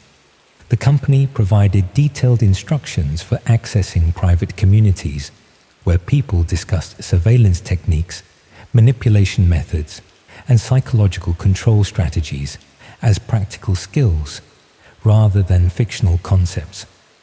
They explained that understanding how fictional portrayals compared to real-world practices was important for their research into literary market trends and social impact. These online communities were unlike anything I had encountered in my previous internet activities. The participants discussed surveillance and manipulation as legitimate professional skills, sharing detailed techniques for monitoring people's activities, identifying psychological vulnerabilities, and exploiting those vulnerabilities for control or profit. Many of the techniques discussed in these communities were identical to methods described in the books I had been reviewing for the past 2 months. The fiction I had been analyzing was not imaginative speculation about surveillance and manipulation possibilities, but rather documentation of real techniques being actively used by organized groups to monitor and control vulnerable people. I began to understand that my book review work had been used to analyze and refine instruction materials for surveillance and manipulation activities. My detailed literary criticism had provided feedback on how effectively these techniques were being presented and how they might affect people who were being targeted by such methods. The company had been using my analytical skills to improve their training materials while simultaneously gathering detailed psychological information about how someone in my specific circumstances would respond to being systematically monitored and manipulated. I had become both the analyst and the test subject in their research program. When I attempted to end my involvement with the project, the company pointed out that I now possessed detailed knowledge of surveillance techniques and had gained access to communities where these methods were actively discussed and implemented. This information was too sensitive to allow me to simply walk away without ongoing security considerations. They also began demonstrating knowledge of my personal activities that they could not have gathered through our professional relationship alone. They made references to my daily routine, social interactions, and financial circumstances that suggested they had been implementing the surveillance techniques I had been reviewing and researching. The surveillance of my activities became increasingly obvious over the following days, with clear signs that my movements and communications were being monitored and documented. This was not threatening behavior in any direct sense, but it was comprehensive enough to make it clear that they possessed detailed knowledge of my circumstances and routine. I attempted to report my concerns to the police, but discovered that explaining the situation was nearly impossible within conventional frameworks of criminal activity. The book review work had been completely legitimate. The research into surveillance techniques could be justified as academic interest, and the ongoing contact could be explained as normal follow-up communication with a satisfied client. The books I had been reviewing were actual published novels available in bookshops and libraries throughout the country. The online communities I had researched were accessible to anyone who possessed the knowledge of where to look for them. Nothing I had been asked to do was obviously illegal or clearly threatening in isolation. However, the cumulative effect had been to draw me into detailed study of surveillance and manipulation techniques, while simultaneously making me a target of those same techniques. The literary criticism work had been a sophisticated recruitment method, disguised as legitimate freelance employment. The company continued to contact me sporadically over the following months, offering additional book review opportunities and occasionally sending subtle references to my personal activities to remind me that their surveillance capabilities remained active and comprehensive. I never determined who the company actually represented or what they were ultimately using the book reviews and surveillance research to accomplish. The systematic study of manipulation techniques combined with practical implementation of those techniques against the researchers themselves suggested an organization that was both studying and actively practicing psychological control methods. What I do understand is that they had developed sophisticated methods for exploiting people's intellectual curiosity and financial desperation to recruit unwitting participants in research designed to improve their own surveillance and manipulation capabilities. They understood how to present criminal intelligence gathering as legitimate academic work while using the researchers as test subjects for the techniques being studied. The most disturbing aspect of this experience was how the work had been presented as literary analysis, when it was actually intelligence gathering and technique refinement, conducted on both the material and the analyst simultaneously. I have been providing detailed feedback on instruction materials while serving as a test subject for the techniques those materials described. I continue to receive occasional contact attempts from similar literary research companies offering book review work that pays unusually well for the apparent simplicity of the assignments. The books they want reviewed always deal with psychological themes.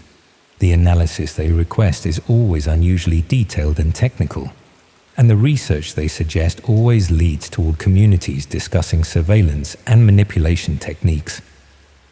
I decline these offers immediately now, but I often wonder how many other readers and writers have found themselves in similar situations, believing they are providing legitimate literary criticism while actually participating in the development and refinement of psychological control methods that will eventually be used against people just like themselves.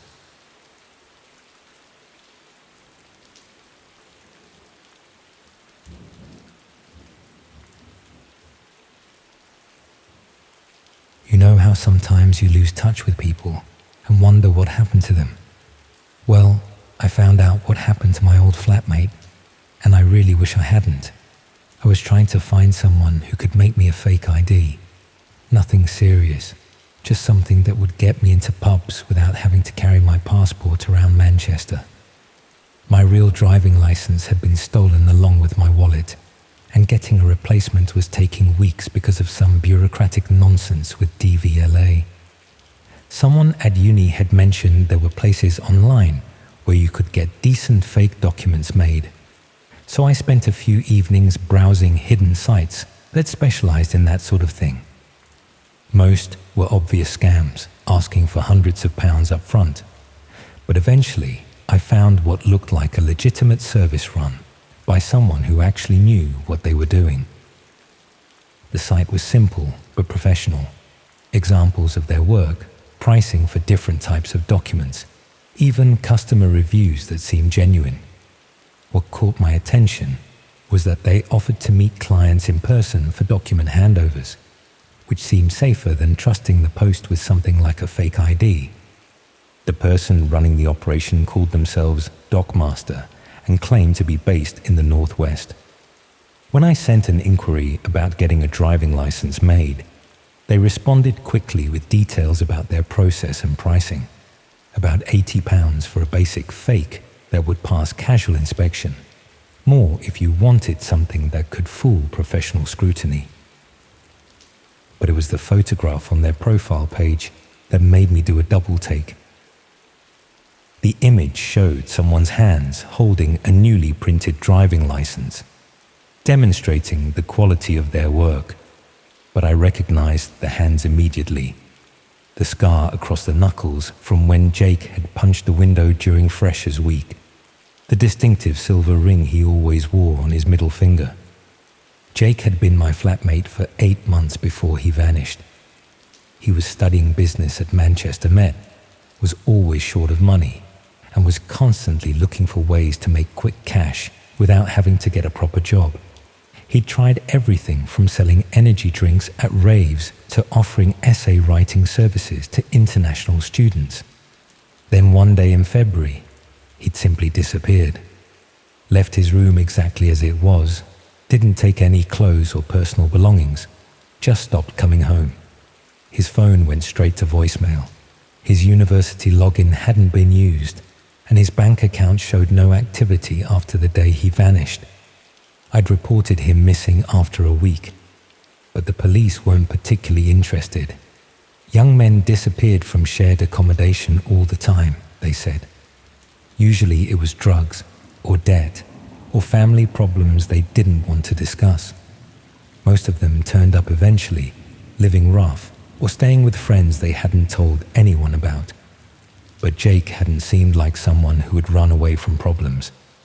He was actually quite sensible about money and relationships, never got involved with anything too risky or illegal. The sudden disappearance was completely out of character for someone who usually overthought every decision. Now I was looking at what appeared to be his hands in a photograph advertising illegal document services. Either he was alive and working as a forger, or someone else was using his identity to run a criminal operation. I decided to place an order with Dogmaster to see if I could learn more about who was really behind the service. I submitted my photograph and personal details, explaining that I needed the document quickly and was willing to meet in person to collect it. The response came back within hours, professional and businesslike. They could have the license ready within 3 days, and we could arrange to meet at a location in Manchester city centre. The handover would take place in a public area. They suggested the food court at the Arndale Centre during busy periods when there would be plenty of people around. What struck me was the writing style. The messages were formatted in exactly the same way Jake used to write emails, short paragraphs, specific punctuation habits, even the same tendency to over-explain simple instructions. If this wasn't Jake himself, it was someone who had studied his communication patterns very carefully. I agreed to the meeting and waited for further instructions about the exact time and location. Part of me hoped it would actually be Jake, that he'd somehow gotten involved with document forgery and would have a reasonable explanation for why he'd disappeared so suddenly. But another part of me worried that someone else was using his identity for reasons I didn't want to think about. The final message about the meeting contained details that convinced me this really was Jake. The suggested meeting point was a specific bench near the Waterstones in the Arndale Centre, the exact same spot where we'd arranged to meet during Freshers' Week when he was helping me find accommodation. Nobody else would have known that location was significant to us. But if Jake was alive and operating as a document forger, why hadn't he contacted any of his friends or family? Why had he left all his possessions behind and allowed people to think he might be dead? And how had he acquired the skills and equipment needed to produce professional quality fake documents? I started researching what was involved in document forgery, trying to understand what kind of operation Jake might have gotten himself involved with. It wasn't just a matter of having a good printer and some cardstock.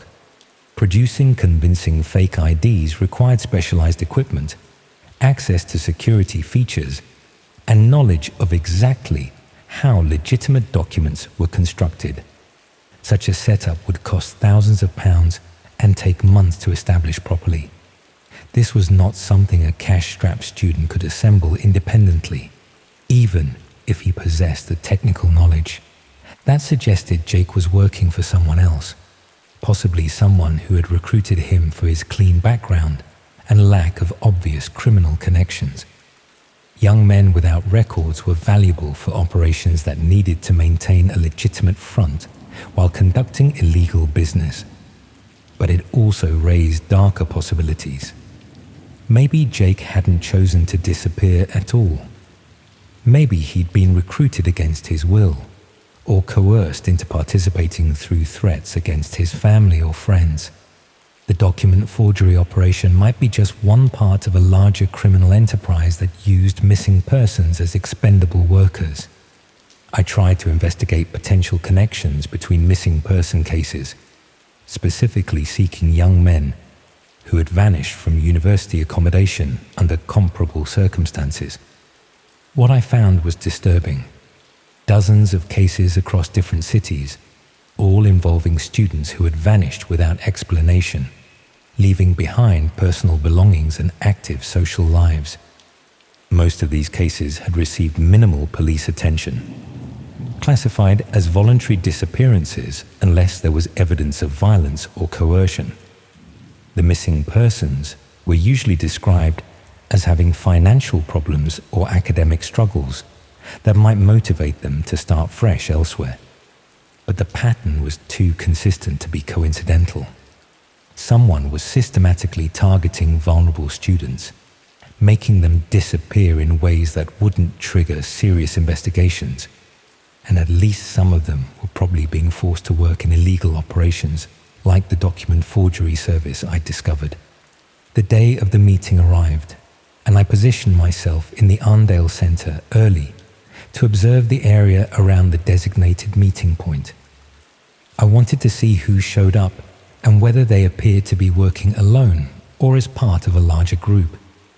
At exactly the agreed time, someone approached the bench where we were supposed to meet. From a distance, it looked like Jake. Same height and build, similar clothing style, even the same way of walking that I'd observed during the months we'd shared accommodation. But when he got closer, I could see that something was wrong. His appearance was different in subtle ways. Hair cut shorter than he used to wear it, weight loss that made his face look gaunt, an overall demeanor that seemed more cautious and nervous than the confident person I remembered. Most disturbing was the way he kept checking his surroundings, constantly scanning the crowd as if he was expecting trouble or watching for specific people. This wasn't someone meeting a client for a routine business transaction. It was someone who felt threatened and was taking precautions against unknown dangers. I watched from across the food court as Jake waited for nearly 20 minutes, checking his phone repeatedly and growing increasingly agitated when nobody approached him. Eventually, he got up and walked away, moving quickly through the crowd toward one of the center's exits. I followed at a distance, trying to see where he was going without getting close enough to be noticed. He moved through the building like someone who knew exactly where the security cameras were positioned, taking routes that kept him out of direct surveillance as much as possible. Outside the Arndale Centre, Jake headed toward the northern quarter, walking quickly and continuing to check behind him every few minutes. I stayed as far back as I could while keeping him in sight, but the streets were busy enough that following someone without being noticed was relatively easy. He led me to a small internet cafe on a side street, the kind of place that catered to people who needed anonymous online access. Through the window, I could see him settling at a computer terminal in the back corner, positioned so he could watch both the entrance and the street outside. I waited across the street for about an hour, watching the internet cafe and noting who else came and went. Most of the customers seemed to be using the place for legitimate purposes. Tourists checking email, students working on assignments, people who didn't have reliable internet access at home. But there were also a few individuals who behaved differently, using the computers for short periods and paying in cash before leaving quickly. People who seemed more concerned with anonymity than convenience, possibly conducting business they didn't want traced back to their normal internet connections. When Jake finally emerged from the internet cafe, he looked even more nervous than before. He spent several minutes standing in the doorway, scanning the street carefully before stepping outside. Then he walked quickly toward the tram station, moving like someone who needed to get away from the area as soon as possible. I decided not to follow him any further. If Jake was involved with people who made him this paranoid about surveillance, getting too close might put both of us in danger. Instead, I went into the internet cafe to see if I could learn anything about what he'd been doing during his visit. The manager was helpful when I explained that I was trying to locate a friend who might have been using their services. He couldn't provide specific details about what customers did online, but he confirmed that the person I described was a regular visitor who always paid cash and never stayed for more than an hour at a time. More interestingly, he mentioned that this customer always used the same computer terminal, the one in the back corner that Jake had chosen. That terminal was popular with people who valued privacy because it was positioned away from the main seating area and had additional software installed that provided better anonymity protection. This setup would be particularly useful for someone conducting illegal business online, such as running a document forgery service through dark web marketplaces. I tried contacting Dockmaster again through the original website, explaining that I'd been unable to attend the meeting due to unexpected circumstances. I asked if we could reschedule, hoping to get another chance to make contact with Jake in a safer environment. But this time, there was no response. The website remained active, still advertising document services and accepting new orders, but my messages to Dockmaster went unanswered. Either Jake had recognized me at the meeting and realized his cover was blown, or something had happened to prevent him from continuing to operate the service. Over the next few weeks, I kept monitoring the website to see if there were any changes or updates. The service remained available, but the response times for customer inquiries became longer and more inconsistent. Eventually, new orders stopped being accepted entirely, and the site displayed a message saying the service was temporarily unavailable due to technical difficulties. I tried visiting the internet cafe again, hoping to catch Jake during one of his regular sessions, but the manager said he hadn't seen him since the day I'd followed him there. Either he'd found a different location for his online activities, or he'd stopped using the service entirely. The most disturbing possibility was that Jake's employers had discovered his identity had been compromised and had decided to eliminate the security risk. People involved in serious criminal operations didn't usually tolerate workers who attracted unwanted attention, especially when those workers were supposed to be untraceable missing persons. I considered reporting what I'd discovered to the police, but explaining how I'd found Jake would require admitting to browsing illegal websites and attempting to purchase forged documents. And without concrete evidence that he was being held against his will, they might not take the information seriously. People often assumed that young men who disappeared and later turned up working in illegal operations had chosen that path voluntarily. Proving coercion or trafficking would require more evidence than just recognizing someone's hands in a photograph on a criminal website. I started monitoring missing person databases more systematically, looking for other cases that might be connected to the document forgery operation or similar criminal services. What I found suggested that Jake's situation wasn't unique. There were dozens of young men who had disappeared from universities and later been spotted in circumstances that suggested involvement with illegal activities. However, the majority of these sightings were brief and inconclusive. People thought they'd seen missing persons in different cities, working in shops or restaurants, but the individuals had disappeared again before any contact could be made, as if someone was systematically moving them around to prevent them from being tracked down by friends or family. The document forgery website eventually went offline entirely, replaced by an error message claiming the domain had expired. But similar services continued to operate on other sites, offering the same types of illegal documents with the same professional quality and customer service standards. I sometimes wonder if Jake is still out there somewhere, working for people who use missing persons as expendable labor in criminal operations, whether he chose to disappear or was forced into it, and whether he has any way of escaping from whatever situation he's gotten trapped in. The worst part is knowing that there are probably dozens of other families wondering what happened to their missing sons and brothers, never realizing that their loved ones might be alive, but unable to make contact because they're being held by people who profit from making inconvenient individuals disappear.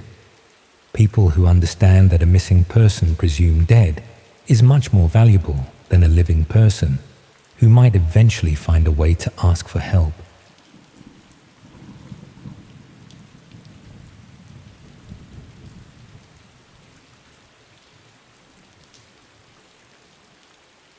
Looking back, I can't pinpoint exactly when it started going wrong. There was the form, obviously, but that was just one afternoon last year, maybe the year before. Time blurs when you're trying to piece together how something ordinary turned into something else entirely. I think I filled it out on a Tuesday, or possibly a Wednesday. A medical form before a GP appointment. The sort of thing you do without really paying attention, because it seems so routine. Except I am fairly certain now that completing that form is why I had to move house, why my name still appears on websites I'll never be able to access, and why I check over my shoulder every time I unlock my front door. I'm a secondary school art teacher in Norwich, been doing it for about 15 years now. I live alone in a small semi-detached house near the Ring Road, the kind of modest property that suits someone on a teacher's salary with no particular aspirations beyond comfort and convenience.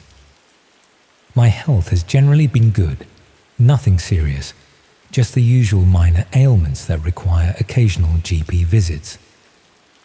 Last year, I started experiencing persistent back pain, the sort that develops gradually from years of standing at easels and bending over students' work. I eventually made an appointment with my GP surgery, a large practice that serves several thousand patients across the area. When I called to book, the receptionist mentioned I could save time by completing my medical history form online before the appointment, and she'd email me a link. The email arrived within a few hours. It looked entirely legitimate, with the surgery's logo and branding, professional formatting, all the hallmarks of official NHS correspondence. The link directed to what appeared to be the surgery's patient portal, asking me to log in with my NHS number and date of birth before completing the pre-appointment questionnaire. The form itself was comprehensive, more detailed than I'd expected, but not unreasonably so. It asked about my current symptoms, previous medical conditions, medications I was taking, allergies, family medical history, lifestyle factors like smoking and alcohol consumption. Standard questions that any general practitioner would need answers to before making a diagnosis or prescribing treatment. Then it asked for information I found slightly odd, but not alarming enough to stop. My home address, obviously, but also details about who I lived with, whether I had family nearby, what my work schedule was like, whether I had any upcoming travel plans. The form explained this was necessary for prescription delivery services and to ensure continuity of care if I needed follow-up appointments. There were questions about my daily routine, what time I typically woke up when I left for work, whether I had regular commitments in the evenings. The form said this helped them schedule appointments at convenient times and plan for home visits if needed. It made enough sense that I answered honestly, noting that I usually left home around 7:30 on weekdays, that I had a pottery class on Tuesday evenings, that I was generally home by 5 on most days. The final section asked about my security arrangements at home. Did I have someone who could collect prescriptions if I wasn't available? Would I be comfortable with medications being left in a secure location if I was out? Did I have concerns about package theft in my area? I mentioned I lived alone, that I didn't really have neighbors I knew well enough to collect things for me, and that packages were usually safe if left by my back door since it wasn't visible from the street. I submitted the form feeling I'd been thorough and helpful, exactly the sort of engaged patient that surgeries appreciate. The confirmation message thanked me for completing the questionnaire and said my information had been added to my medical records ahead of my appointment. When I attended the appointment 3 days later, I mentioned the online form to the doctor. She looked confused and said that they didn't have any record of me completing a pre-appointment questionnaire. She checked my file on her computer and confirmed that there was nothing new added since my last visit 18 months earlier. When I showed her the email on my phone, she immediately called the practice manager. The practice manager explained that they didn't send pre-appointment forms via email. Their patient portal existed but required in-person registration with photo ID, and they certainly didn't ask patients to complete medical histories online. The email I'd received was fake, designed to look like official surgery correspondence, but actually sent by someone with no connection to the practice. They took copies of the email and the form link, saying they'd report it to NHS security and the police. They'd seen similar scams before, usually phishing for personal information that could be used for identity theft or insurance fraud. They advised me to monitor my credit and watch for any unusual activity, but they seemed to think it was a relatively standard phishing attempt. I changed my passwords and kept an eye on my bank accounts, but nothing unusual happened immediately. No fraudulent transactions, no attempts to open credit in my name, no suspicious activity at all. After a few months, I largely forgot about the incident, assuming I'd been lucky to catch it before any real damage was done. Then, about 6 months after I'd completed that fake medical form, my house was broken into on a Tuesday evening whilst I was at my pottery class. The burglars had entered through my back door. The one I'd mentioned wasn't visible from the street. They'd taken electronics, some jewelry, and prescription medications from my bathroom cabinet. The police noted it was a clean, professional job with no forced entry, suggesting they'd picked the lock or had a key. The timing felt unfortunate, but not impossible. Tuesday evenings, when I was reliably away, a back entrance that offered privacy from neighbors and passers-by. The police suggested it might have been someone who'd been watching the house, learning my routine before striking. They took a report, but were honest about the low likelihood of recovering my belongings or identifying the perpetrators. I upgraded my locks and tried to move on, though I felt violated in a way that lingered uncomfortably. About 3 months later, my house was broken into again, this time on a Thursday afternoon during school hours. Same method of entry, same careful selection of valuable items, same lack of evidence or witnesses. The police agreed it seemed targeted, but they couldn't identify any obvious connection to me or reason someone would specifically be focusing on my property. Then I started receiving strange deliveries, packages I hadn't ordered, addressed to me but containing items I'd never purchased. Medications, mostly. Things like painkillers and sleeping tablets, ordered from online pharmacies I'd never heard of. The quantities weren't large enough to be obviously criminal, just enough to seem like legitimate personal orders that might have been made by someone with my name and address. When I contacted the pharmacies to explain the orders weren't mine, they showed me account details created in my name using my NHS number and date of birth. The accounts had been active for months, placing regular small orders for various medications, all delivered to my address during times when I was reliably away from home. Someone had been collecting these packages, presumably during the break-ins or other occasions when they'd accessed my property without me knowing. The police investigation became more serious when they connected the fake medical form to the break-ins and fraudulent medication orders. The form had provided everything needed to target my home effectively. My routine, my security vulnerabilities, my medical information that could be used to order prescriptions in my name. Someone had designed a comprehensive intelligence gathering operation disguised as routine healthcare administration. A detective who specialized in organized crime explained that these schemes were increasingly common. Criminals would send fake medical forms to patients at various GP surgeries, collecting detailed information about their lives under the guise of healthcare efficiency. The information was then compiled into profiles that could be used for various purposes, from straightforward burglary to more complex prescription fraud operations. The detective showed me how to access a dark web marketplace where these patient profiles were being sold. My information was listed there, categorized under residential targets in the Norwich area. The listing included everything I'd put on that form: my address, my daily routine, details about my back door's location, information about my living situation and lack of nearby family, even notes about my upcoming travel plans that I'd mentioned on the form. But it also included my medical information, current health concerns, medications I was taking, details about my prescriptive needs that could be used to order medications in my name. The profile was marked as particularly valuable because it combined residential access information with medical data, making it useful for both burglary and prescription fraud operations. The marketplace listing showed my profile had been purchased multiple times.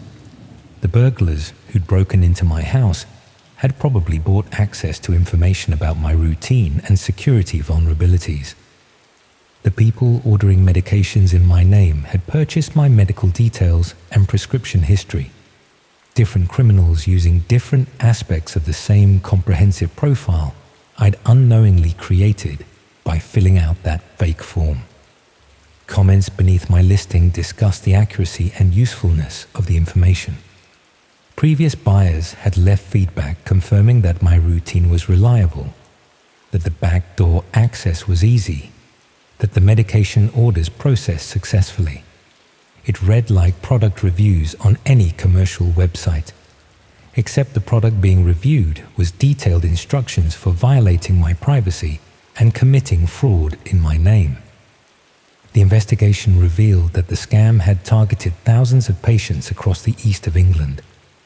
The fake emails were sent to people who'd recently booked GP appointments, suggesting the criminals had access to surgery scheduling systems, or had found ways to identify patients who'd be expecting medical correspondence. The forms were sophisticated enough that most recipients assumed they were legitimate, especially when they arrived around the same time as genuine appointment confirmations. The collected information was organized into detailed profiles and sold on multiple dark web marketplaces. Some profiles were purchased by burglary operations, others by prescription fraud networks, others by people interested in identity theft or insurance fraud. The same data could be sold repeatedly to different buyers, generating ongoing income from a single initial contact with the victim. What made it particularly insidious was how the medical context encouraged detailed honesty. People completing healthcare forms tend to provide accurate information because they understand that medical treatment depends on doctors having complete knowledge. The criminals had weaponized that instinct for honest disclosure, using medical authority to gather intelligence that had nothing to do with healthcare. The police arrested several people involved in the burglary and prescription fraud operations that had targeted my home, but they never identified who'd created and sent the fake medical forms or who managed the dark web marketplaces where the profiles were sold. Those aspects of the operation remained anonymous and untraceable, presumably continuing to function even after the downstream criminal activities were disrupted. I moved house about a year after discovering my profile on that marketplace. I couldn't stay somewhere that had been so thoroughly analyzed and repeatedly violated. My new GP surgery requires in-person verification for everything. No online forms, no emailed links, nothing that could potentially be intercepted or faked. I'm hypervigilant about any medical correspondence I receive, checking directly with the surgery before clicking links or providing information. But the profile still exists somewhere online. My old address, my routine from that period, my medical information from when I completed that form. It's been marked as outdated since I moved, but it's still available for reference, still being viewed by people planning similar operations against other targets. The information never truly disappears from these marketplaces. It just becomes less current and slightly less valuable. The prescription fraud continues to be a problem even after moving. Pharmacies occasionally contact me about suspicious orders placed in my name, using information that was harvested from that original fake form. My NHS number and medical details are presumably still circulating in criminal networks, still being used to place orders that I have to dispute and explain. The administrative burden of constantly monitoring for fraudulent activity has become a permanent part of my life. What haunts me most is thinking about how many other people filled out similar forms, never discovering they weren't legitimate, never connecting later break-ins or fraud to that initial medical questionnaire. The operation was designed to be subtle enough that most victims would never realize what had happened or how their information had been collected and used. I've tried to warn other teachers at my school, explaining what happened and encouraging them to verify any medical correspondence before responding. Some take it seriously, but others seem to think I'm overreacting or being paranoid. They can't imagine that something as mundane as a pre-appointment form could be part of such a comprehensive criminal operation. They're wrong, though. That's precisely what makes these scams effective. They exploit ordinary administrative processes that people encounter regularly and have learned to trust. A medical form seems inherently legitimate because we're conditioned to expect healthcare systems to gather detailed personal information. Questioning whether a form is genuine feels almost paranoid when it arrives at exactly the time you'd expect such correspondence. The fake form I completed looked professional, asked reasonable questions, and arrived when I was anticipating medical correspondence. Every aspect was designed to prevent skepticism, to encourage the kind of detailed, honest responses that would create a valuable criminal intelligence profile. And it worked perfectly, because I had no reason to suspect that routine healthcare administration could be weaponized so effectively. I still teach art, still live in Norwich, still deal with occasional back pain that started this whole situation. But I'm fundamentally changed by understanding how easily medical trust can be exploited, how much damage can be done with information that seems innocuous when you're providing it. Every form I complete now, every bit of information I share, I question whether it's actually necessary and who might ultimately have access to it. The detective who handled my case told me these medical form scams were among the most effective intelligence-gathering operations she'd encountered. People's instinct to be honest and thorough when dealing with healthcare made them willing to provide information they'd never share in other contexts. The medical framing bypassed normal privacy concerns, encouraging disclosure that would seem inappropriate in any other setting. That's what I think about now when I receive medical correspondence. Not just whether it's legitimate, but what information I'm providing even when it is. How much detail do I actually need to share? Who will have access to what I disclose? Could this information be used for purposes beyond medical care if it fell into the wrong hands? These aren't questions I should have to ask about routine healthcare administration, but they're questions I can't avoid after experiencing what happened. My medical information became a commodity traded on criminal marketplaces. My routine became a product sold to burglars.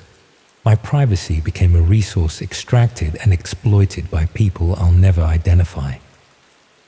The form took 15 minutes to complete. Just 15 minutes of answering questions that seemed entirely reasonable at the time. And those 15 minutes created a comprehensive profile that has been used against me repeatedly over the past 2 years. That still exists somewhere online. That still generates consequences I'm discovering gradually as new fraudulent activities appear. I filled out a medical form online, and that single act of trying to be a helpful, engaged patient led to break-ins, fraud, violation, and ultimately having to rebuild my life more carefully and suspiciously than before. That's the reality I live with now. Not dramatic trauma, but persistent awareness that routine administrative processes can hide sophisticated criminal operations, and that information freely given can become a weapon used against you in ways you'll never fully understand or control.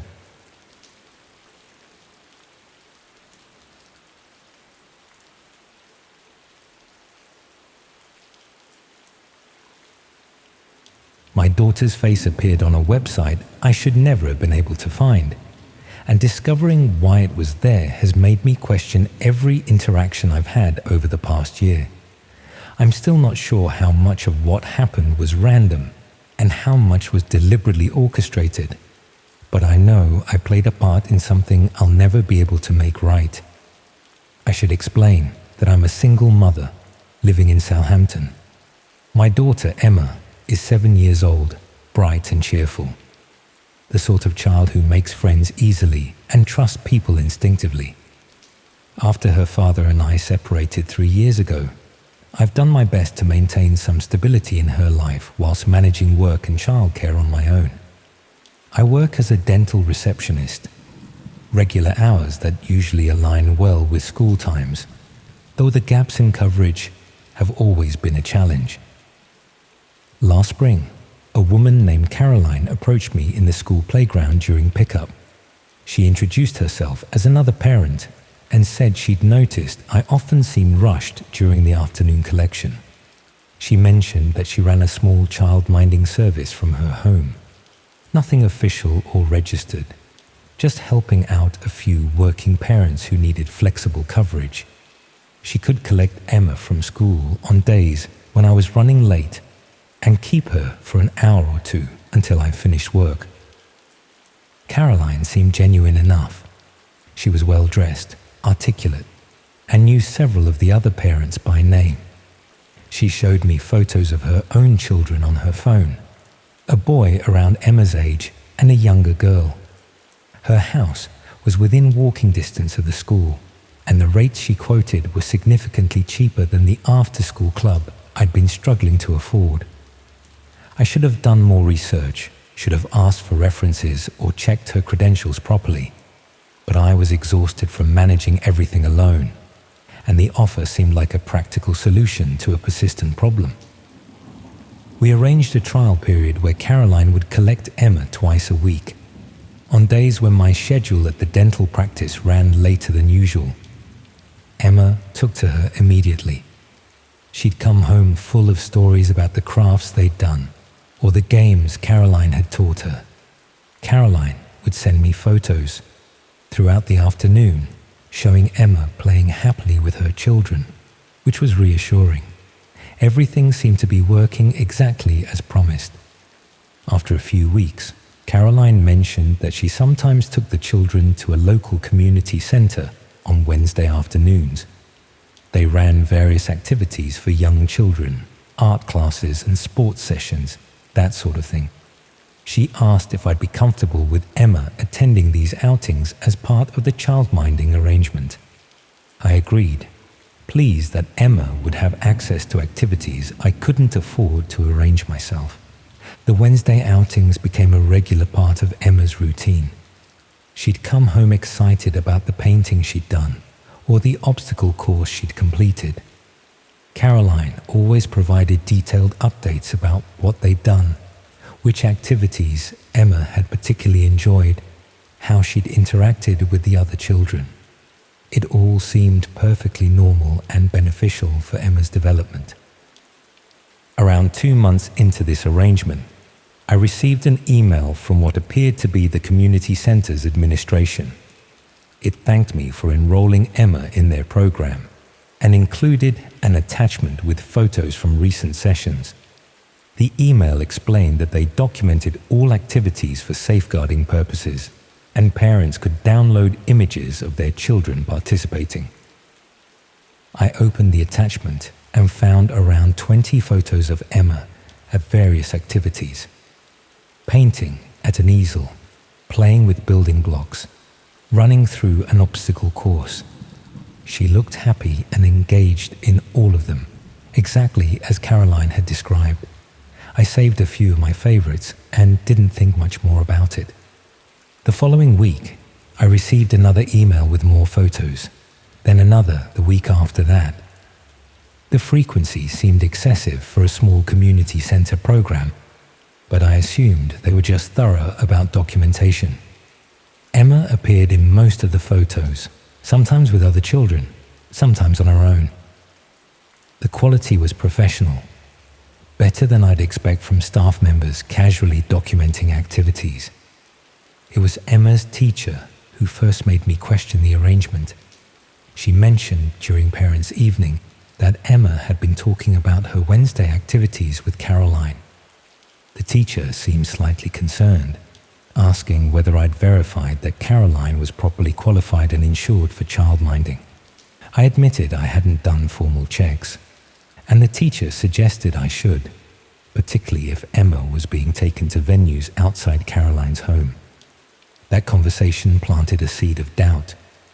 When I got home, I tried to search for information about Caroline's childminding service online. I found nothing. No website, no business registration, no reviews or recommendations. I searched for the community center she'd mentioned and couldn't find any facility by that name in our area. I called Caroline the next day to ask for more details about where exactly she was taking Emma. She seemed surprised by the question, slightly defensive even. She gave me an address for the community center and assured me it was a perfectly legitimate facility run by volunteers. When I searched for that address, I found it was actually a private residence, not a community facility at all. That's when I started to panic.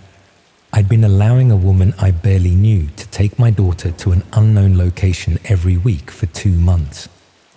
I'd received professional photographs of Emma that supposedly came from a community center that didn't exist, and I had no idea what was actually happening during those Wednesday afternoons. I confronted Caroline at school pickup that day, asking her directly what was going on. She became evasive, claiming there must have been some confusion about the address, that the community center operated from various locations. When I pressed her for specifics, she simply said she couldn't continue the child-minding arrangement and walked away. I never saw her at the school again after that day. I reported everything to the school immediately. They had no record of any parent named Caroline with children at the school. The photos she'd shown me of her supposed children weren't in any of their class photographs. She'd been approaching parents outside the school gates for months, presenting herself as another parent, but no one knew who she actually was or where she'd come from. The police took my statement and began investigating. They asked for copies of all the photos I'd received and details of every interaction I'd had with Caroline. They seemed particularly concerned about the professional quality of the photographs and the fact that they'd been sent to me through email rather than being available through any official channels. What they discovered made me feel physically sick. The photos hadn't come from any community center. They'd been taken at a private address in Portsmouth, a house owned by someone with previous convictions for child exploitation offences. The property had been set up to look like a children's activity space, complete with toys, craft supplies, and play equipment, specifically for photographing children whose parents thought they were attending legitimate programs. Caroline wasn't her real name, and she'd been operating this scheme across multiple schools in the region for over a year. She'd approach single parents who seemed overwhelmed, offer affordable child-minding services, gain trust over several weeks, and then introduce the supposed community center activities. The children were never harmed physically, but they were photographed extensively in various activities and settings. The photos were then sold on the dark web, marketed as candid images of children engaged in innocent activities. The clients who purchased them weren't looking for explicit content, at least not initially. They wanted authentic photographs of real children in everyday situations, images that appeared natural and unstaged. The prices varied based on the child's appearance and how many different activity sets had been photographed. The police showed me the website where Emma's photos had been listed. I had to access it through their systems, since it wasn't available through normal internet browsing. The site was organized like a stock photography service, with categories for different activities and age groups. Emma's photos were catalogued under multiple categories: arts and crafts, outdoor play, educational activities. Each photo had been viewed hundreds of times, and several complete sets had been purchased. What made it worse was realizing the emails I'd received weren't all the photos that existed. Those were just samples, proof that the child in the listings was real and that new content was being regularly produced. The full collections were much larger, containing images from angles I'd never seen, showing Emma in situations I hadn't been told about. Close-ups of her face, shots that focused on specific aspects of her appearance, carefully composed photographs that had obviously been taken by someone with experience in this particular type of content. The investigation revealed that Caroline worked with several other people who performed different roles in the operation. Someone else owned the property where the photos were taken. Another person managed the website and handled client communications. Caroline's specific role was recruitment.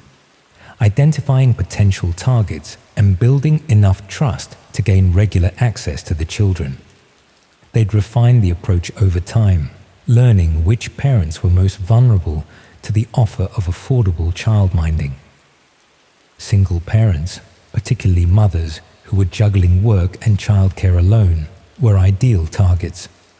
The promise of flexibility and low cost made it difficult to refuse, and the gradual introduction of the community center activities made the whole thing seem like a genuine enrichment opportunity for the children.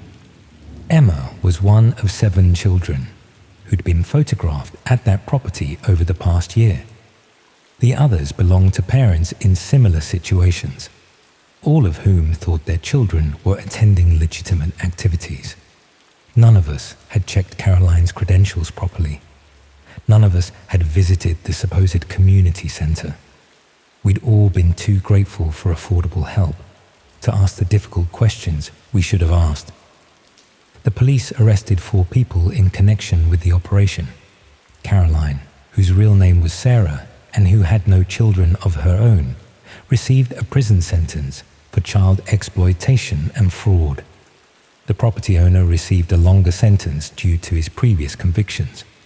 The others involved received various punishments, though the sentences seemed inadequate given what they'd done.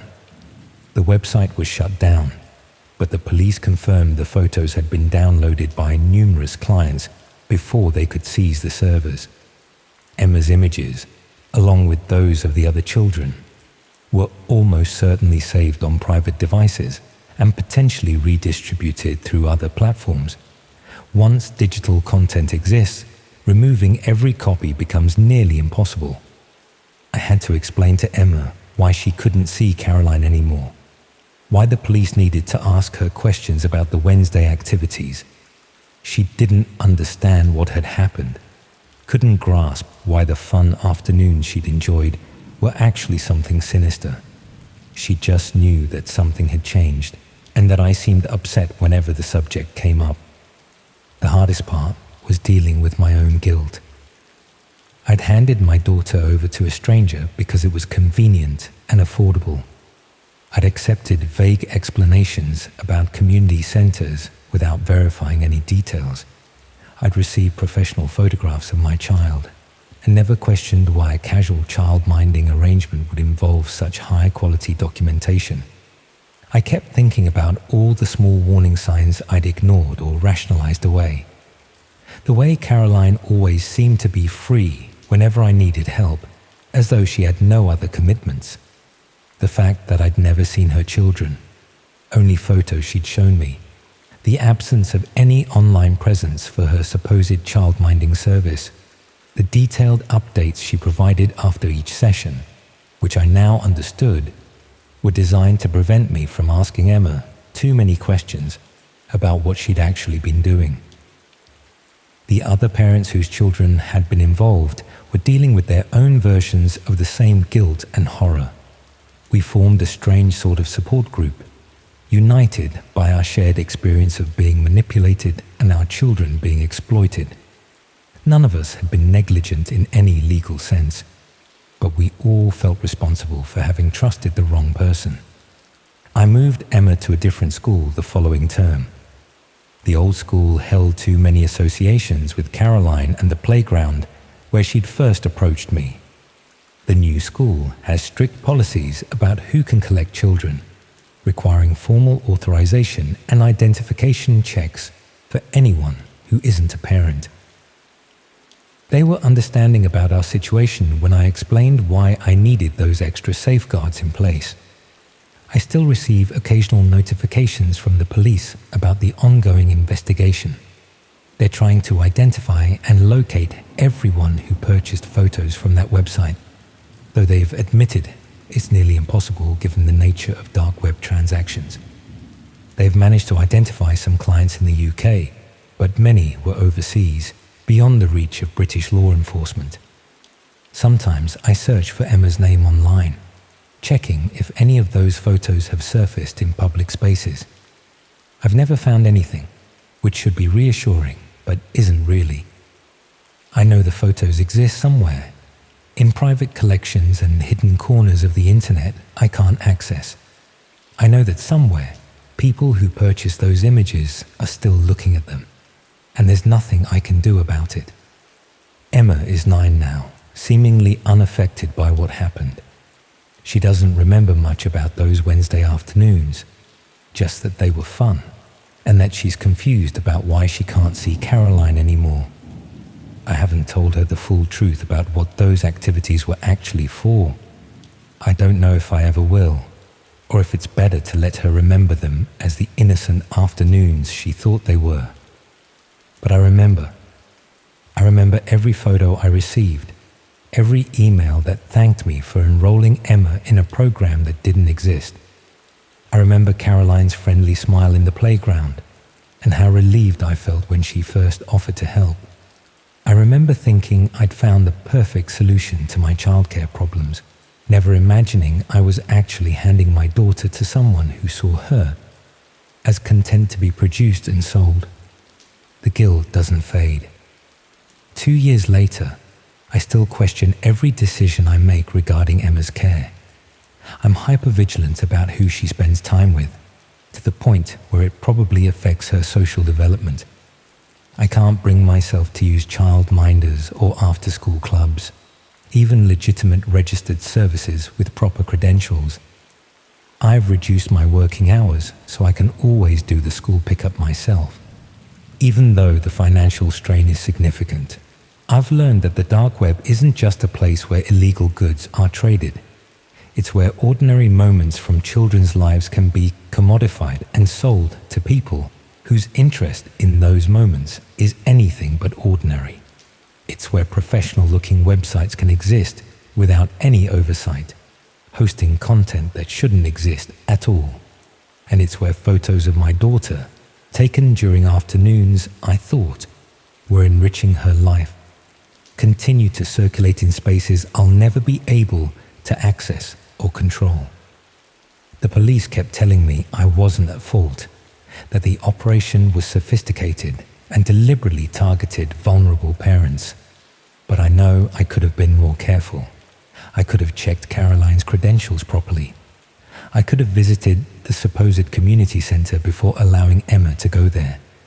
I could have asked more questions when something seemed too good to be true.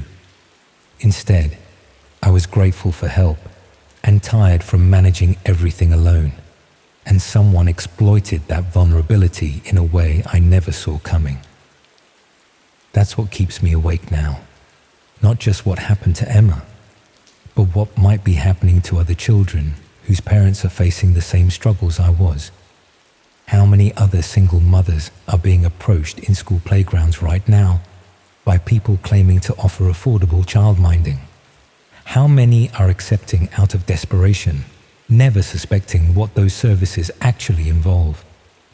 I wanted to warn other parents, to share my story as a cautionary tale about checking credentials and trusting instincts. But doing so means admitting publicly what happened, potentially exposing Emma to questions and judgment she doesn't deserve. So instead, I remain silent, carrying this knowledge alone, hoping that somehow my mistake won't be repeated by others who find themselves in similar circumstances. The photos exist. The website was replicated before it was shut down, probably multiple times, preserving all the content for anyone who wants to access it. Emma's face is out there in those hidden corners of the internet, tagged and categorized, available to people I'll never identify. And there's absolutely nothing I can do except hope that one day, somehow, all traces of those images will disappear. But I know they won't. Digital content is permanent, especially when it exists in spaces designed to preserve what mainstream internet would delete. That's the reality I live with now.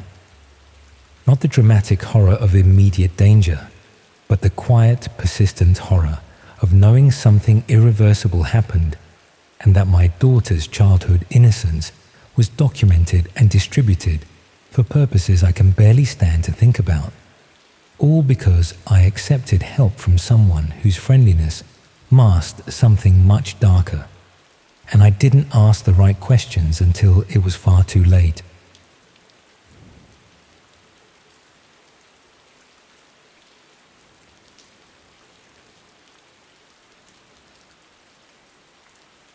I needed some extra money while I was at university, so I started tutoring kids online. At the time, it seemed harmless enough. Being a student in London meant living on about £20 a week after rent and bills. So when I saw an advert for online tutoring that paid £15 an hour, I jumped at it. I was studying English literature at King's College, decent enough grades, and I'd always been good at explaining things to people. It appeared to be an easy way for me to earn money while working from my cramped dorm room. The website looked professional. Clean design, proper company registration details, even testimonials from parents talking about how much their children's grades had improved. They specialized in one-to-one tutoring for secondary school students who were struggling with English, history, and similar subjects.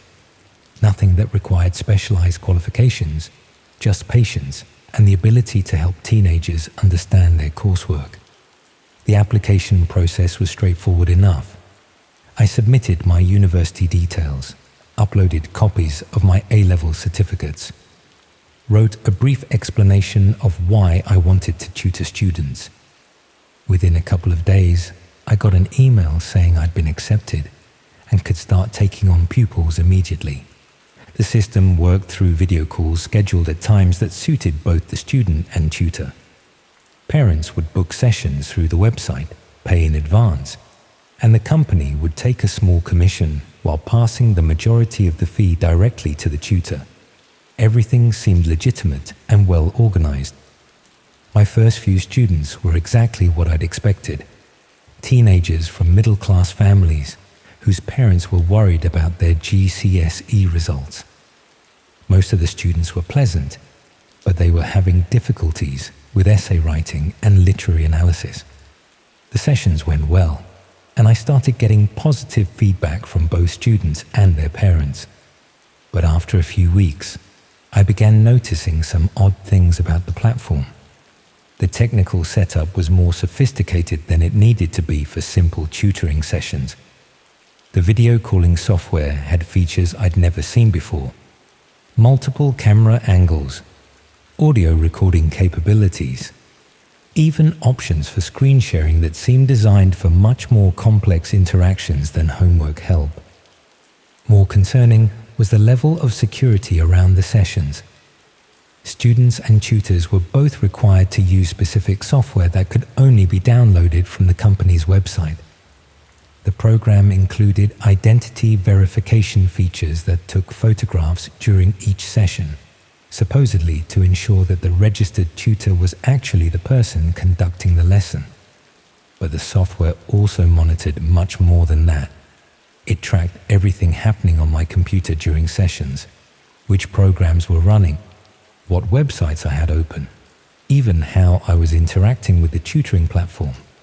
When I asked the support team about this, they said it was standard security practice to prevent fraud and ensure the quality of their educational services. The students I was assigned also seemed carefully selected in ways that didn't quite make sense for a random tutoring service. They were all roughly the same age, around 14 or 15, and came from similar backgrounds, well-spoken, articulate, from families that clearly had money, but weren't necessarily academic high achievers. What struck me as particularly odd was that none of them seemed to have friends or siblings who might also benefit from tutoring. Usually, if a service worked well for one child in a family, parents would recommend it to other families or sign up additional children. But every student I worked with appeared to be an only child from a household where tutoring was treated as a very private arrangement. The sessions themselves were also structured differently than I'd expected. Rather than focusing purely on academic subjects, there was always a significant amount of general conversation. Students were encouraged to talk about their daily routines, their family life, their interests and hobbies. The company's training materials emphasize the importance of building rapport and understanding each student's personal circumstances. Initially, I thought this was just good educational practice. Understanding a student's background helps you tailor your teaching approach. But gradually, I realized the conversations were following very specific patterns, with students being guided to reveal detailed information about their home lives, family relationships, and daily schedules. The company provided detailed session reports that tutors were required to complete after each lesson. These reports included not just academic progress, but comprehensive notes about what the student had discussed regarding their personal life, where they lived, what their parents did for work, what activities they participated in outside school, even details about family holidays and social events. When I questioned why this level of personal information was necessary for tutoring sessions, the company explained that they were building comprehensive learner profiles to help match students with the most suitable educational approaches. Understanding a child's complete circumstances allowed them to provide more effective support and identify potential barriers to academic success. But the more sessions I conducted, the more uncomfortable I became with the amount of personal information I was gathering about these teenagers. Some of them were incredibly open about details that seemed far too private to be relevant to their education. Family arguments, financial problems, even information about when their parents would be away from home. I started paying closer attention to the other tutors working for the platform, trying to understand whether they were having similar experiences. The company had a private discussion area where tutors could share teaching tips and support each other. But most of the conversations felt oddly scripted and superficial. When I tried asking direct questions about the personal information requirements or the unusual technical setup, other tutors either didn't respond or gave answers that sounded like they were reading from company training materials. Nobody seemed willing to discuss any concerns about the platform's practices or policies. That's when I started looking more carefully at the company itself. The business registration details were legitimate, but when I tried researching the company's history and background, I found very little information. They claimed to have been operating for several years and to work with hundreds of families, but there was almost no online presence beyond their official website. More troubling was the discovery that the company was registered as providing educational consulting and family support services, rather than simple tutoring. The business description suggested they offered much more comprehensive services than just academic support, including what they called youth development programs and family liaison services. When I searched for these broader service categories, I found connections to organizations that specialized in working with vulnerable young people. Some appeared to be legitimate charities and social services, but others were more difficult to categorize. Companies that offered intervention services and family mediation without clearly explaining what those services actually involved. The most disturbing discovery was that some of the families using the tutoring service weren't paying the fees themselves. Instead, payments were being made by third-party organizations that seemed to specialize in providing support to families going through difficult circumstances. Social services departments, family courts, and even seemingly private investigators were involved. I tried accessing some of the session recordings to review what information I'd actually been collecting from students. The company claimed that all sessions were recorded for quality assurance purposes, and tutors were supposed to be able to access their own recordings for professional development. But when I logged into the system, I discovered that the recordings contained much more than just the video calls I'd been conducting.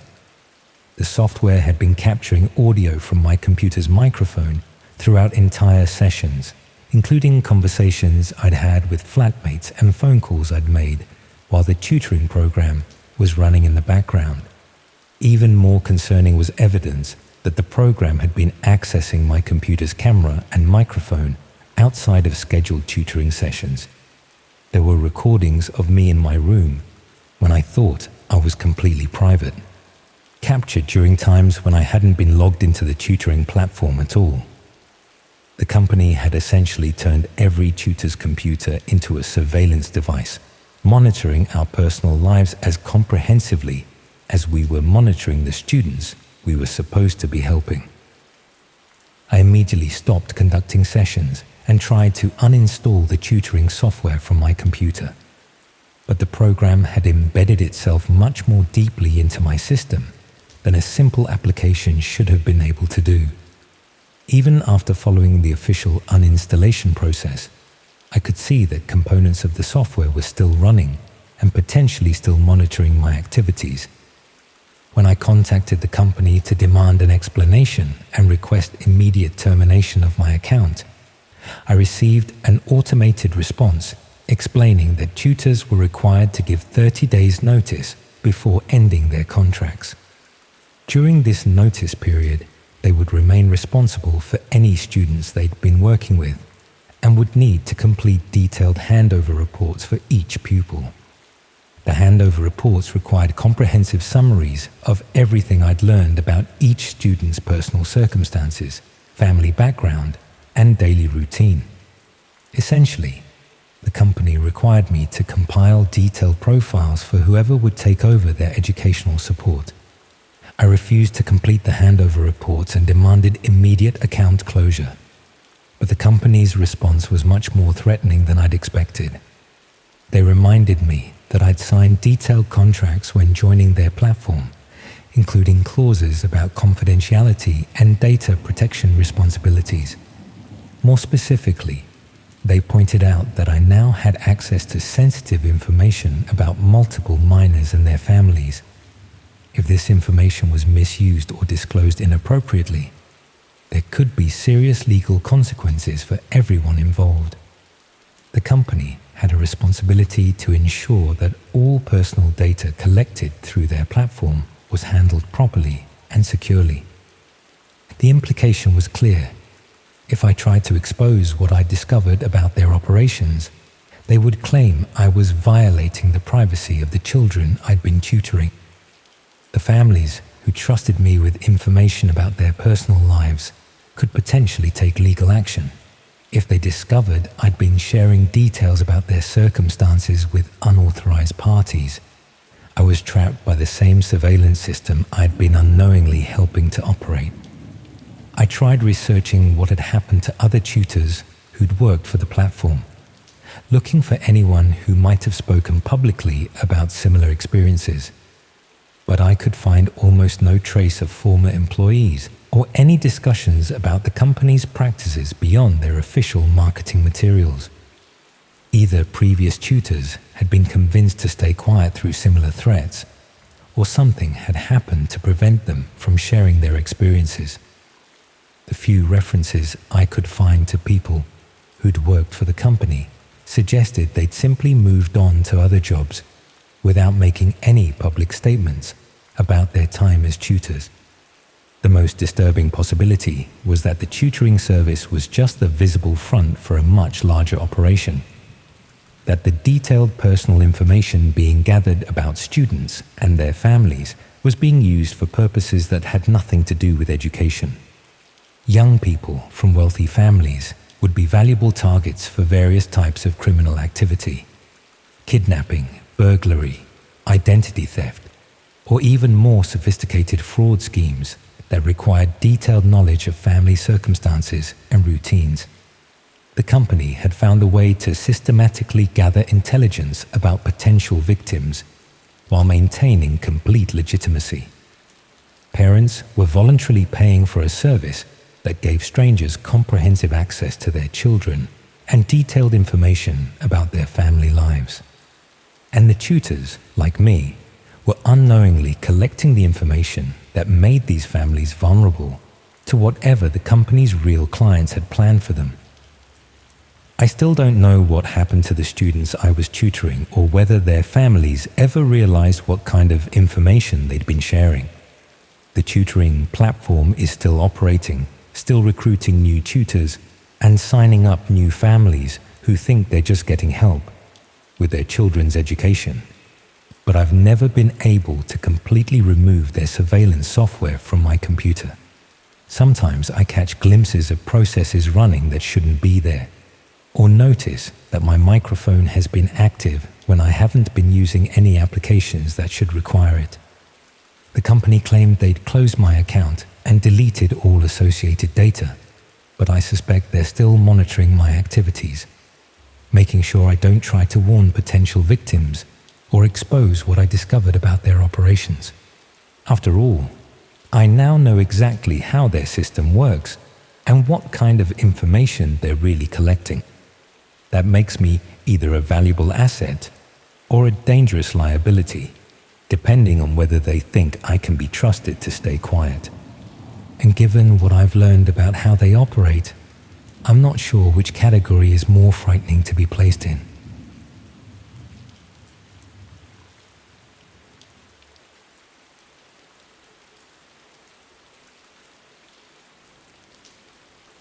Do you ever rehearse something in your head before you say it, just to get an idea of how it'll sound? I did that with this story. It probably sounds like a strange way to begin, but there's a reason. I can't bring myself to properly clean my own house anymore. Every time I pick up a cloth or switch on the Hoover, I think about the things I found hidden inside other people's homes, and I start to wonder what might be buried in mine.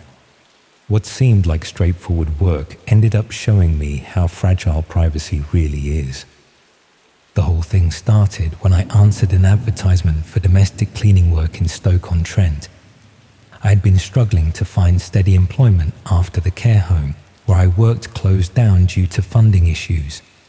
The redundancy package had barely lasted 2 months, and I was facing the prospect of losing my flat if I couldn't find regular income soon. The cleaning job seemed ideal for my circumstances. The agency advertised flexible hours, above average pay, and the opportunity to work independently without constant supervision.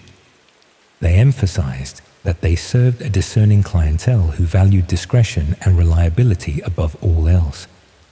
During the interview, the agency manager explained that their clients were typically busy professionals who traveled frequently for work. Many of their properties required maintenance cleaning while the owners were abroad, ensuring that homes remained pristine and secure during extended absences. The manager stressed that absolute discretion was essential for this type of work. Clients needed to trust that their homes would be treated with complete respect, and that any personal information encountered during cleaning would remain strictly confidential. She made it clear that discussing clients or their homes with anyone outside the agency would result in immediate termination. I was assigned to a rotation of about 6 different properties across Staffordshire and the West Midlands. All were substantial homes owned by people who apparently travelled extensively for business. The agency provided detailed cleaning schedules and specific instructions for each property, along with keys and alarm codes for access. The first few properties I cleaned were exactly as advertised.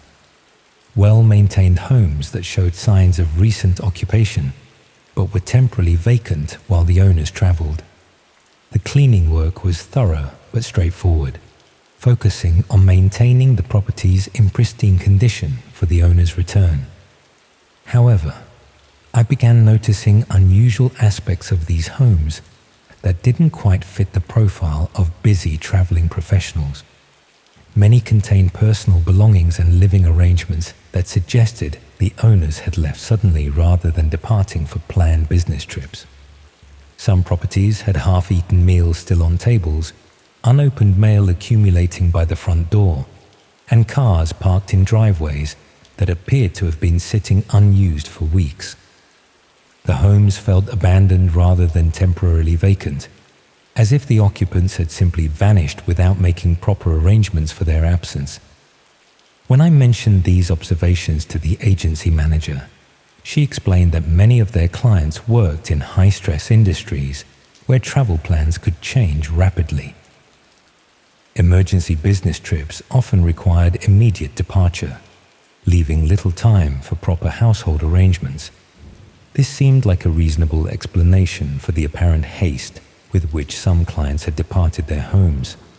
International business often involved urgent situations that required dropping everything to respond to crises or opportunities abroad.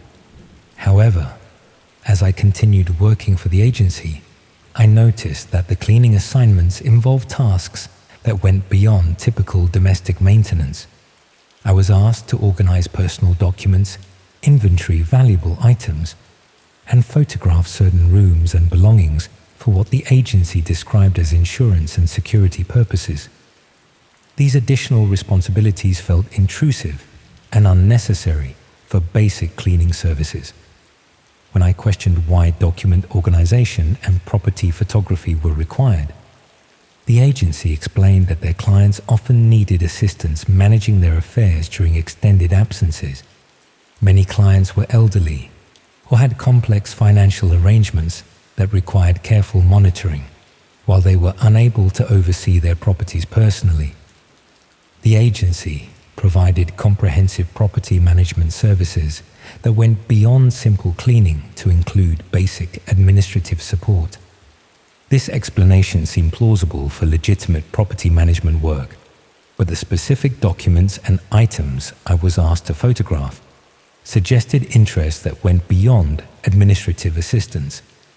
I was documenting personal correspondence, financial records, and intimate family photographs that seemed irrelevant to property security.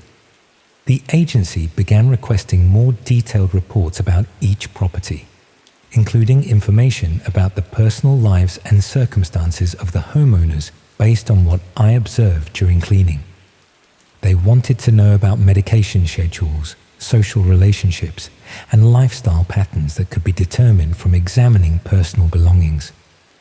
When I expressed discomfort with gathering such intimate information about the homeowners, the agency reminded me that understanding client circumstances was essential for providing appropriate property management services.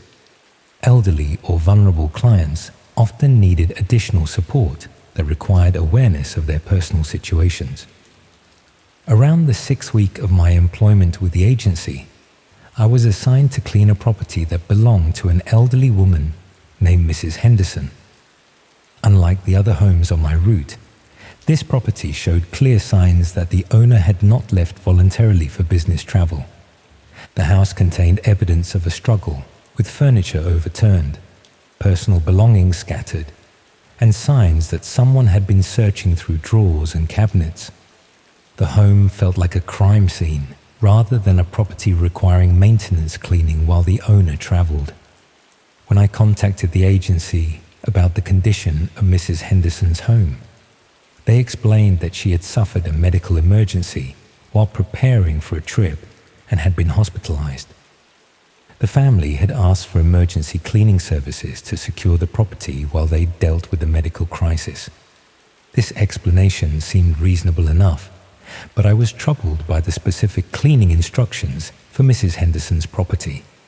Instead of focusing on tidying up after the medical emergency, I was asked to photograph all personal documents, inventory jewelry and valuables, and document any information about bank accounts or financial arrangements. These tasks felt more like systematic robbery than cleaning services for a family dealing with a medical emergency. I was essentially cataloging everything of value in the home and documenting personal information that could be used for identity theft or financial fraud. When I tried to refuse these expanded responsibilities, the agency pointed out that I had already been gathering similar information from other properties for several weeks.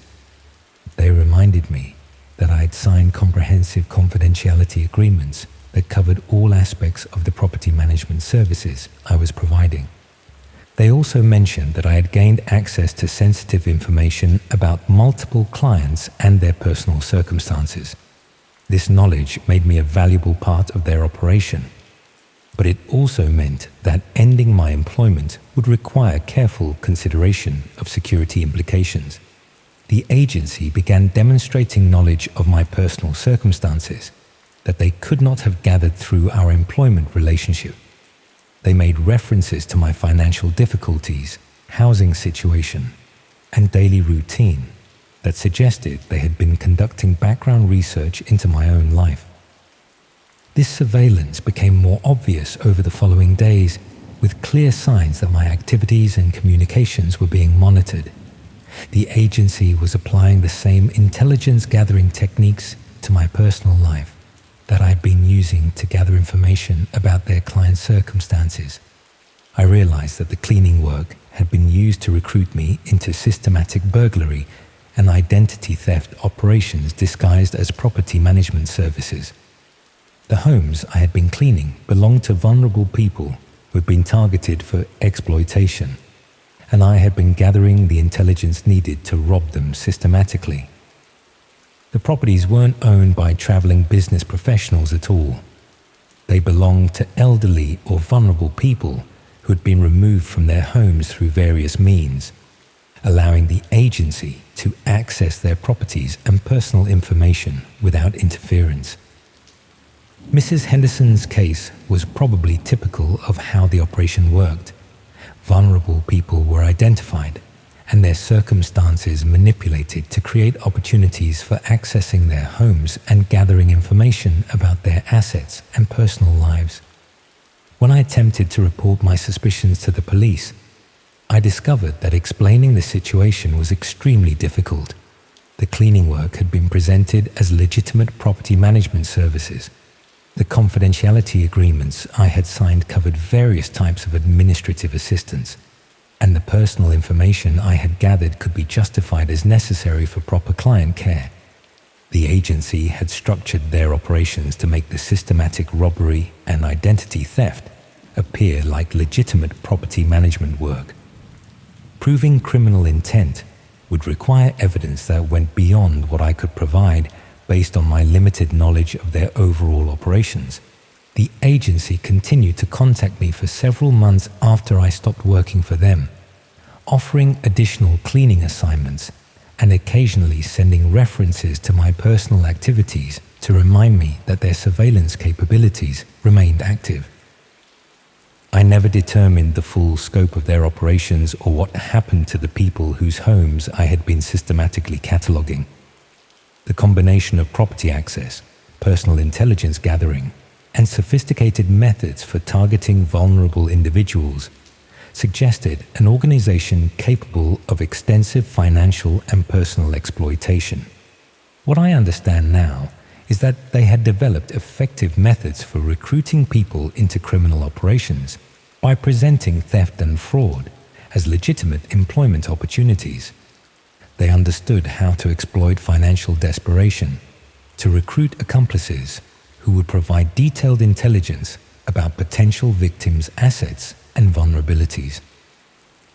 The most disturbing aspect of this experience was how my desire for steady employment had been transformed into participation in systematic victimization of vulnerable people.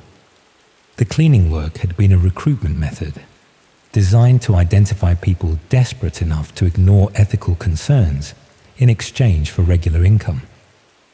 I still receive occasional contact attempts from similar property management companies, offering cleaning and administrative work that pays well for what appears to be basic domestic services. The positions they advertise always involve working with elderly or traveling clients, always require strict confidentiality, and always include responsibilities that go beyond typical cleaning work. I decline these opportunities immediately now, but I wonder how many other people have found themselves in similar situations, believing they are providing legitimate property management services while actually participating in systematic robbery and exploitation of vulnerable homeowners.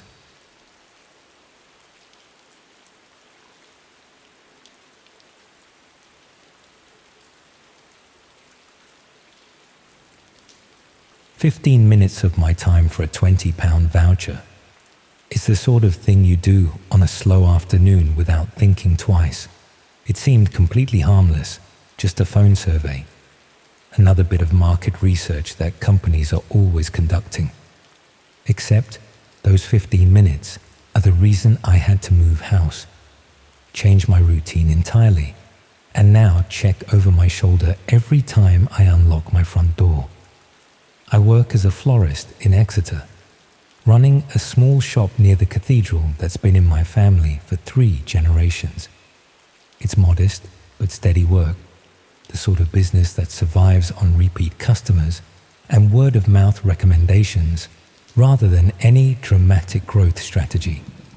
I'm there 6 days a week, usually opening around 8 in the morning and closing by 6 in the evening, with Sundays off for the market reset and personal time. About 2 years ago, I received a phone call at the shop from someone conducting what they described as a lifestyle survey for a consumer research company.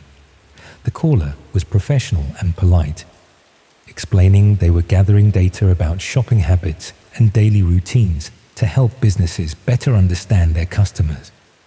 The survey would take roughly 15 minutes, and I'd receive a £20 Amazon voucher for participating. I've always been somewhat skeptical of these types of calls, but this one seemed legitimate. The caller knew I owned a retail business, which suggested they'd done at least some research rather than cold calling randomly. They mentioned the name of a research firm I vaguely recognized from seeing referenced in business articles. It was a quiet Tuesday afternoon with no customers in the shop, so I agreed to participate. The question started normally enough. What time did I typically open the shop? When was my busiest period during the day? What days was I closed? Did I work alone or have employees? Standard information that any market research company might collect about small business operations. Then the questions became more specific. What time did I usually leave home in the morning? Did I take the same route to work each day? Did I live alone or with family? What kind of security measures did I have at home? The caller explained these questions were about understanding work-life balance and security concerns for small business owners, which sounded reasonable enough at the time. I answered honestly, not really thinking about why a consumer research firm would need to know that I left home around 7:40 each morning, that I lived alone in a terraced house about 2 miles from the shop, that I had a fairly basic alarm system but no cameras, that I usually took Wednesdays slightly easier because foot traffic was lower midweek. The caller asked about my evening routine as well. What time did I typically get home? Did I go out during evenings or mostly stay in? Did I have neighbors who were usually around? Were there particular nights when I was reliably away from home? I mentioned that I went to a book club every other Thursday evening and usually did my weekly shop on Tuesday evenings after work. The survey concluded with questions about my holiday patterns. How often did I close the shop for holidays?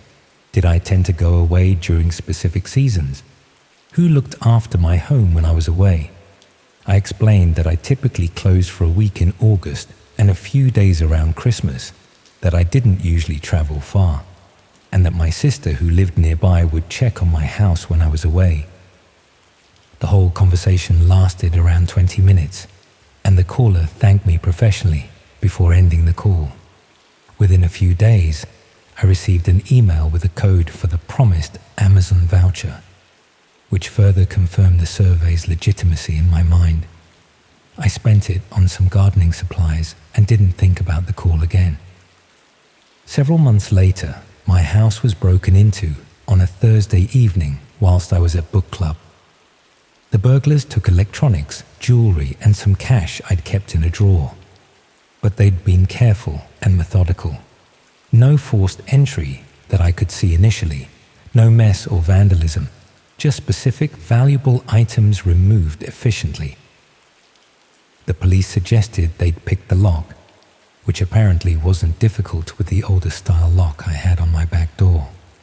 The timing seemed like unfortunate coincidence, Thursday evenings when I was reliably away from home.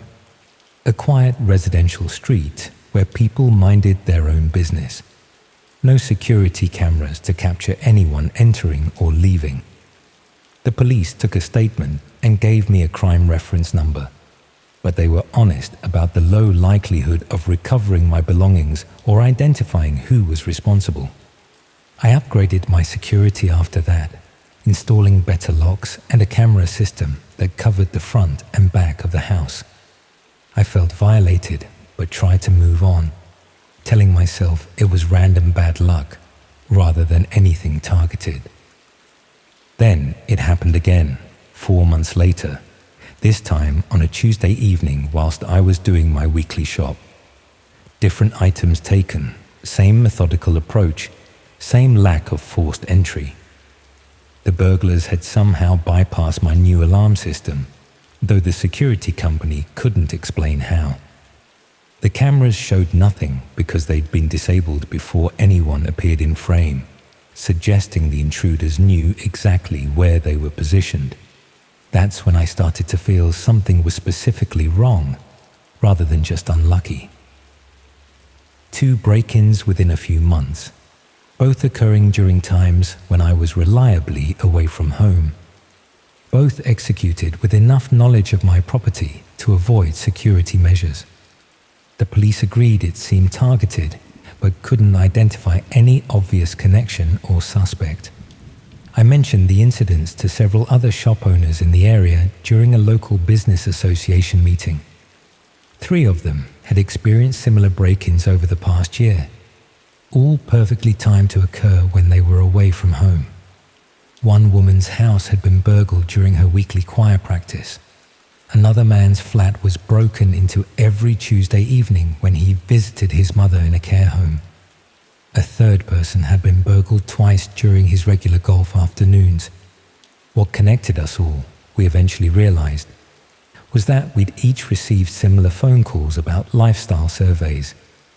Different callers, slightly different company names, but the same general pattern of questions about our daily routines, security measures, and when we were reliably away from home. We'd all received the promised vouchers afterwards, which had convinced us the surveys were legitimate. One of the business owners, a woman who ran a bookshop, was more technically minded than the rest of us. She suggested we try to find information about the research companies that had supposedly conducted these surveys. None of us could remember the exact names, but we had rough recollections and in some cases email addresses from the voucher codes we'd received.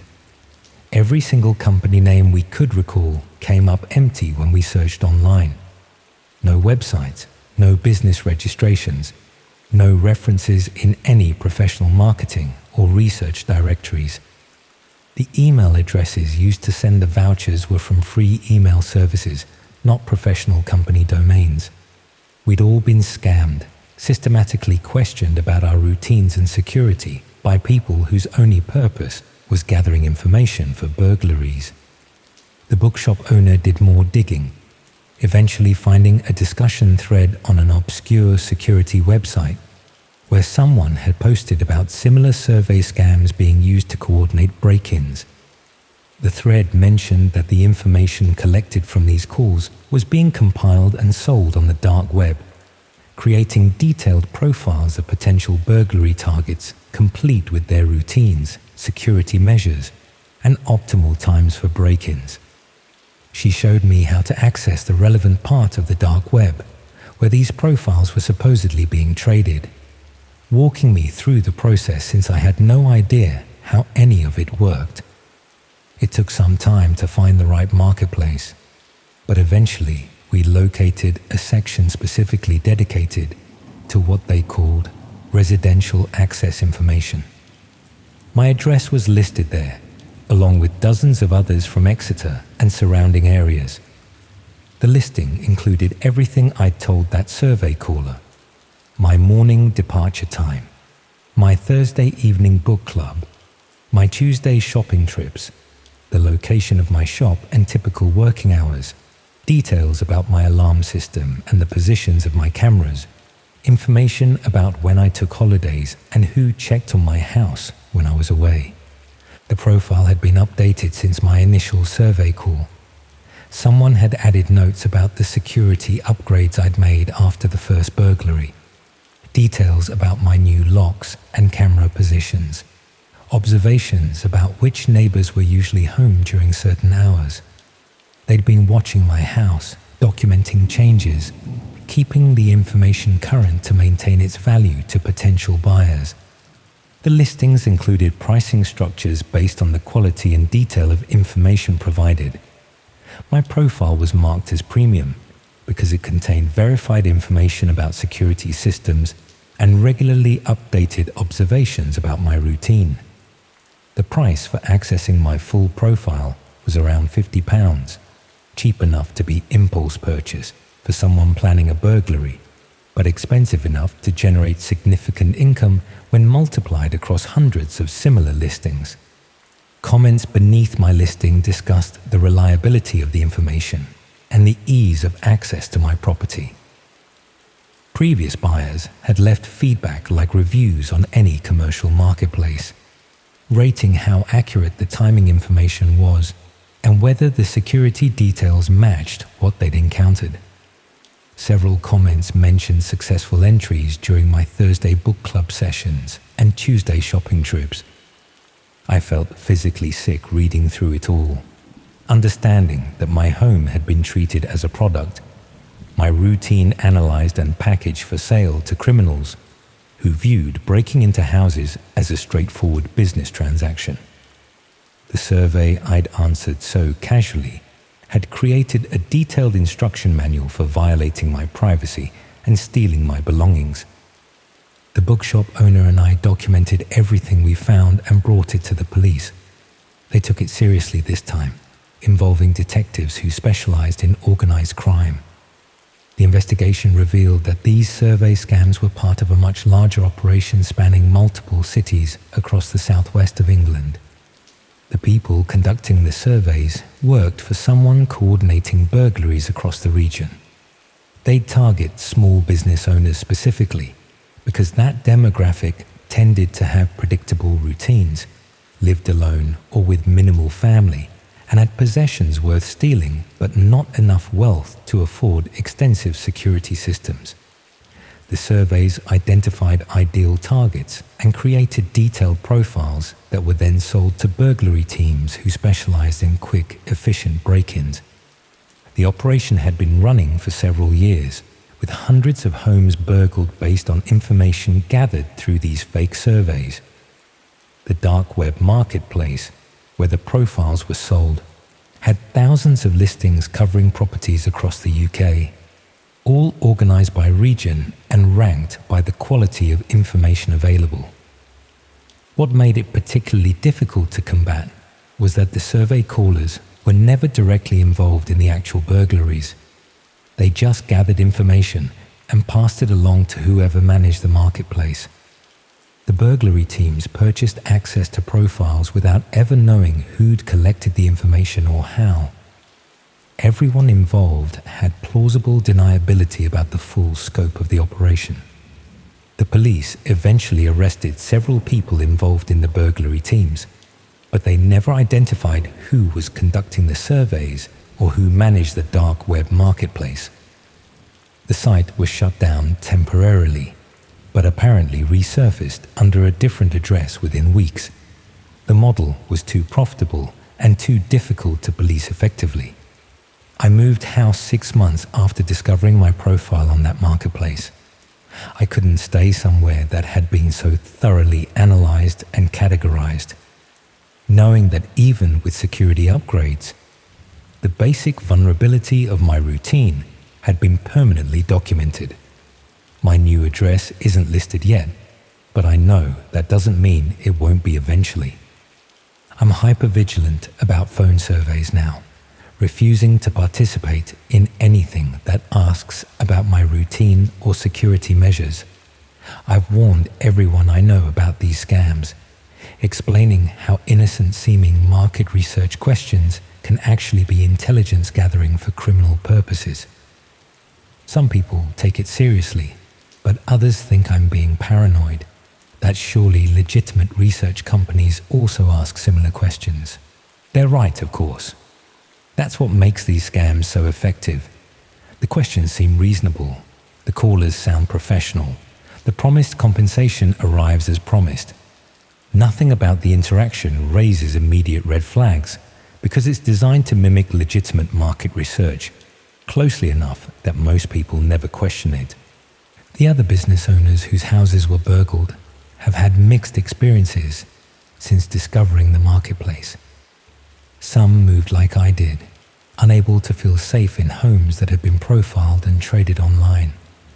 Others stayed but invested heavily in security systems, though we all know that information about those systems is probably being gathered and updated somewhere. One person closed their business entirely, unable to maintain predictable hours, knowing that routine was precisely what made them vulnerable. The psychological impact has been worse than the financial losses from the burglaries themselves. It's the knowledge that strangers had studied my life in detail, that my daily patterns were documented and analyzed, that my home's vulnerabilities were mapped out and sold to whoever wanted to exploit them. The violation isn't just that people broke into my house, but that they were invited by information I provided willingly, never understanding how it would be used. I still think about that survey call sometimes, wishing I'd been more suspicious or less accommodating. But I know that's pointless.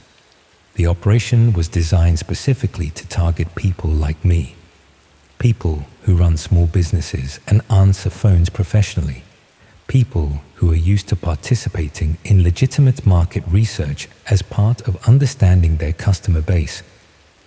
My mistake wasn't unique or particularly careless. It was predictable, and that's why the scam works so effectively. The marketplace listings continue circulating somewhere in the hidden corners of the internet. My old address is probably still there, marked as outdated but available for reference. The information never truly disappears. It just becomes less current, less valuable, but still potentially useful to someone planning a burglary in that neighborhood. I've developed new routines that are deliberately unpredictable. I vary my shopping times, skip book club occasionally, take random routes home from work. I never answer survey calls anymore, even ones that seem completely legitimate. I've installed security systems that I modify regularly so their configurations aren't static. I'm constantly aware that information about my routine has value to people with bad intentions, and that awareness has fundamentally changed how I live. The worst part is knowing how many other people are being surveyed right now, answering seemingly innocent questions about their daily patterns, providing detailed information about when they're home and when they're vulnerable.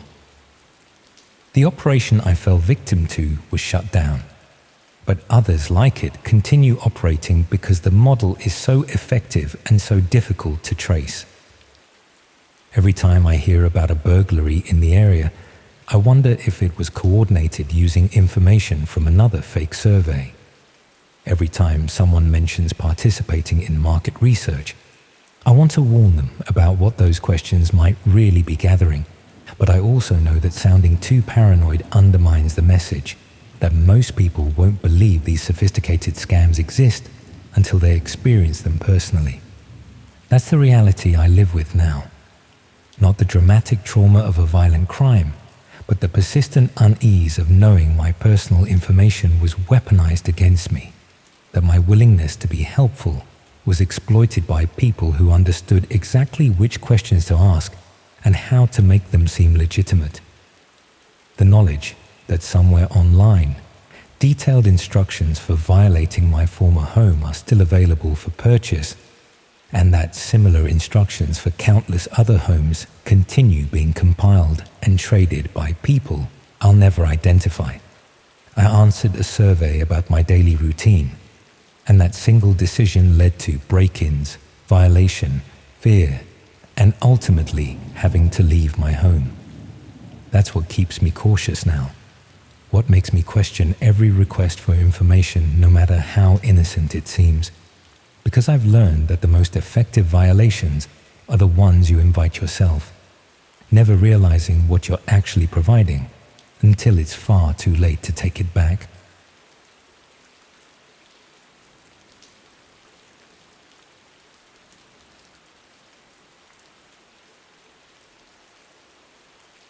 The police came to my door 3 times before I finally let them in. Not because I was being difficult, but because I genuinely didn't know what to tell them that wouldn't sound completely insane. How do you explain to 2 officers from West Midlands Police that you've witnessed a murder, that you know exactly who did it and roughly where it happened, but you can't tell them how you know, because the explanation involves admitting you were somewhere online you absolutely shouldn't have been? I'm sitting in what they call protective custody now, a safe house in Wolverhampton that smells of cigarettes and cheap air freshener. And I still don't know if I did the right thing by coming forward. My name's Helen. I'm 53 years old, and until 6 weeks ago, I was living a completely ordinary life in Birmingham, working as a medical secretary. Then I saw something I wasn't supposed to see, and now everything's different. It started with insomnia, which probably sounds like a boring way to begin a story about witnessing a murder, but that's genuinely how it happened. I'd been having trouble sleeping for months after my divorce was finalized. Nothing dramatic. David and I had just grown apart after 26 years of marriage. No affairs, no big arguments, just a slow realization that we'd become strangers who happened to share a house.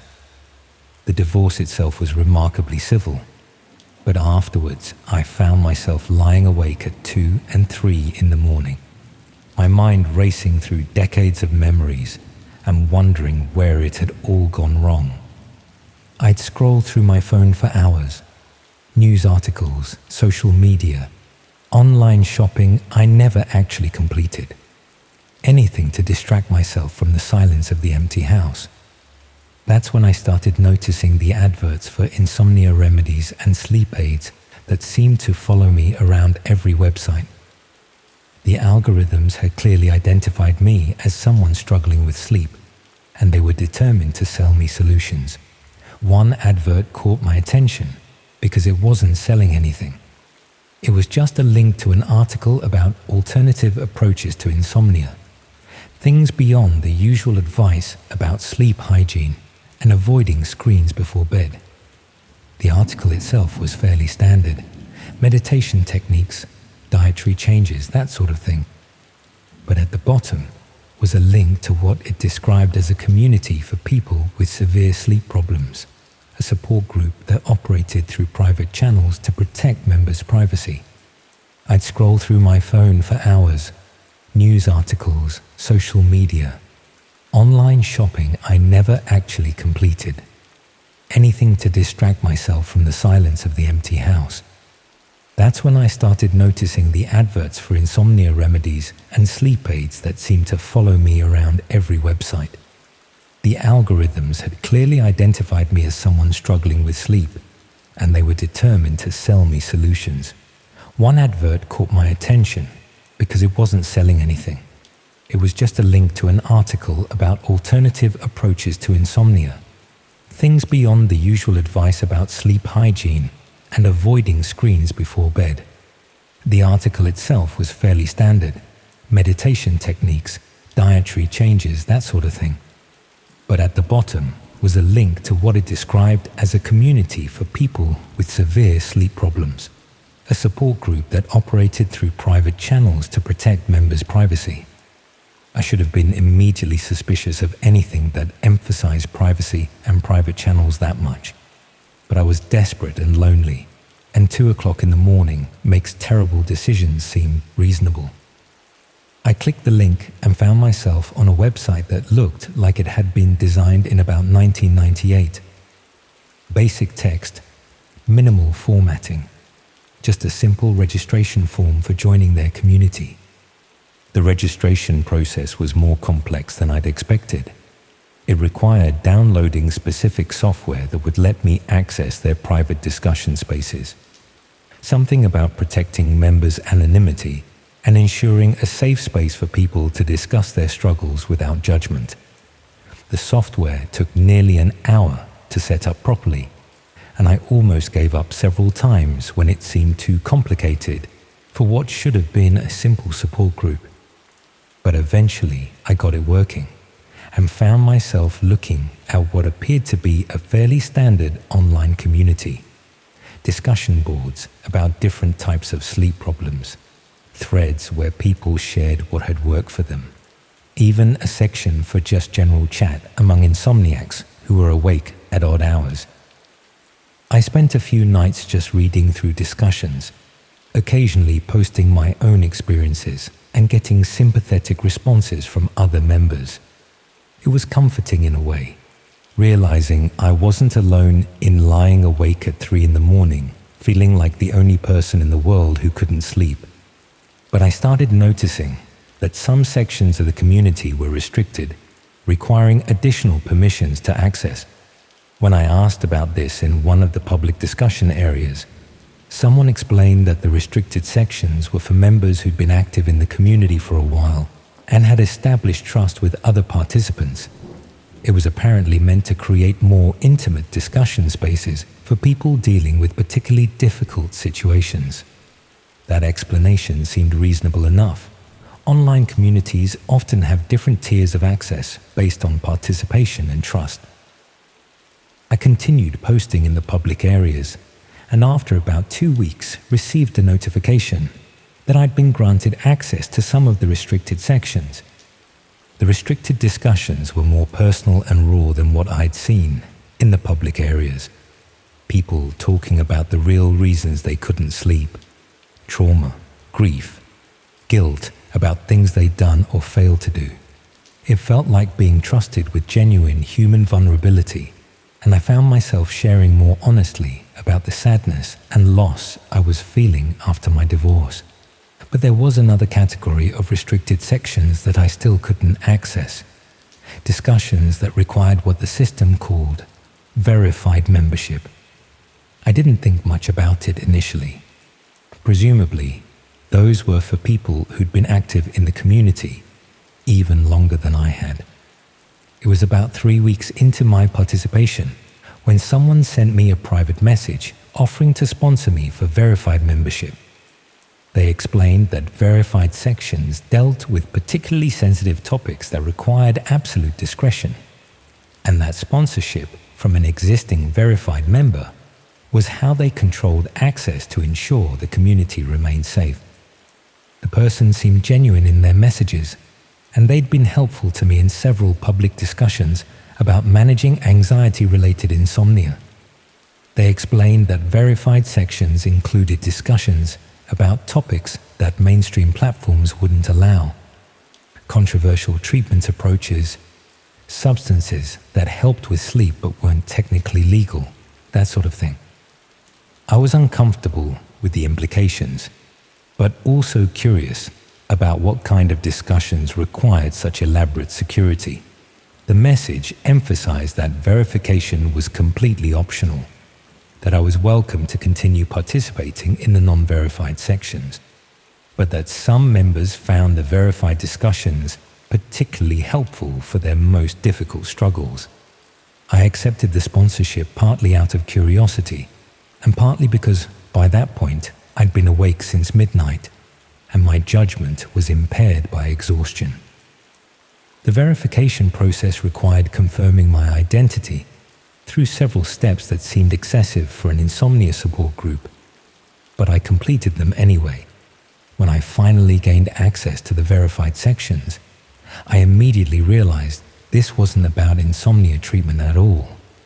The discussions were about accessing illegal content, trading various prohibited materials, even coordinating activities that were obviously criminal in nature. I'd somehow ended up in what I later learned was a dark web community that used the insomnia support group as a front for recruiting people into their actual operations. I should have immediately closed the software and deleted everything. should have reported what I'd found to authorities and moved on with my life. But I was frozen by a combination of shock and morbid fascination.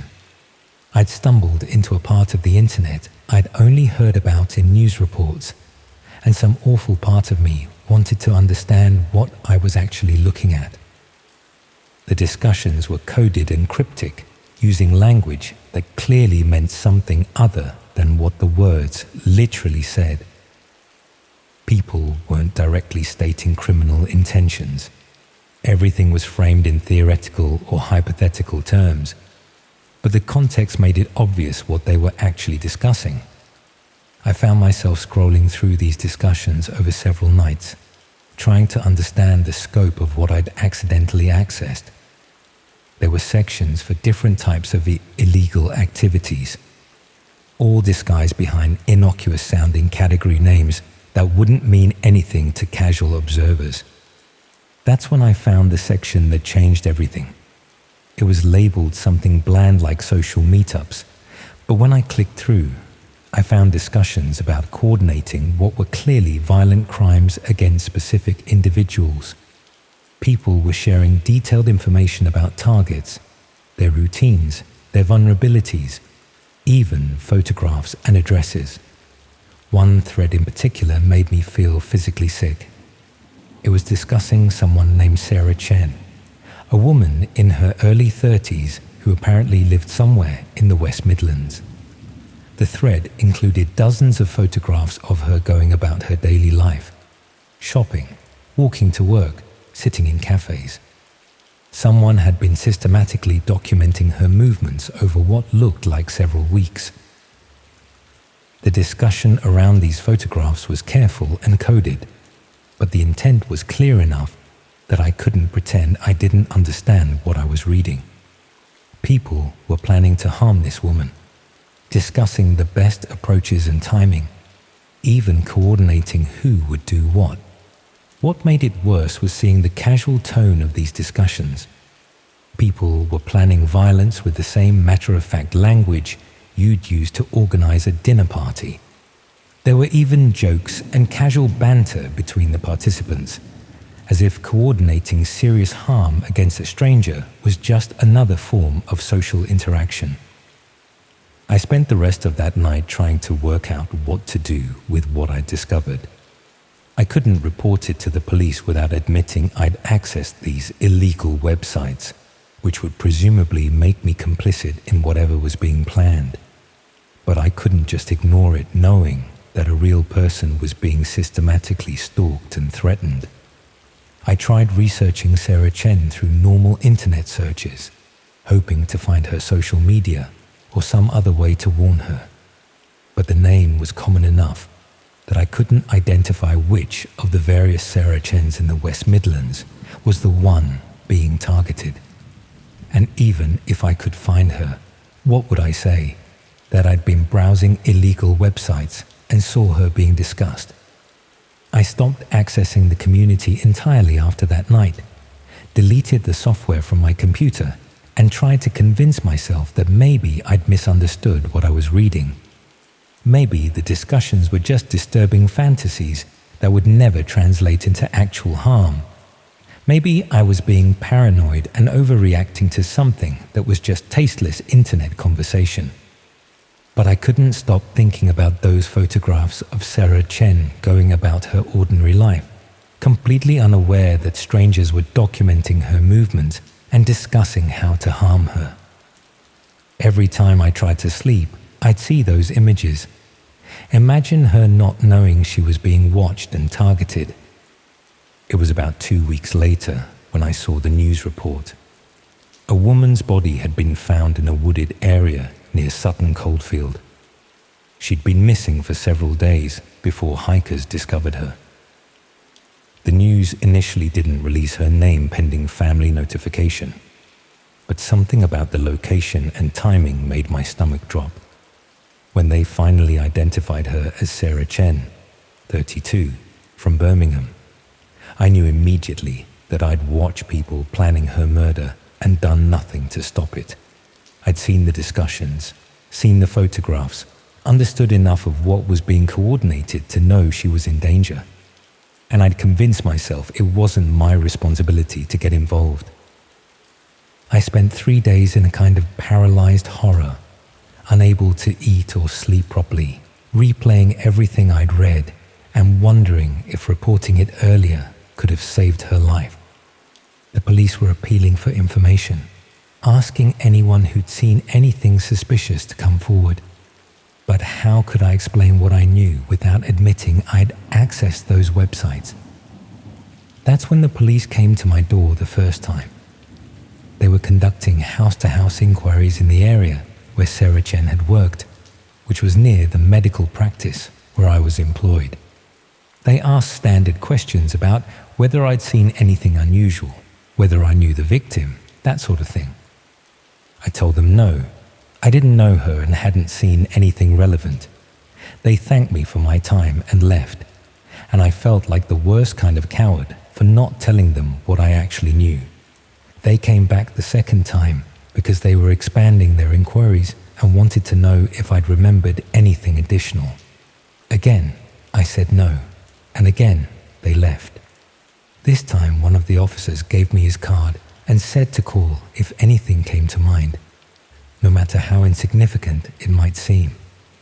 I spent that night staring at his card, trying to work up the courage to call and explain what I'd seen online.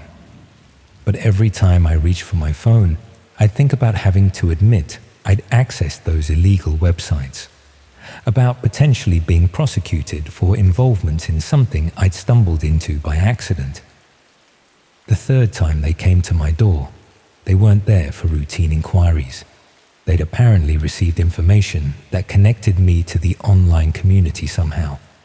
I never learned exactly how they'd traced me, but presumably the people running those websites kept records that law enforcement had eventually accessed. The officers explained that they knew I'd accessed certain websites and communities, and they wanted to know what I'd seen there.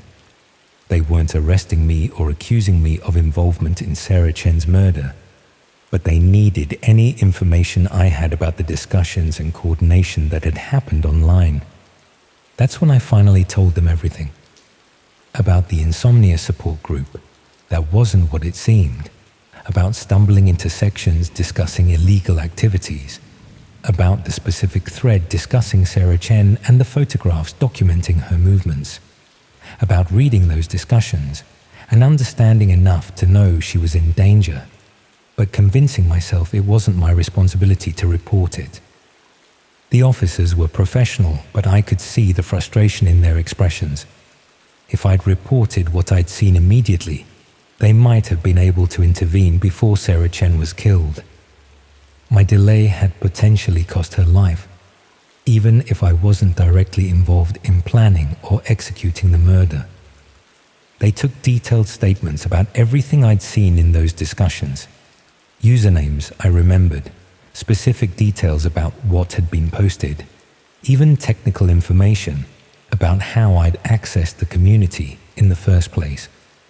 Then they explained that I'd need to be placed in protective custody while they investigated the extent of my involvement and determined whether the people running those communities knew I'd spoken to police.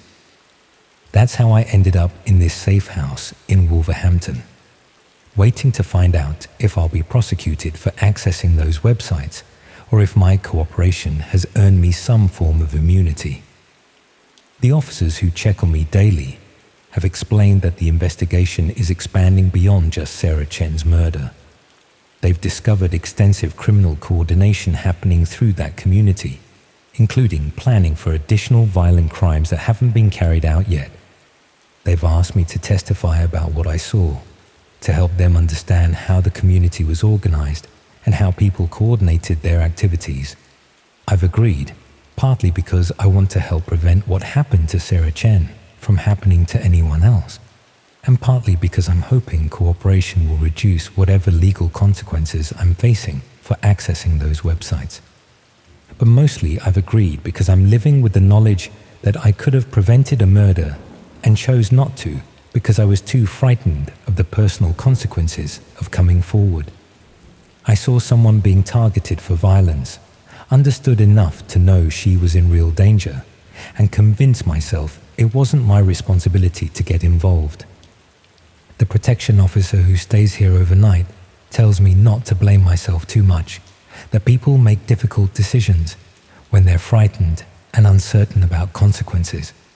But I can't stop thinking about Sarah Chen, going about her ordinary life in those photographs, completely unaware that her movements were being documented and discussed by people planning to kill her. And I can't stop wondering about all the other discussions I saw in those verified sections, all the other targets who might be in danger while people coordinate harm against them through those same coded conversations. The investigation is ongoing and police are apparently making arrests, but they've told me the community was large and distributed across multiple platforms, making it difficult to identify everyone involved. I spend most of my time in this safe house thinking about how easily I stumbled into that community, how a simple search for insomnia help led me to discover systematic coordination of serious crimes. How many other people have accidentally accessed those spaces and then kept quiet because they were frightened of consequences? The protection officer also mentioned that I might be in danger from people who ran that community if they've identified me as someone who spoke to police. Apparently, there have been incidents of witnesses being targeted by criminal networks operating through these hidden online spaces, though she was vague about details. So now I sit here waiting to learn both whether I'll be prosecuted for accessing those websites and whether I'm in danger from the people who ran them, waiting to testify about what I saw, about the discussions coordinating Sarah Chen's murder that I read and understood and did nothing about until it was too late. The insomnia that started this whole situation has gotten worse, not better. I lie awake now thinking about those photographs of Sarah Chen, wondering if she ever felt like she was being watched, if she ever had that uncomfortable sense that something wasn't right, wondering if my reporting the discussions earlier would have made any difference, or if the coordination was already too far along to stop. The police have told me they found evidence in the arrested suspect's possessions that matched details from the discussions I described, proof that those online conversations weren't just disturbing fantasies, but actual coordination of real crimes. Multiple people working together to stalk, target, and ultimately kill someone they'd probably never met before, deciding she'd be their victim. They won't tell me why Sarah Chen was targeted or how she'd been selected, just that she appears to have been chosen somewhat randomly by people who treated violence as a form of entertainment or social bonding. The thought that someone could be murdered, not for any specific reason, but just because strangers online decided to coordinate killing someone, is almost more disturbing than any other explanation. I keep thinking about how I accessed that community looking for help with insomnia, seeking connection with other people struggling with the same ordinary problem. How that simple, harmless desire for community and understanding led me to discover the coordination of a murder. How easily I could have never seen those discussions, never learned what was being planned, never carried this knowledge that I could have prevented someone's death. The protection officer tells me the investigation has led to multiple arrests and prevented at least one other planned attack that was being coordinated through the same community. She says my information was valuable and helped police understand how these groups operate and coordinate their activities. But that doesn't change the fact that Sarah Chen is dead and I saw it being planned and stayed silent. I don't know what happens next, whether I'll be able to return to my normal life or whether I'll always be looking over my shoulder wondering if the people from that community are looking for me, whether I'll face prosecution for accessing those websites or whether my cooperation will be considered sufficient mitigation. What I do know is that I'll never again think of the internet as a space where criminal activity is somehow distant or unreal. I've seen real violence being planned through casual online discussions, seen how easily people can coordinate serious harm through these hidden communities that most people don't even know exist. And I'll never forget Sarah Chen's face in those photographs, going about her ordinary life completely unaware that strangers were watching and planning and coordinating the violence that would eventually kill her. Never forget that I could have prevented it and chose not to, because I was frightened of consequences that now seem trivial compared to the cost of my silence.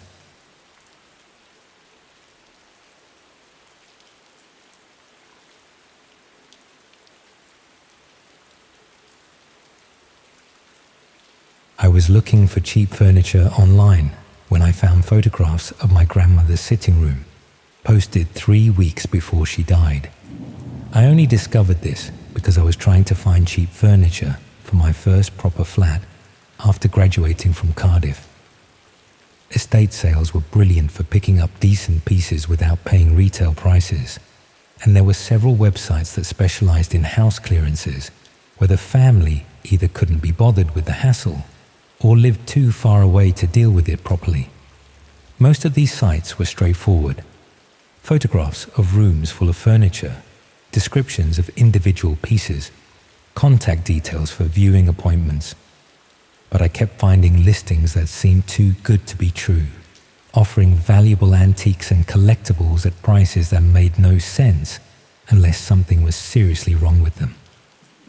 That's how I ended up browsing the darker corners of online estate sales, places where people sold items that might not have been acquired through entirely legitimate means. There were no obviously stolen items, only house clearances and estate sales with unclear provenance and ownership documents. As I scrolled through a site specializing in urgent clearances, I came across a listing that left me speechless. It was titled Complete House Contents, Elderly Lady, Cardiff Area, and the main photograph showed my grandmother's sitting room, exactly as I remembered it from my last visit. The listing had been posted 3 weeks earlier. My grandmother had died 5 days ago. According to the sale description, the contents belonged to an elderly woman who had recently passed away, and the family wanted everything cleared quickly. They were offering the entire house contents as individual lots: furniture, ornaments, books, even kitchen equipment and bedding. The photographs showed every room in comprehensive detail. But my grandmother had been alive and living independently when these photos were taken. I recognized specific arrangements that she'd changed just days before her death. A vase she'd moved from the windowsill to the mantelpiece, magazines that had been on her coffee table, even the way she'd arranged her medication on the kitchen counter. Someone had been inside her house, cataloguing everything she owned while she was still living there. The photographs were professional quality, taken with proper lighting equipment and careful composition. Not the sort of quick snapshots you'd expect from someone hastily clearing a house after a death. These had been planned and executed systematically, documenting every valuable item and piece of furniture. What made it worse was the level of detail. The photographer had opened wardrobes and drawers, cataloguing jewelry, personal documents, even clothing. They'd moved items around to get better shots, rearranged furniture to show pieces more clearly. This wasn't a quick survey. Someone had spent hours going through my grandmother's possessions. I tried contacting the seller through the site's messaging system, claiming I was interested in viewing the items. The response came back within hours, professional and businesslike, offering to arrange access to the property for serious buyers. They even provided an address, my grandmother's actual address. When I asked how soon the items would be available, they said the house would be accessible within the week, pending final legal clearances. They seemed completely confident that they'd have full access to sell everything, as if my grandmother's death had been a certainty rather than the sudden heart attack that had actually killed her. I showed the listing to my mum, who was handling the funeral arrangements and probate.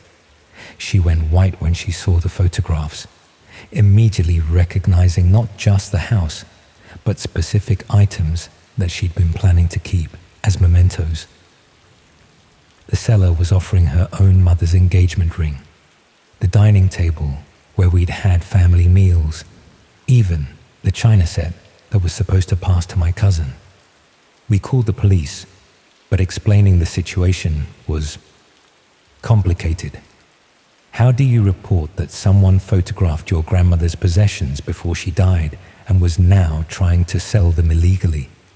The officer we spoke to seemed confused about whether any actual crime had been committed.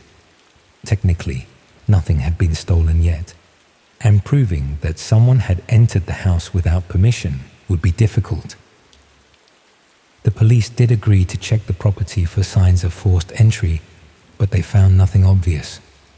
All the locks were intact, windows secure, no indication that anyone had broken in. Either the photographer had used a key, or they'd found another way inside that left no traces. That's when I started thinking about who would have had access to my grandmother's house in the weeks before her death. She'd been having problems with her heating system and had arranged for several repair visits. The council had also sent someone to assess whether she qualified for additional support services. There had been a meter reader, a postman delivering a registered letter, even someone from her insurance company who'd wanted to inspect the property for a policy renewal. Any of these people could have taken photographs while they were legitimately inside the house, or they could have made copies of keys, noted security vulnerabilities, gathered information that would allow them to return later when she was out shopping or visiting friends. My grandmother had been trusting of people in official capacities. If someone had arrived with proper identification and a reasonable explanation for why they needed access, she would have let them in without question. She'd grown up in an era when you could generally trust people who claimed to represent legitimate organizations. I started researching the other listings on the same website, looking for similar cases where houses had been photographed and catalogued before the owners had actually died. What I found was a pattern that made my hands shake as I scrolled through the results. Dozens of properties, all belonging to elderly people living alone, all photographed in the same professional style with the same comprehensive documentation. Most of the listings claimed the owners had recently passed away, or that families wanted quick clearances for unspecified reasons. But when I cross-referenced the addresses with death notices and obituaries, I found several cases where the photographs had been taken weeks or even months before the actual deaths. Someone was systematically documenting the possessions of elderly people, then waiting for them to die so they could claim ownership of everything they'd catalogued. Some of the cases were even more disturbing.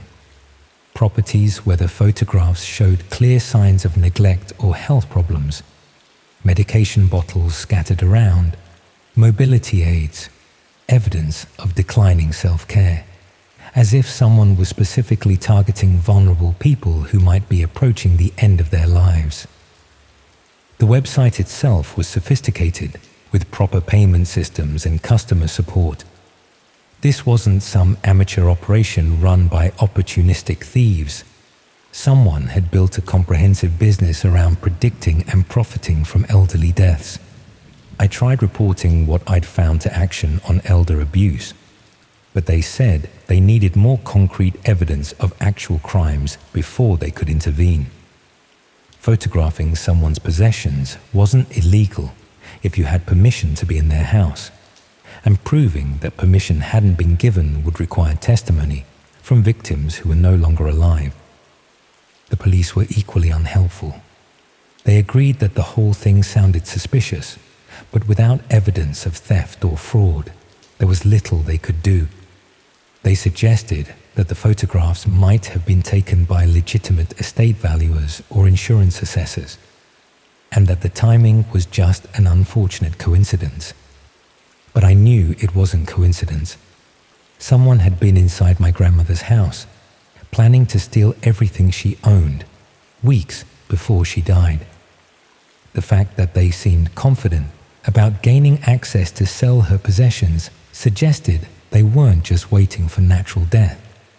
They might have been actively contributing to it. I started looking more carefully at the circumstances of my grandmother's death. She'd had a heart attack while at home alone, found by a neighbor who'd noticed she hadn't collected her milk for 2 days. The doctor who certified the death said it was consistent with her age and medical history. Nothing suspicious enough to warrant an inquest. But my grandmother had been in relatively good health for her age. She'd been managing her medication properly, eating well, maintaining her independence. The heart attack had come suddenly, without the warning signs you'd normally expect from someone with underlying cardiac problems. I requested copies of her medical records from the weeks before her death, looking for any evidence that someone might have been interfering with her medication or healthcare. What I found was a series of appointments and visits that didn't match what my family had been told about her condition. There had been 3 home visits from people claiming to represent her GP surgery, supposedly checking on her well-being and medication compliance. But when I contacted the surgery, they had no record of arranging these visits. They said they would never send unqualified staff to patients' homes without proper documentation and family notification. Someone had been visiting my grandmother regularly in the weeks before her death, posing as healthcare workers with access to her medication and potentially the opportunity to cause the heart attack that killed her. I tried presenting this evidence to the police, but they said it was too circumstantial to justify reopening the case.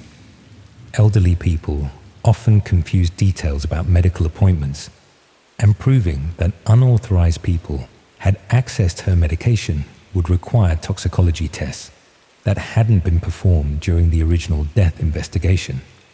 Meanwhile, the online listing for her possessions remained active. The seller had updated the description to say that the property was now available for immediate clearance, and several valuable items had already been marked as sold. Someone was actively profiting from my grandmother's death, selling her possessions to buyers who had no idea they were purchasing the proceeds of what might have been murder. I tried bidding on some of the items myself, hoping to prevent them from being sold to strangers. But the seller seemed to have other buyers lined up. People were willing to pay premium prices for specific pieces, as if they'd been planning their purchases in advance. The most disturbing possibility was that the buyers were part of the same operation, that someone was running a comprehensive business that included targeting elderly victims, arranging their deaths, and selling their possessions to clients who appreciated the efficiency of the service. I started monitoring other listings on the same website, looking for properties that might be next on their target list. What I found were dozens of houses belonging to elderly people who were still alive, all photographed in the same professional style, all listed as coming soon or pending availability. Someone was building an inventory of elderly people's possessions, planning their deaths in advance, and taking orders from buyers who were happy to wait for their preferred items to become available through estate clearances. I tried warning some of the people whose houses had been photographed, but most of them didn't believe me. Elderly people who lived alone were often suspicious of strangers making unusual claims, and they had no way to verify that their houses had been secretly documented by people planning to kill them.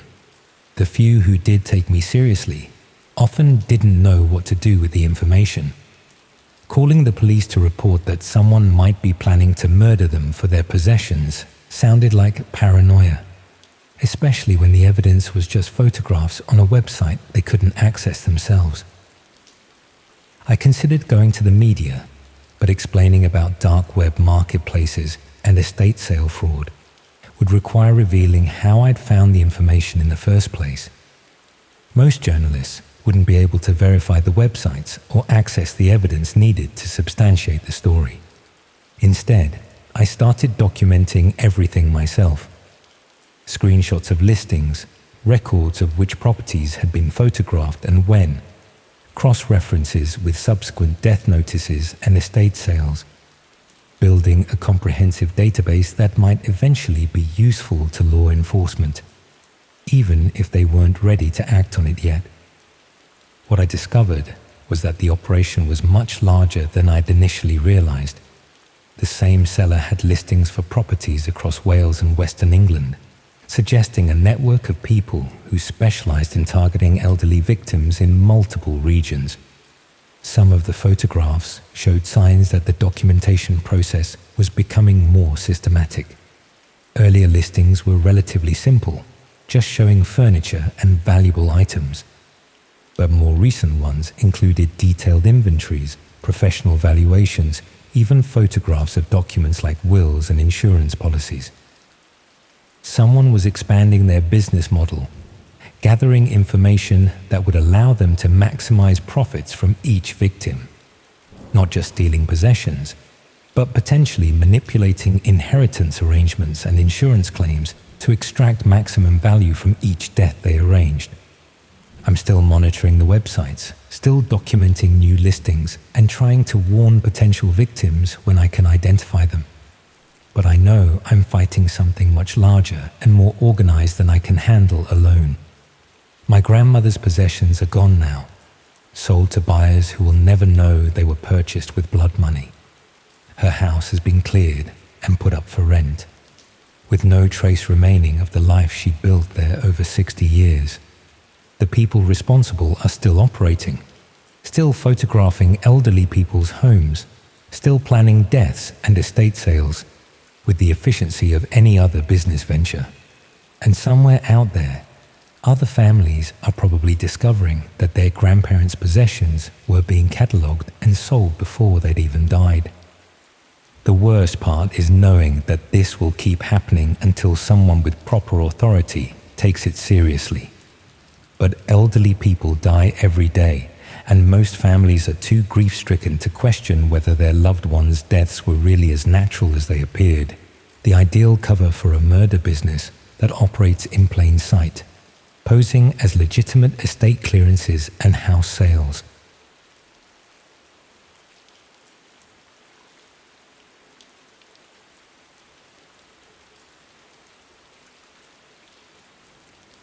There's a video of me online that I never knew was being recorded, and finding it changed everything about how I understood my own life. I wish I could say I stumbled across it by accident, but the truth is, someone wanted me to find it. I'm a primary school teacher in Newcastle, have been for about 8 years now. It's demanding work, but I enjoy it. The sort of job where you finish each day exhausted, but feeling like you've actually done something worthwhile. I live alone in a one-bedroom flat near the city centre. Nothing fancy, but it's mine, and it's comfortable enough. Last autumn, I applied for a new position at a different school. Better pay, shorter commute, more opportunities for progression. The application process was standard enough. Online form, supporting statement, references from my current head teacher. I spent a couple of evenings getting everything together and submitted it through the council's recruitment portal. About a week later, I received an email asking me to complete an additional assessment. The message came from what appeared to be the council's HR department, using their official email domain and professional formatting. It explained that due to the high number of applicants, they'd introduced a new screening process involving a video interview that could be completed at home. The email included a link to a platform I hadn't heard of before, something called TeachAssess Pro. It looked legitimate enough, with a clean professional design and testimonials from other educational authorities. The instructions were straightforward.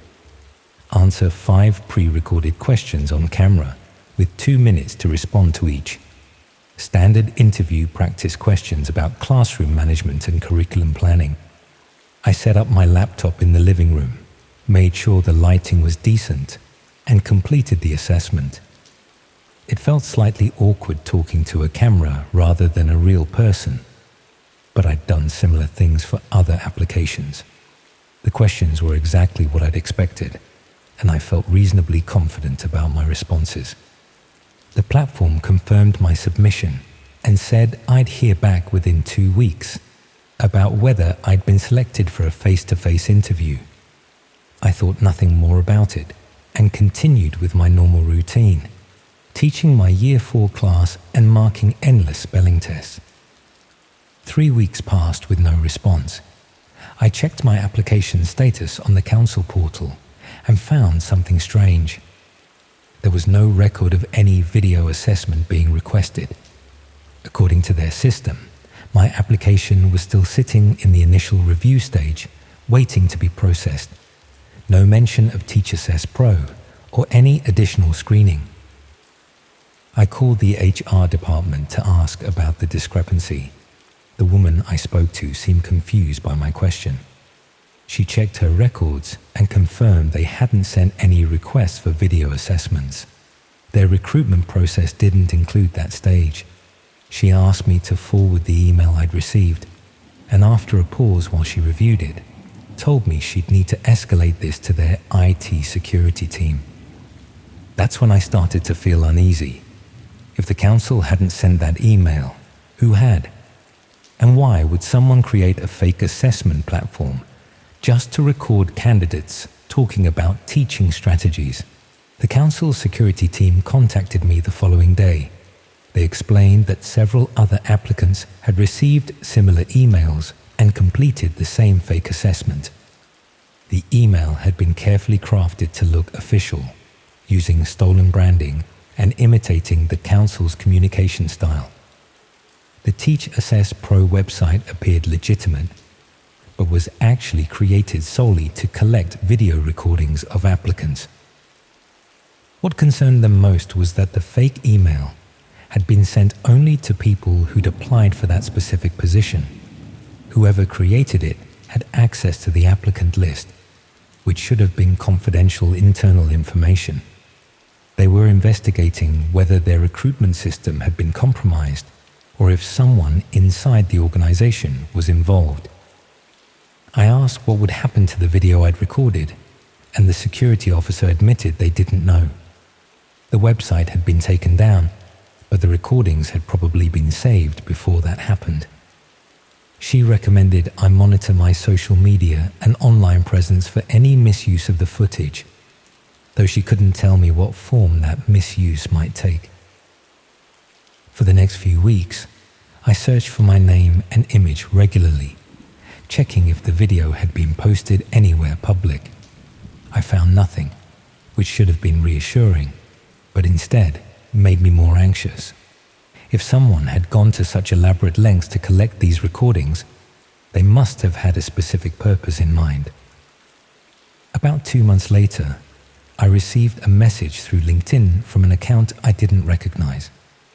No profile picture, minimal information. Clearly a fake account created recently. The message contained only a link and a brief note telling me I should see what they'd done with my audition. Every instinct told me not to click that link, but I needed to know what had happened to that recording.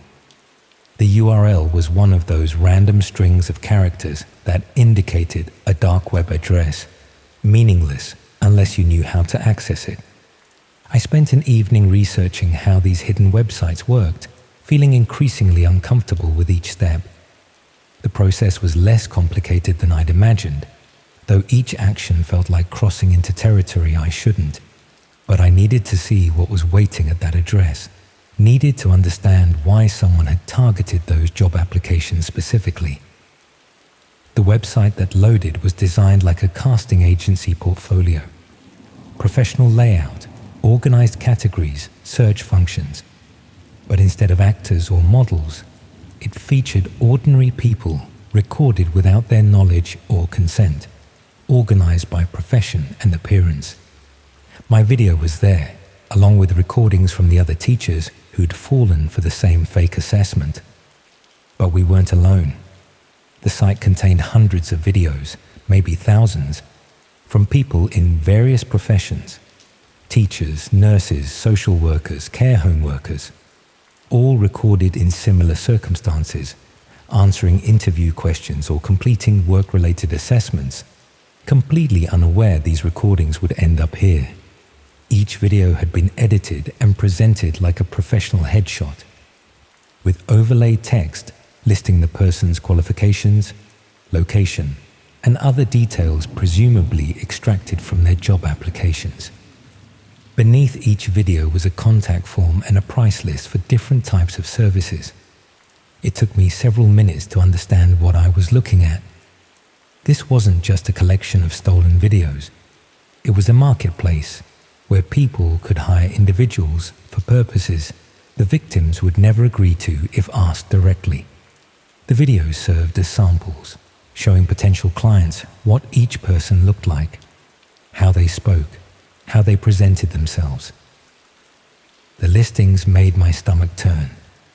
Teachers available for private tutoring sessions that would never actually be tutoring. Care workers available for home visits that had nothing to do with care. Social workers available for consultations that were anything but professional. All presented with the veneer of legitimacy, using our real qualifications and experience to make the services seem credible. My own listing described me as available for educational consultations and private instruction, with my actual teaching credentials and school listed as verification of expertise. The implication was clear. Someone could hire me through this site, claiming they wanted legitimate tutoring, and I'd have no idea I was walking into something completely different. The contact forms directed inquiries to handlers who presumably managed the logistics of setting up these encounters. I couldn't see the messages or know if anyone had actually responded to my listing, but the view counter showed my video had been accessed over 200 times. I documented everything and contacted the police immediately. They took it seriously, connecting me with officers who specialized in online exploitation. They explained that these schemes had become increasingly sophisticated, using targeted job applications as a way to collect detailed information and professional quality recordings of specific demographics. The fake assessments served multiple purposes. The videos themselves became marketing material. The application information provided background details that made the services seem legitimate, and the professional context made victims more likely to trust initial contact from supposed clients. What made it particularly insidious was that the victims often didn't realize anything was wrong until they'd already attended a supposed consultation or tutoring session. They'd receive what seemed like a legitimate inquiry through proper channels, meet someone who claimed to need their professional services, and only discover the truth when the situation became dangerous. The police investigation uncovered that several teachers whose videos appeared on that site had been contacted by people claiming to need private tutoring. Some had attended initial meetings before realizing the requests weren't genuine. Others had provided their personal contact information to supposed clients who then used it for harassment or stalking. One woman, a teaching assistant from Leeds, had been assaulted after agreeing to a home tutoring session that she thought was legitimate. She'd received an inquiry through what appeared to be a proper tutoring agency, complete with references and professional correspondence. She had no idea her video and information had been circulating on that dark web marketplace, or that the supposed parent who'd hired her had found her there specifically. The website was eventually taken down, but the police confirmed the data had been copied and distributed before they could act. My video, along with hundreds of others, was presumably saved on multiple servers and shared across various platforms they couldn't access or control. I changed my phone number and email address, made all my social media accounts private, withdrew my LinkedIn profile.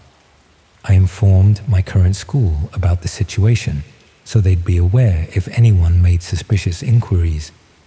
I started varying my routine, taking different routes home, being hyper-aware of anyone who seemed to be paying too much attention.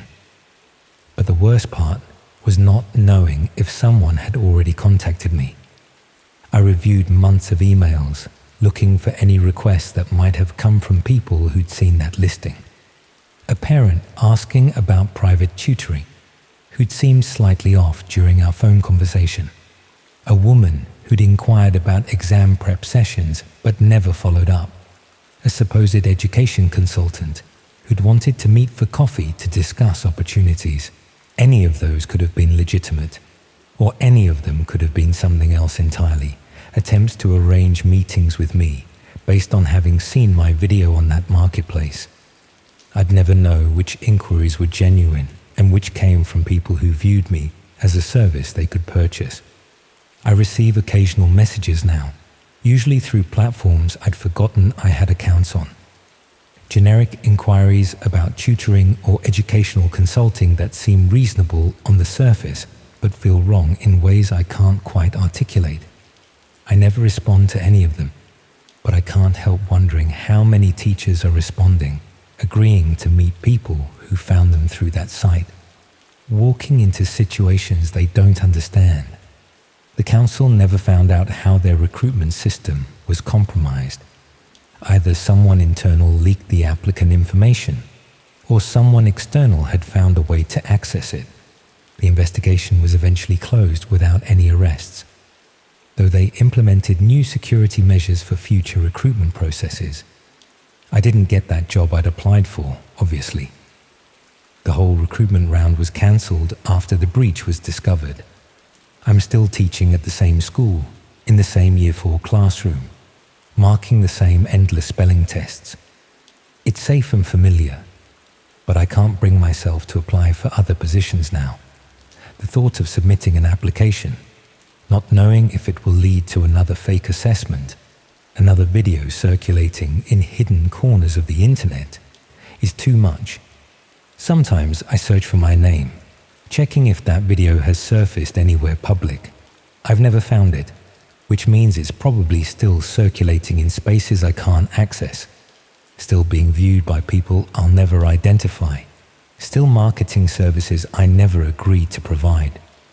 That uncertainty is worse than knowing, the constant awareness that somewhere online, I'm still listed and available. What haunts me most is thinking about all the other teachers on that site, the nurses and social workers and care workers whose videos were collected and distributed. How many of them know what happened? How many have received suspicious inquiries they dismissed as awkward but harmless? How many have already attended consultations or sessions that turned dangerous? I wanted to warn them, to somehow contact everyone whose videos appeared on that marketplace. But I don't know who they are, and reaching out to strangers to tell them their videos have been stolen and distributed would probably seem like another suspicious message from someone who'd found them through that site. So instead, I just live with the knowledge, checking my messages carefully, questioning every professional inquiry I receive, wondering if the person I'm talking to is someone who's seen that video and thinks they've hired me for something I'd never consent to. The paranoia has become part of my routine now, as automatic as locking doors or checking windows. My video is still out there somewhere, and there's nothing I can do about it except hope that whoever has it loses interest, that the marketplace stays shut down, that no one else contacts me claiming they need a tutor. But I know that's probably wishful thinking. Once something exists on the internet, particularly in those hidden spaces most people never see, it exists forever, available to anyone who knows where to look, and somewhere someone is looking.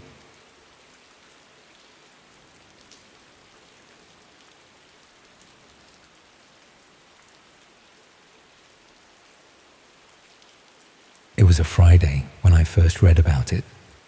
Hindsight is always 20/20, but looking back, I should have walked away.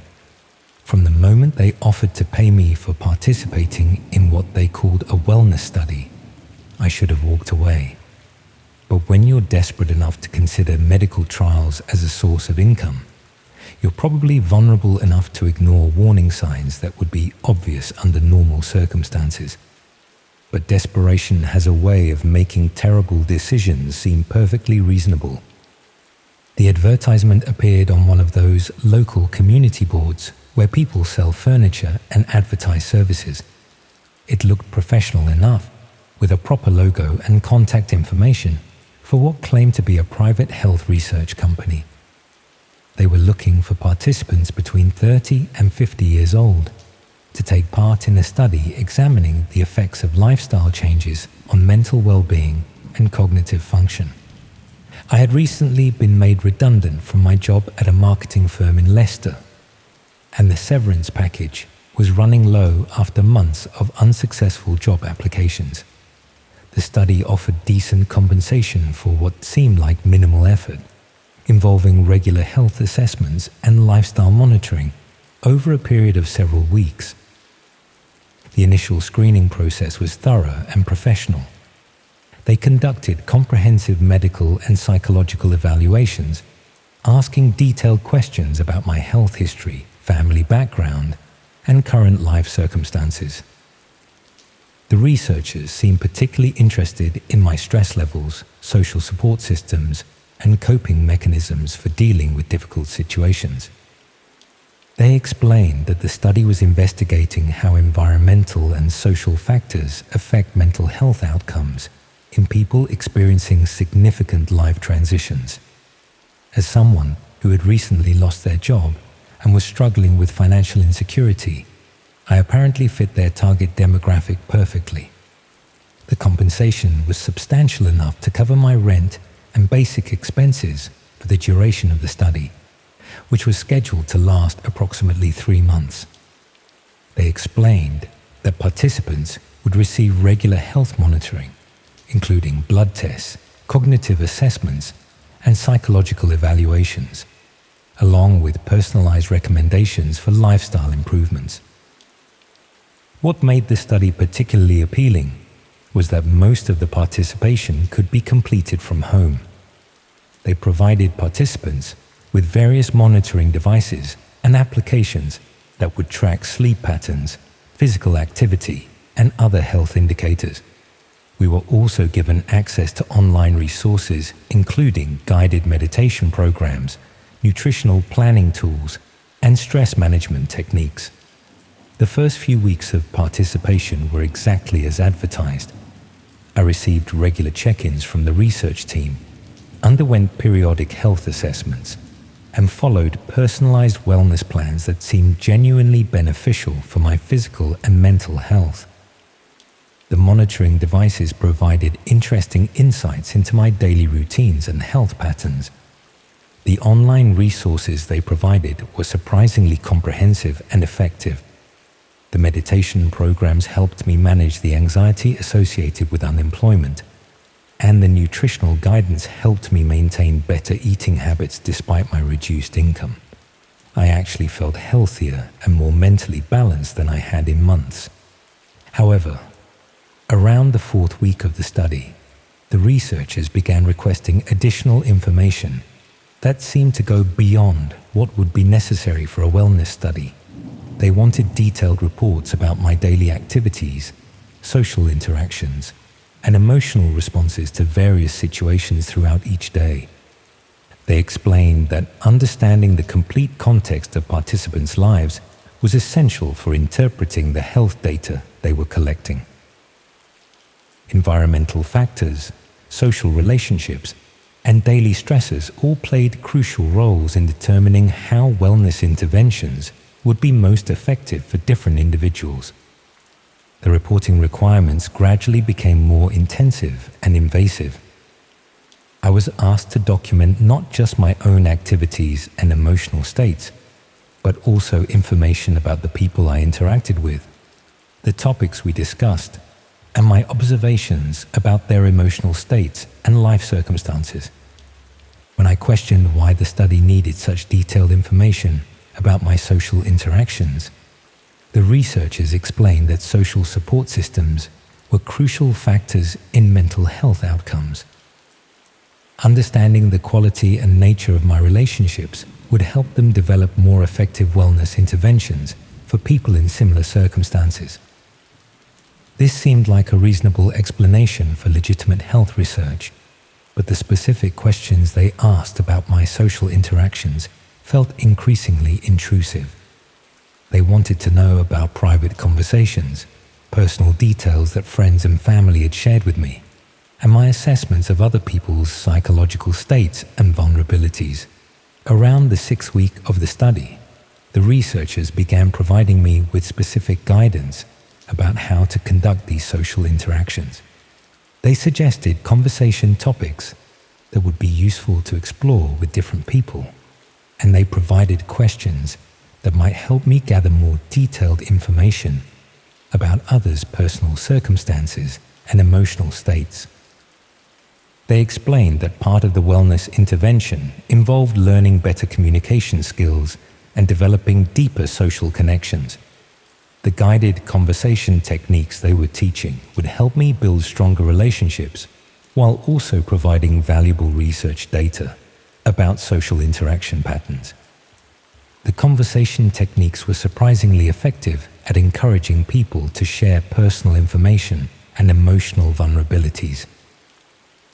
Friends and family members began opening up to me about problems and concerns they had never discussed before, often providing intimate details about their relationships, finances, and personal struggles. The researchers seemed particularly interested in this information about my social network. They requested detailed reports about what I'd learned about each person's circumstances, their psychological vulnerabilities, and their responses to different types of emotional support or advice. When I realized that I was essentially being trained to gather detailed psychological intelligence about my friends and family, I became deeply uncomfortable with the direction the study was taking. The wellness research had evolved into something that felt more like social surveillance than health monitoring. I tried to discuss these concerns with the research team, but they reminded me that I had signed comprehensive consent forms that covered various aspects of social and environmental health research. They assured me that all information would be kept strictly confidential and used only for legitimate research purposes. They also pointed out that I had been receiving significant health benefits from the study participation, including medical monitoring and wellness interventions that would have cost thousands of pounds if purchased privately. The social interaction components were simply part of a holistic approach to health research that recognized the importance of relationships in overall well-being. Around the 8th week of the study, the researchers began requesting that I use the conversation techniques and relationship-building skills I had learned to gather information about people outside my immediate social circle. They wanted me to engage with neighbors, acquaintances, and even strangers to practice the communication methods and document the results. They explained that developing social confidence and communication skills was an important component of mental health improvement. Learning to connect with a broader range of people would help me build a more robust social support system, which was crucial for long-term psychological resilience. This expansion of the social research beyond my existing relationships felt like a significant escalation in the invasiveness of the study. I was being asked to systematically gather personal information about people who had no knowledge that they were being studied or that their private communications were being documented and reported. When I tried to refuse this expansion of my research responsibilities, the team pointed out that I had been participating in the study for nearly 2 months and had received substantial compensation and health benefits. The social interaction research was an integral part of the wellness program, and withdrawing from this component would compromise the validity of all the health data they had been collecting. They also mentioned that the psychological and social information I had already provided about my friends and family represented a significant investment in understanding my complete social environment. This information would be valuable for developing personalized health interventions, but it also meant that I had detailed knowledge of other people's private circumstances that required careful handling. The researchers began demonstrating knowledge of my personal activities and relationships that extended far beyond what I had reported to them through the official study protocols. They made references to conversations I had had, places I had visited, and people I'd interacted with that suggested they were monitoring my activities through means other than the devices and reports I was providing. This surveillance became more obvious over the following days, with clear indications that my communications and movements were being tracked and analyzed. The monitoring devices they had provided for the health study apparently had capabilities that extended far beyond tracking sleep patterns and physical activity.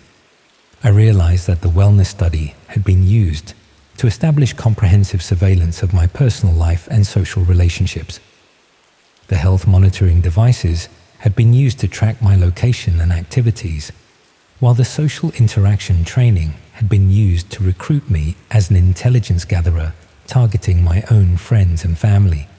The medical assessments and wellness interventions had been genuine, but they were also tools for establishing trust and dependency that would ensure my continued cooperation with surveillance activities that had nothing to do with health research.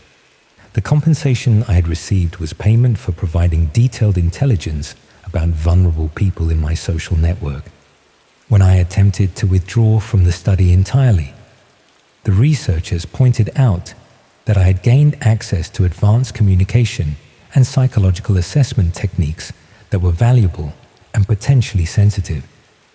They also reminded me that I possessed detailed personal information about other study participants and research methods that required careful protection. They suggested that ending my participation abruptly could create complications for ongoing research involving other participants, particularly since I had developed relationships and gathered information that were integral to understanding social network dynamics in their study population. The surveillance of my activities continued after I tried to end my participation in the study. The researchers maintained contact through various channels, occasionally sending references to my current activities to demonstrate that their monitoring capabilities remained active and comprehensive.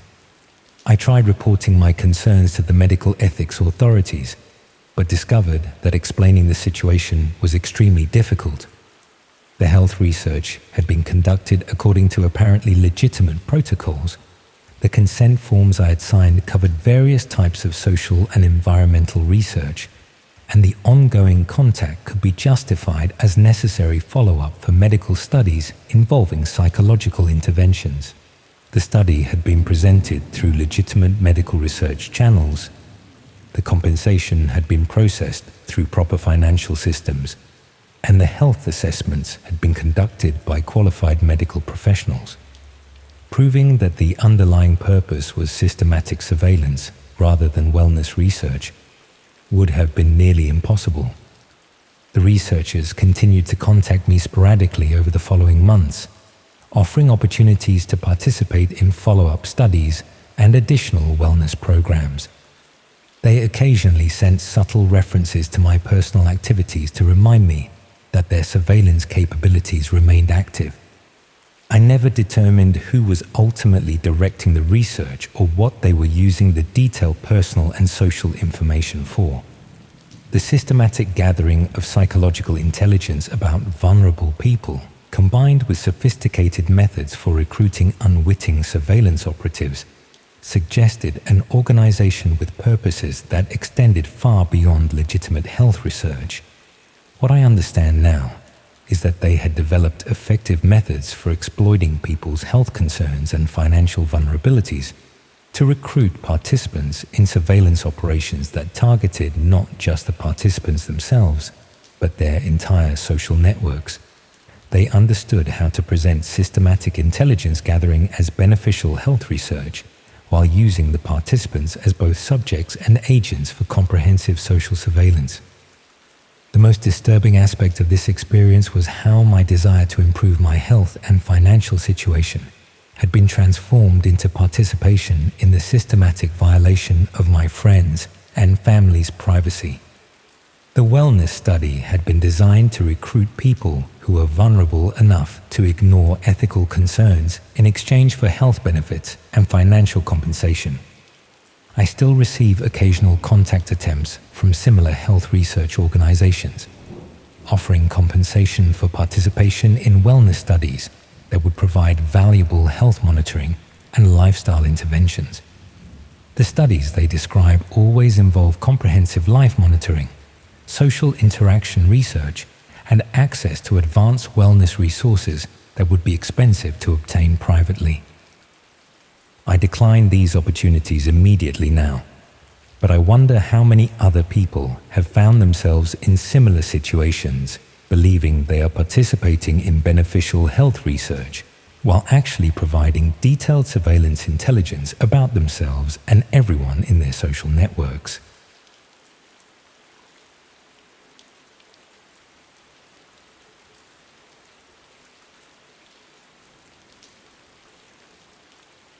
This is probably going to sound a little harsh, but I honestly wish I had never started helping families find their missing relatives.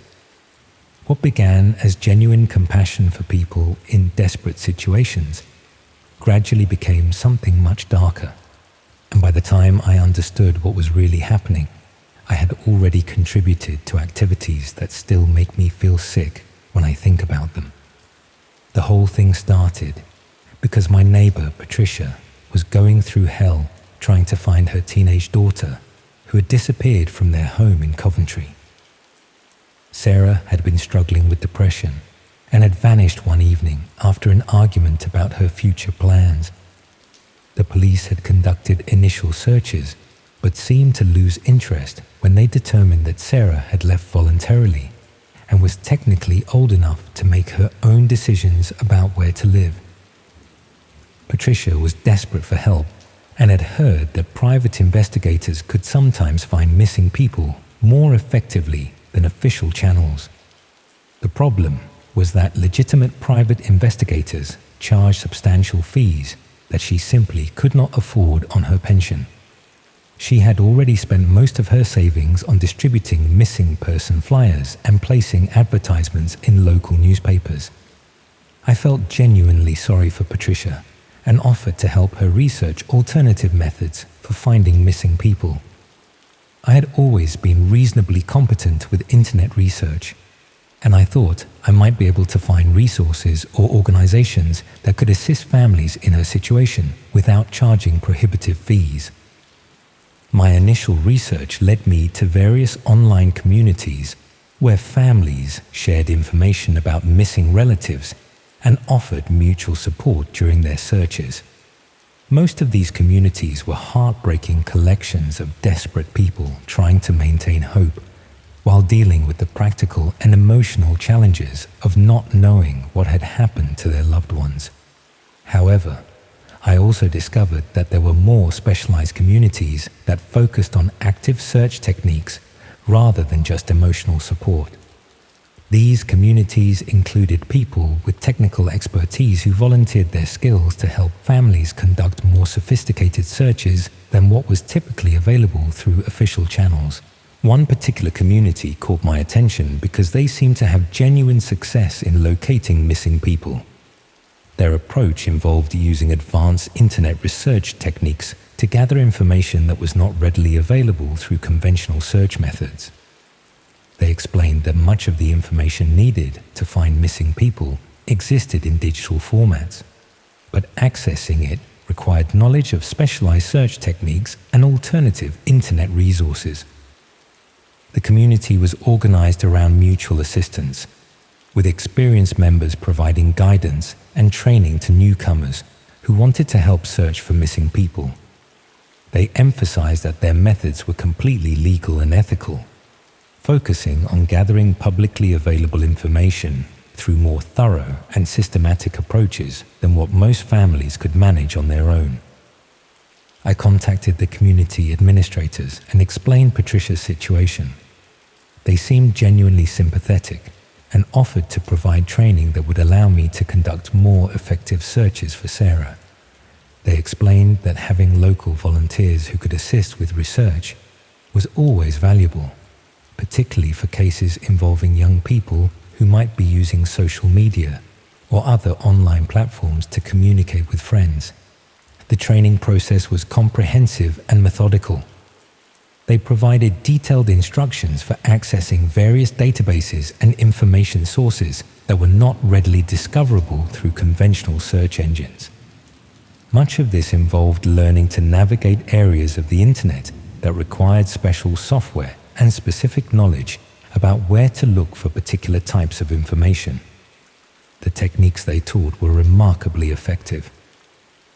Within a few days of applying their methods, I had discovered several social media accounts and online communications that suggested Sarah was staying with friends in Birmingham. The information was current enough to indicate that she was safe and had simply chosen not to contact her mother directly. Patricia was enormously relieved to learn that Sarah was alive and well, even though she remained hurt that her daughter had not chosen to communicate with her directly. The success of this first search made me feel genuinely helpful and motivated me to continue learning more advanced techniques that might help other families in similar situations. The community administrators were pleased with my progress and invited me to assist with additional cases involving missing people from other parts of the country. They explained that having volunteers who could conduct local research was always valuable, particularly for gathering information that required physical presence in specific geographic areas. Over the following weeks, I helped research several missing person cases, gradually becoming more skilled and using the specialized techniques and information sources that the community had taught me to access. The work was emotionally difficult, but deeply satisfying, particularly when our efforts resulted in successful reunions between families and their missing relatives. However, around the 6th week of my involvement with this community, I began noticing aspects of our research methods that seemed to go beyond what would be necessary for simply locating missing people. We were gathering extremely detailed information about the personal lives, relationships, and daily activities of the people we were searching for, much of which seemed irrelevant to the basic question of where they were currently living. When I raised questions about why we needed such comprehensive personal information, the administrators explained that missing people often went to great lengths to conceal their whereabouts and identities. Understanding their complete social networks, financial circumstances, and personal relationships was necessary to predict where they might go and how they might be contacted.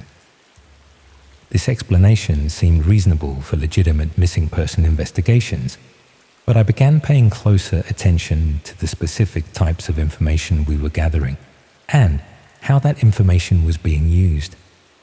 Much of our research focused on identifying psychological vulnerabilities, financial pressures, and personal relationships that could potentially be exploited to influence the missing people's decisions about where to live and who to trust. Some of the cases we worked on involved people who had deliberately distanced themselves from family members due to abuse, manipulation, or other toxic relationship dynamics. In these situations, our research was effectively providing detailed intelligence about vulnerable people to the same family members they had been trying to escape. When I expressed concerns about potentially helping abusive families locate relatives who had left for their own safety, the administrators assured me that they carefully screened all requests for assistance and would never knowingly help abusers locate their victims. They explained that determining the legitimacy of search requests was a crucial part of their work, and that they had extensive experience in identifying potentially dangerous family situations. However, I began to suspect that the screening process was not as thorough as they claimed. Some of the families we were helping seemed to have relationship dynamics that suggested the missing people might have had legitimate reasons for maintaining distance. The detailed personal information we were gathering would be extremely valuable for manipulation and control, regardless of whether the families had genuinely benevolent intentions. Around the 8th week of my involvement with this community, the administrators began requesting assistance with research projects that had no apparent connection to finding missing people. They wanted detailed information about specific individuals who were not missing, but who they claimed were persons of interest in ongoing missing person investigations. These research assignments involved gathering comprehensive personal information about people who appeared to be living normal lives in their own communities. We were asked to document their daily routines, social relationships, employment circumstances, and potential psychological vulnerabilities, ostensibly to determine whether they might have information relevant to missing person cases. The connection between these surveillance assignments and missing person investigations was tenuous at best. The targets of our research did not appear to have any obvious relationship to missing people, and the information we were gathering seemed more suitable for systematic harassment or manipulation than for legitimate investigative purposes. When I tried to refuse these expanded research assignments, the administrators pointed out that I had gained access to sensitive information about their search techniques and had detailed knowledge of ongoing investigations involving vulnerable missing people. They explained that maintaining the security and confidentiality of their operations required ongoing participation from volunteers who had been trusted with sensitive information. They also began demonstrating knowledge of my personal circumstances that they could not have gathered through our professional relationship. They made references to my daily routine, social relationships, and financial situation that suggested they had been conducting the same type of comprehensive research on me that I had been conducting on missing people and their associates. This pattern of surveillance became more obvious over the following days, with clear indications that my activities and communications were being monitored and documented. The techniques they were using to gather information about my personal life were identical to the methods they had taught me to use for missing person investigations. I realized that my training in advanced internet research techniques had been used to recruit me into a systematic surveillance operation that had little to do with helping families find missing relatives. The missing person cases had been used to teach me techniques that were then applied to gather intelligence about people who had no connection to missing person investigations. The community had been using legitimate concern for missing people as a recruitment method for volunteers who would provide detailed surveillance research on targets selected for reasons that had nothing to do with missing person investigations. My compassion for families like Patricia's had been exploited to recruit me into activities that were essentially stalking and intelligence gathering. When I attempted to withdraw from the community entirely, I discovered that they considered my knowledge of their techniques and operations to be a security risk that could not simply be ignored. They had invested considerable time in training me to use specialized research methods, and they expected that investment to continue providing value through ongoing research assignments.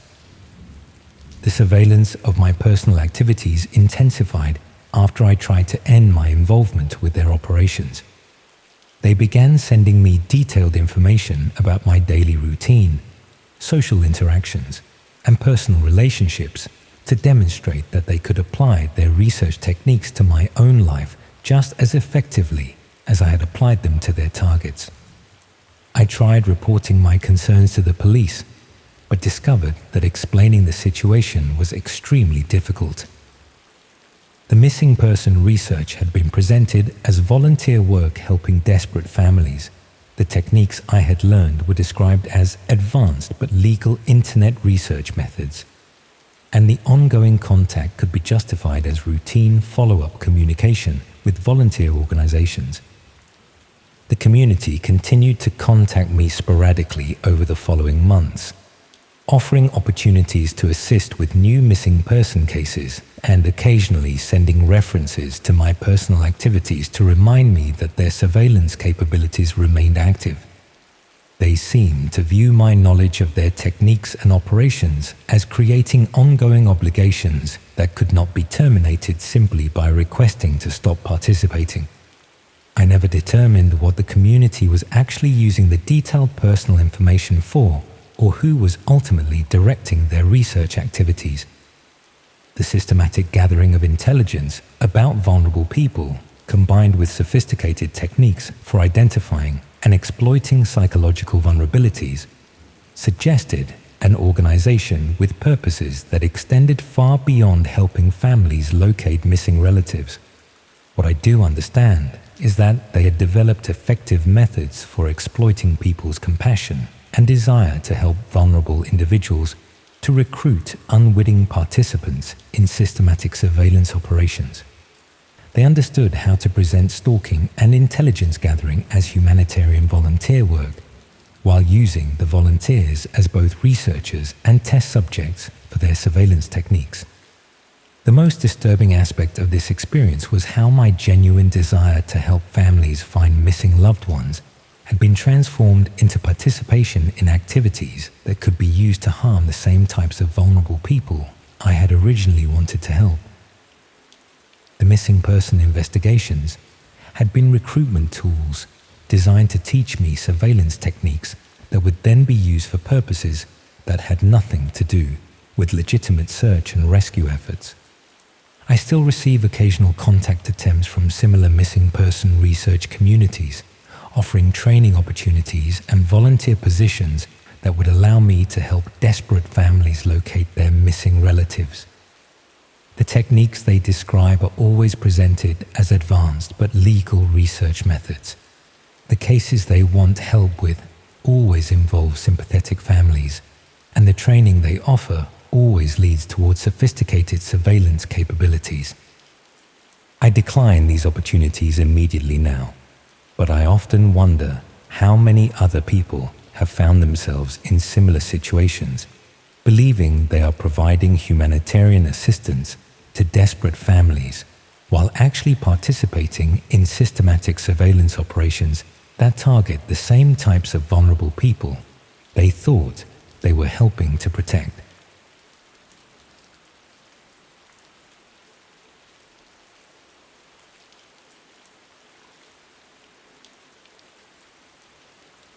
I used to think I was pretty good at staying out of trouble. Always handed assignments in on time, never got into fights, kept my head down and minded my own business. The sort of person teachers liked and parents approved of their kids hanging around with.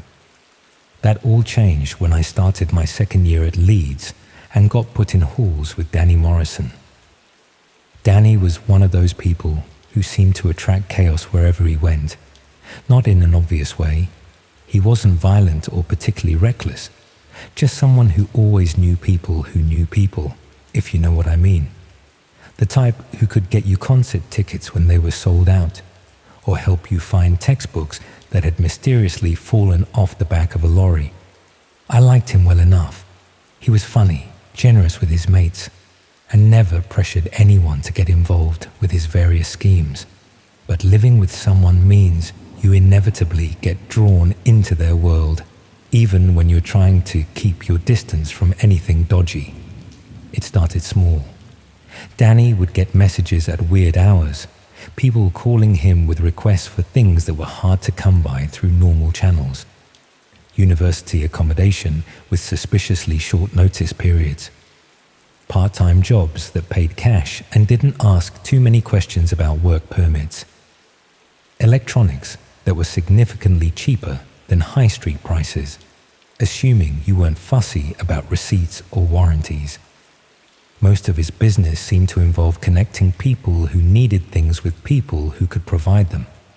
a middleman operation that kept him just far enough removed from anything obviously illegal, while still making enough money to afford better clothes and nights out than most students could manage. I tried to stay uninvolved, but when you're living on beans and toast while your flatmate is ordering takeaways every night, it's hard not to be curious about how his income stream actually worked. Danny eventually explained that he operated through what he called alternative marketplaces. Websites that functioned like normal classified ads, but were set up to handle transactions that mainstream platforms wouldn't touch. He insisted that nothing was seriously criminal. It was simply a way for people to buy and sell items without having to navigate the bureaucracy required by legitimate businesses. He showed me some of the sites he used, and they looked professional enough. Clean layouts, user ratings, even customer service contact forms. The main difference from normal classified sites was that they were hosted on hidden web addresses that you couldn't access through standard browsers. The products themselves seemed fairly mundane. Electronics, clothing, textbooks, household items, the sort of stuff you'd find on any second-hand marketplace. The prices were good, sometimes suspiciously good, but nothing that screamed stolen goods to anyone who wasn't looking too closely. Danny's role was essentially customer service and logistics. He'd identify people who were looking for specific items, connect them with sellers who could provide them, and handle the complicated bits of arranging payment and delivery, taking a small commission from each transaction while keeping buyers and sellers anonymous from each other. It seemed like a fairly harmless way to make money, helping students and young people who couldn't afford retail prices to find the things they needed. Danny was careful about who he worked with, avoided anything that was stolen or dangerous, and made sure his customers knew exactly what they were getting into.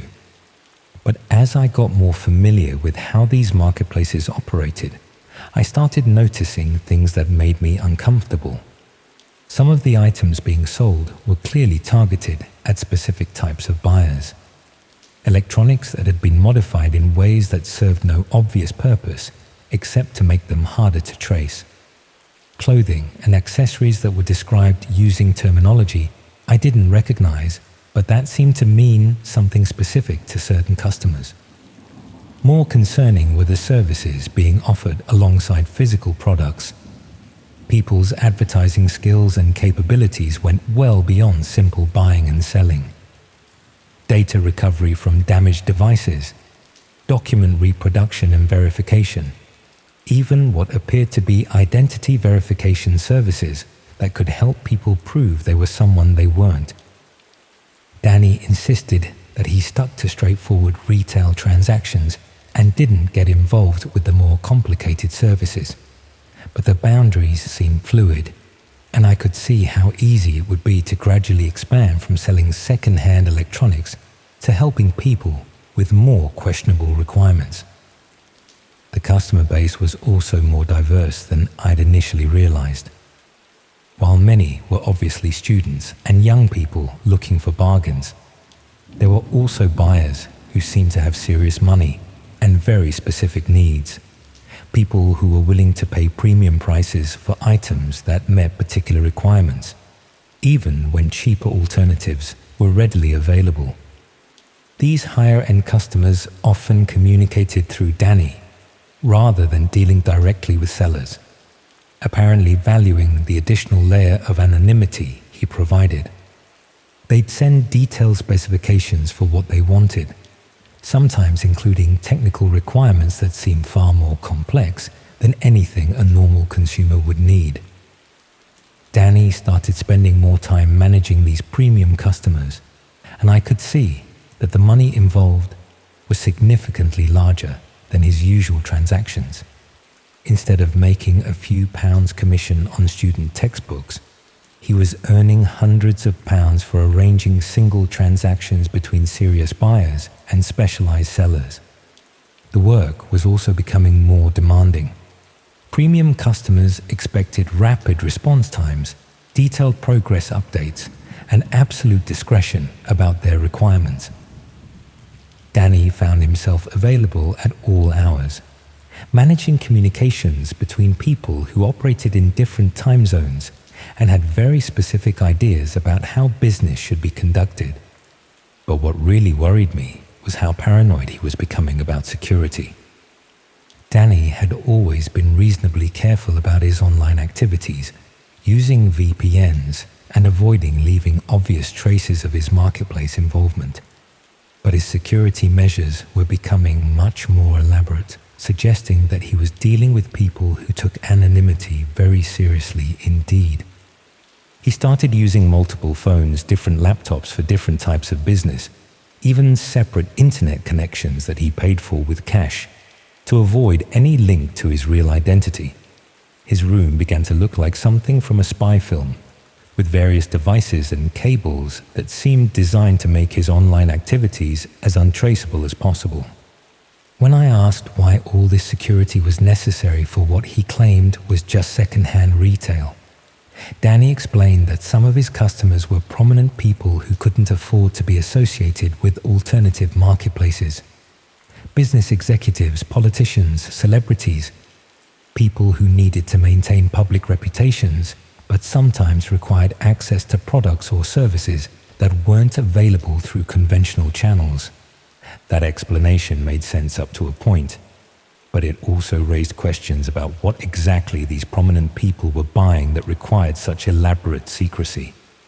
If it was just discounted electronics or designer clothing, why would they care about being associated with second-hand marketplaces? I started paying closer attention to the messages Danny received from his premium customers, trying to understand what kind of products and services were worth paying such high commission rates for. The requests were often vague, described in terminology that seemed designed to obscure rather than clarify what was actually wanted. Customers would ask for documentation packages or verification materials, without specifying what these items were supposed to verify. They'd request consultation services or technical assessments without explaining what kind of expertise they needed. But occasionally, the requests were specific enough to be genuinely disturbing. People wanted detailed background information about individuals they claimed to be considering for business partnerships. Others requested access to private social media accounts or email addresses belonging to people they said were involved in legal disputes with them. Some customers wanted help acquiring items that belonged to specific individuals, providing addresses and descriptions that suggested they were planning targeted thefts. Danny insisted that he only handled the communications and logistics, never getting directly involved with whatever his customers actually did with the products or services they purchased. But it was becoming clear that some of these transactions were facilitating activities that went far beyond simple retail commerce. The most concerning development was when customers started requesting information about people in our local area. They'd provide names, addresses, and personal details about individuals living in Leeds, asking for verification services or background research that required someone with local knowledge and access. Danny began receiving requests to visit specific addresses, photograph particular properties, even gather information about people's daily routines and habits. These local reconnaissance requests paid extremely well, often several £100s for what appeared to be straightforward information gathering. But they also meant that Danny was now directly involved in activities that looked suspiciously like stalking or preparation for criminal activity. When I confronted him about this, Danny claimed that the information was being used for legitimate purposes: due diligence for business investments, background checks for potential employees, research for legal proceedings. But he admitted he had no way of verifying what his customers actually did with the intelligence he provided. More troubling was his acknowledgement that some of the people he'd been asked to investigate had subsequently experienced problems. Houses that had been burglarized, cars that had been vandalized, individuals who had received threatening messages or experienced identity theft.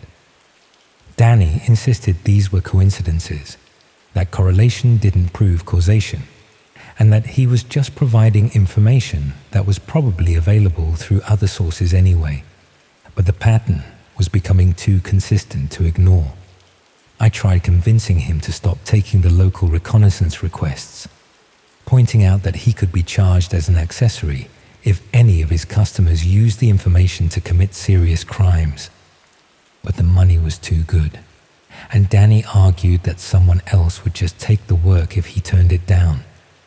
That's when I started documenting everything I could about his operations.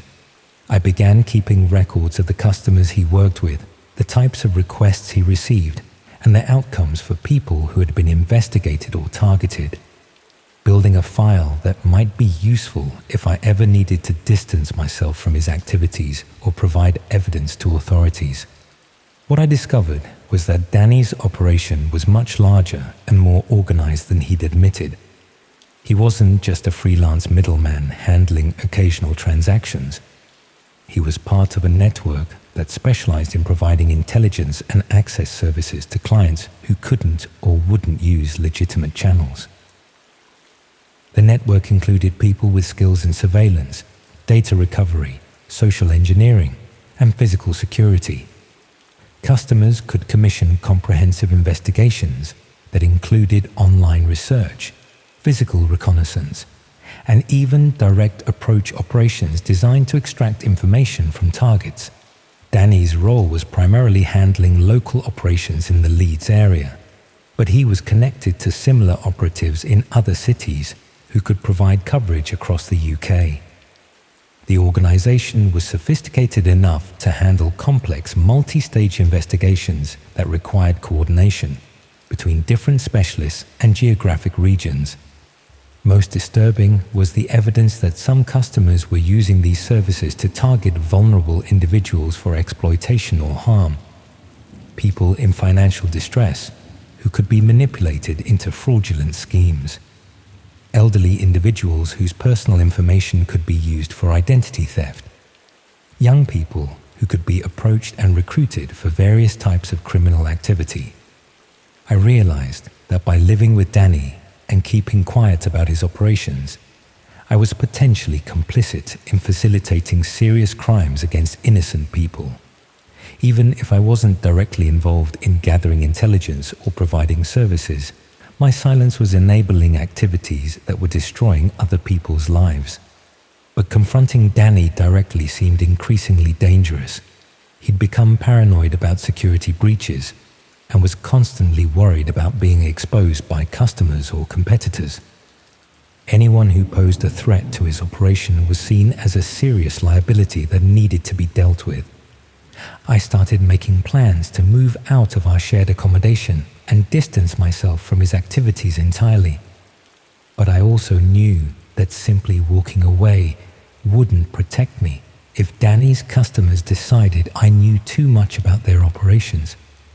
The people he worked with had demonstrated their willingness to target individuals who posed threats to their interests. And as someone who'd been living with one of their operatives for months, I'd inevitably learned details about their methods and customers that could be damaging if disclosed to authorities.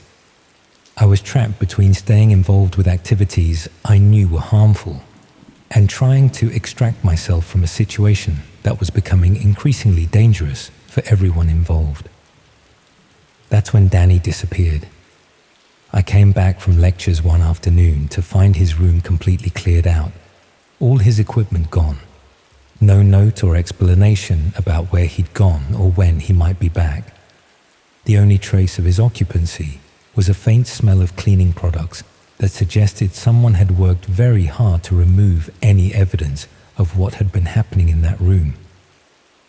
I tried contacting him through the various phone numbers and email addresses I had, but they'd all been disconnected or abandoned. His social media accounts had been deleted, his university enrollment had been terminated, and none of our mutual friends had heard from him since the day he'd vanished. It was as if Danny Morrison had simply stopped existing. The university housing office eventually assigned me a new flatmate, a quiet engineering student who showed no interest in alternative marketplaces or questionable income streams. Life returned to something approaching normal, and I tried to convince myself that Danny's disappearance was just him moving on to better opportunities elsewhere. But I kept monitoring the hidden marketplaces where he'd operated, looking for signs that his network was still active in the Leeds area. What I found was that the services he'd provided were definitely continuing, but with different operatives handling local operations. New people were offering reconnaissance and intelligence services using the same terminology and methods that Danny had employed. The customer base seemed unchanged, and the types of requests being fulfilled were just as concerning as before. Someone had simply replaced Danny in the network's organizational structure, taking over his customer relationships and operational responsibilities without missing a beat. That suggested his disappearance hadn't been voluntary. Either he'd been eliminated because he'd become a security risk, or he'd been reassigned to different duties that required him to adopt a completely new identity.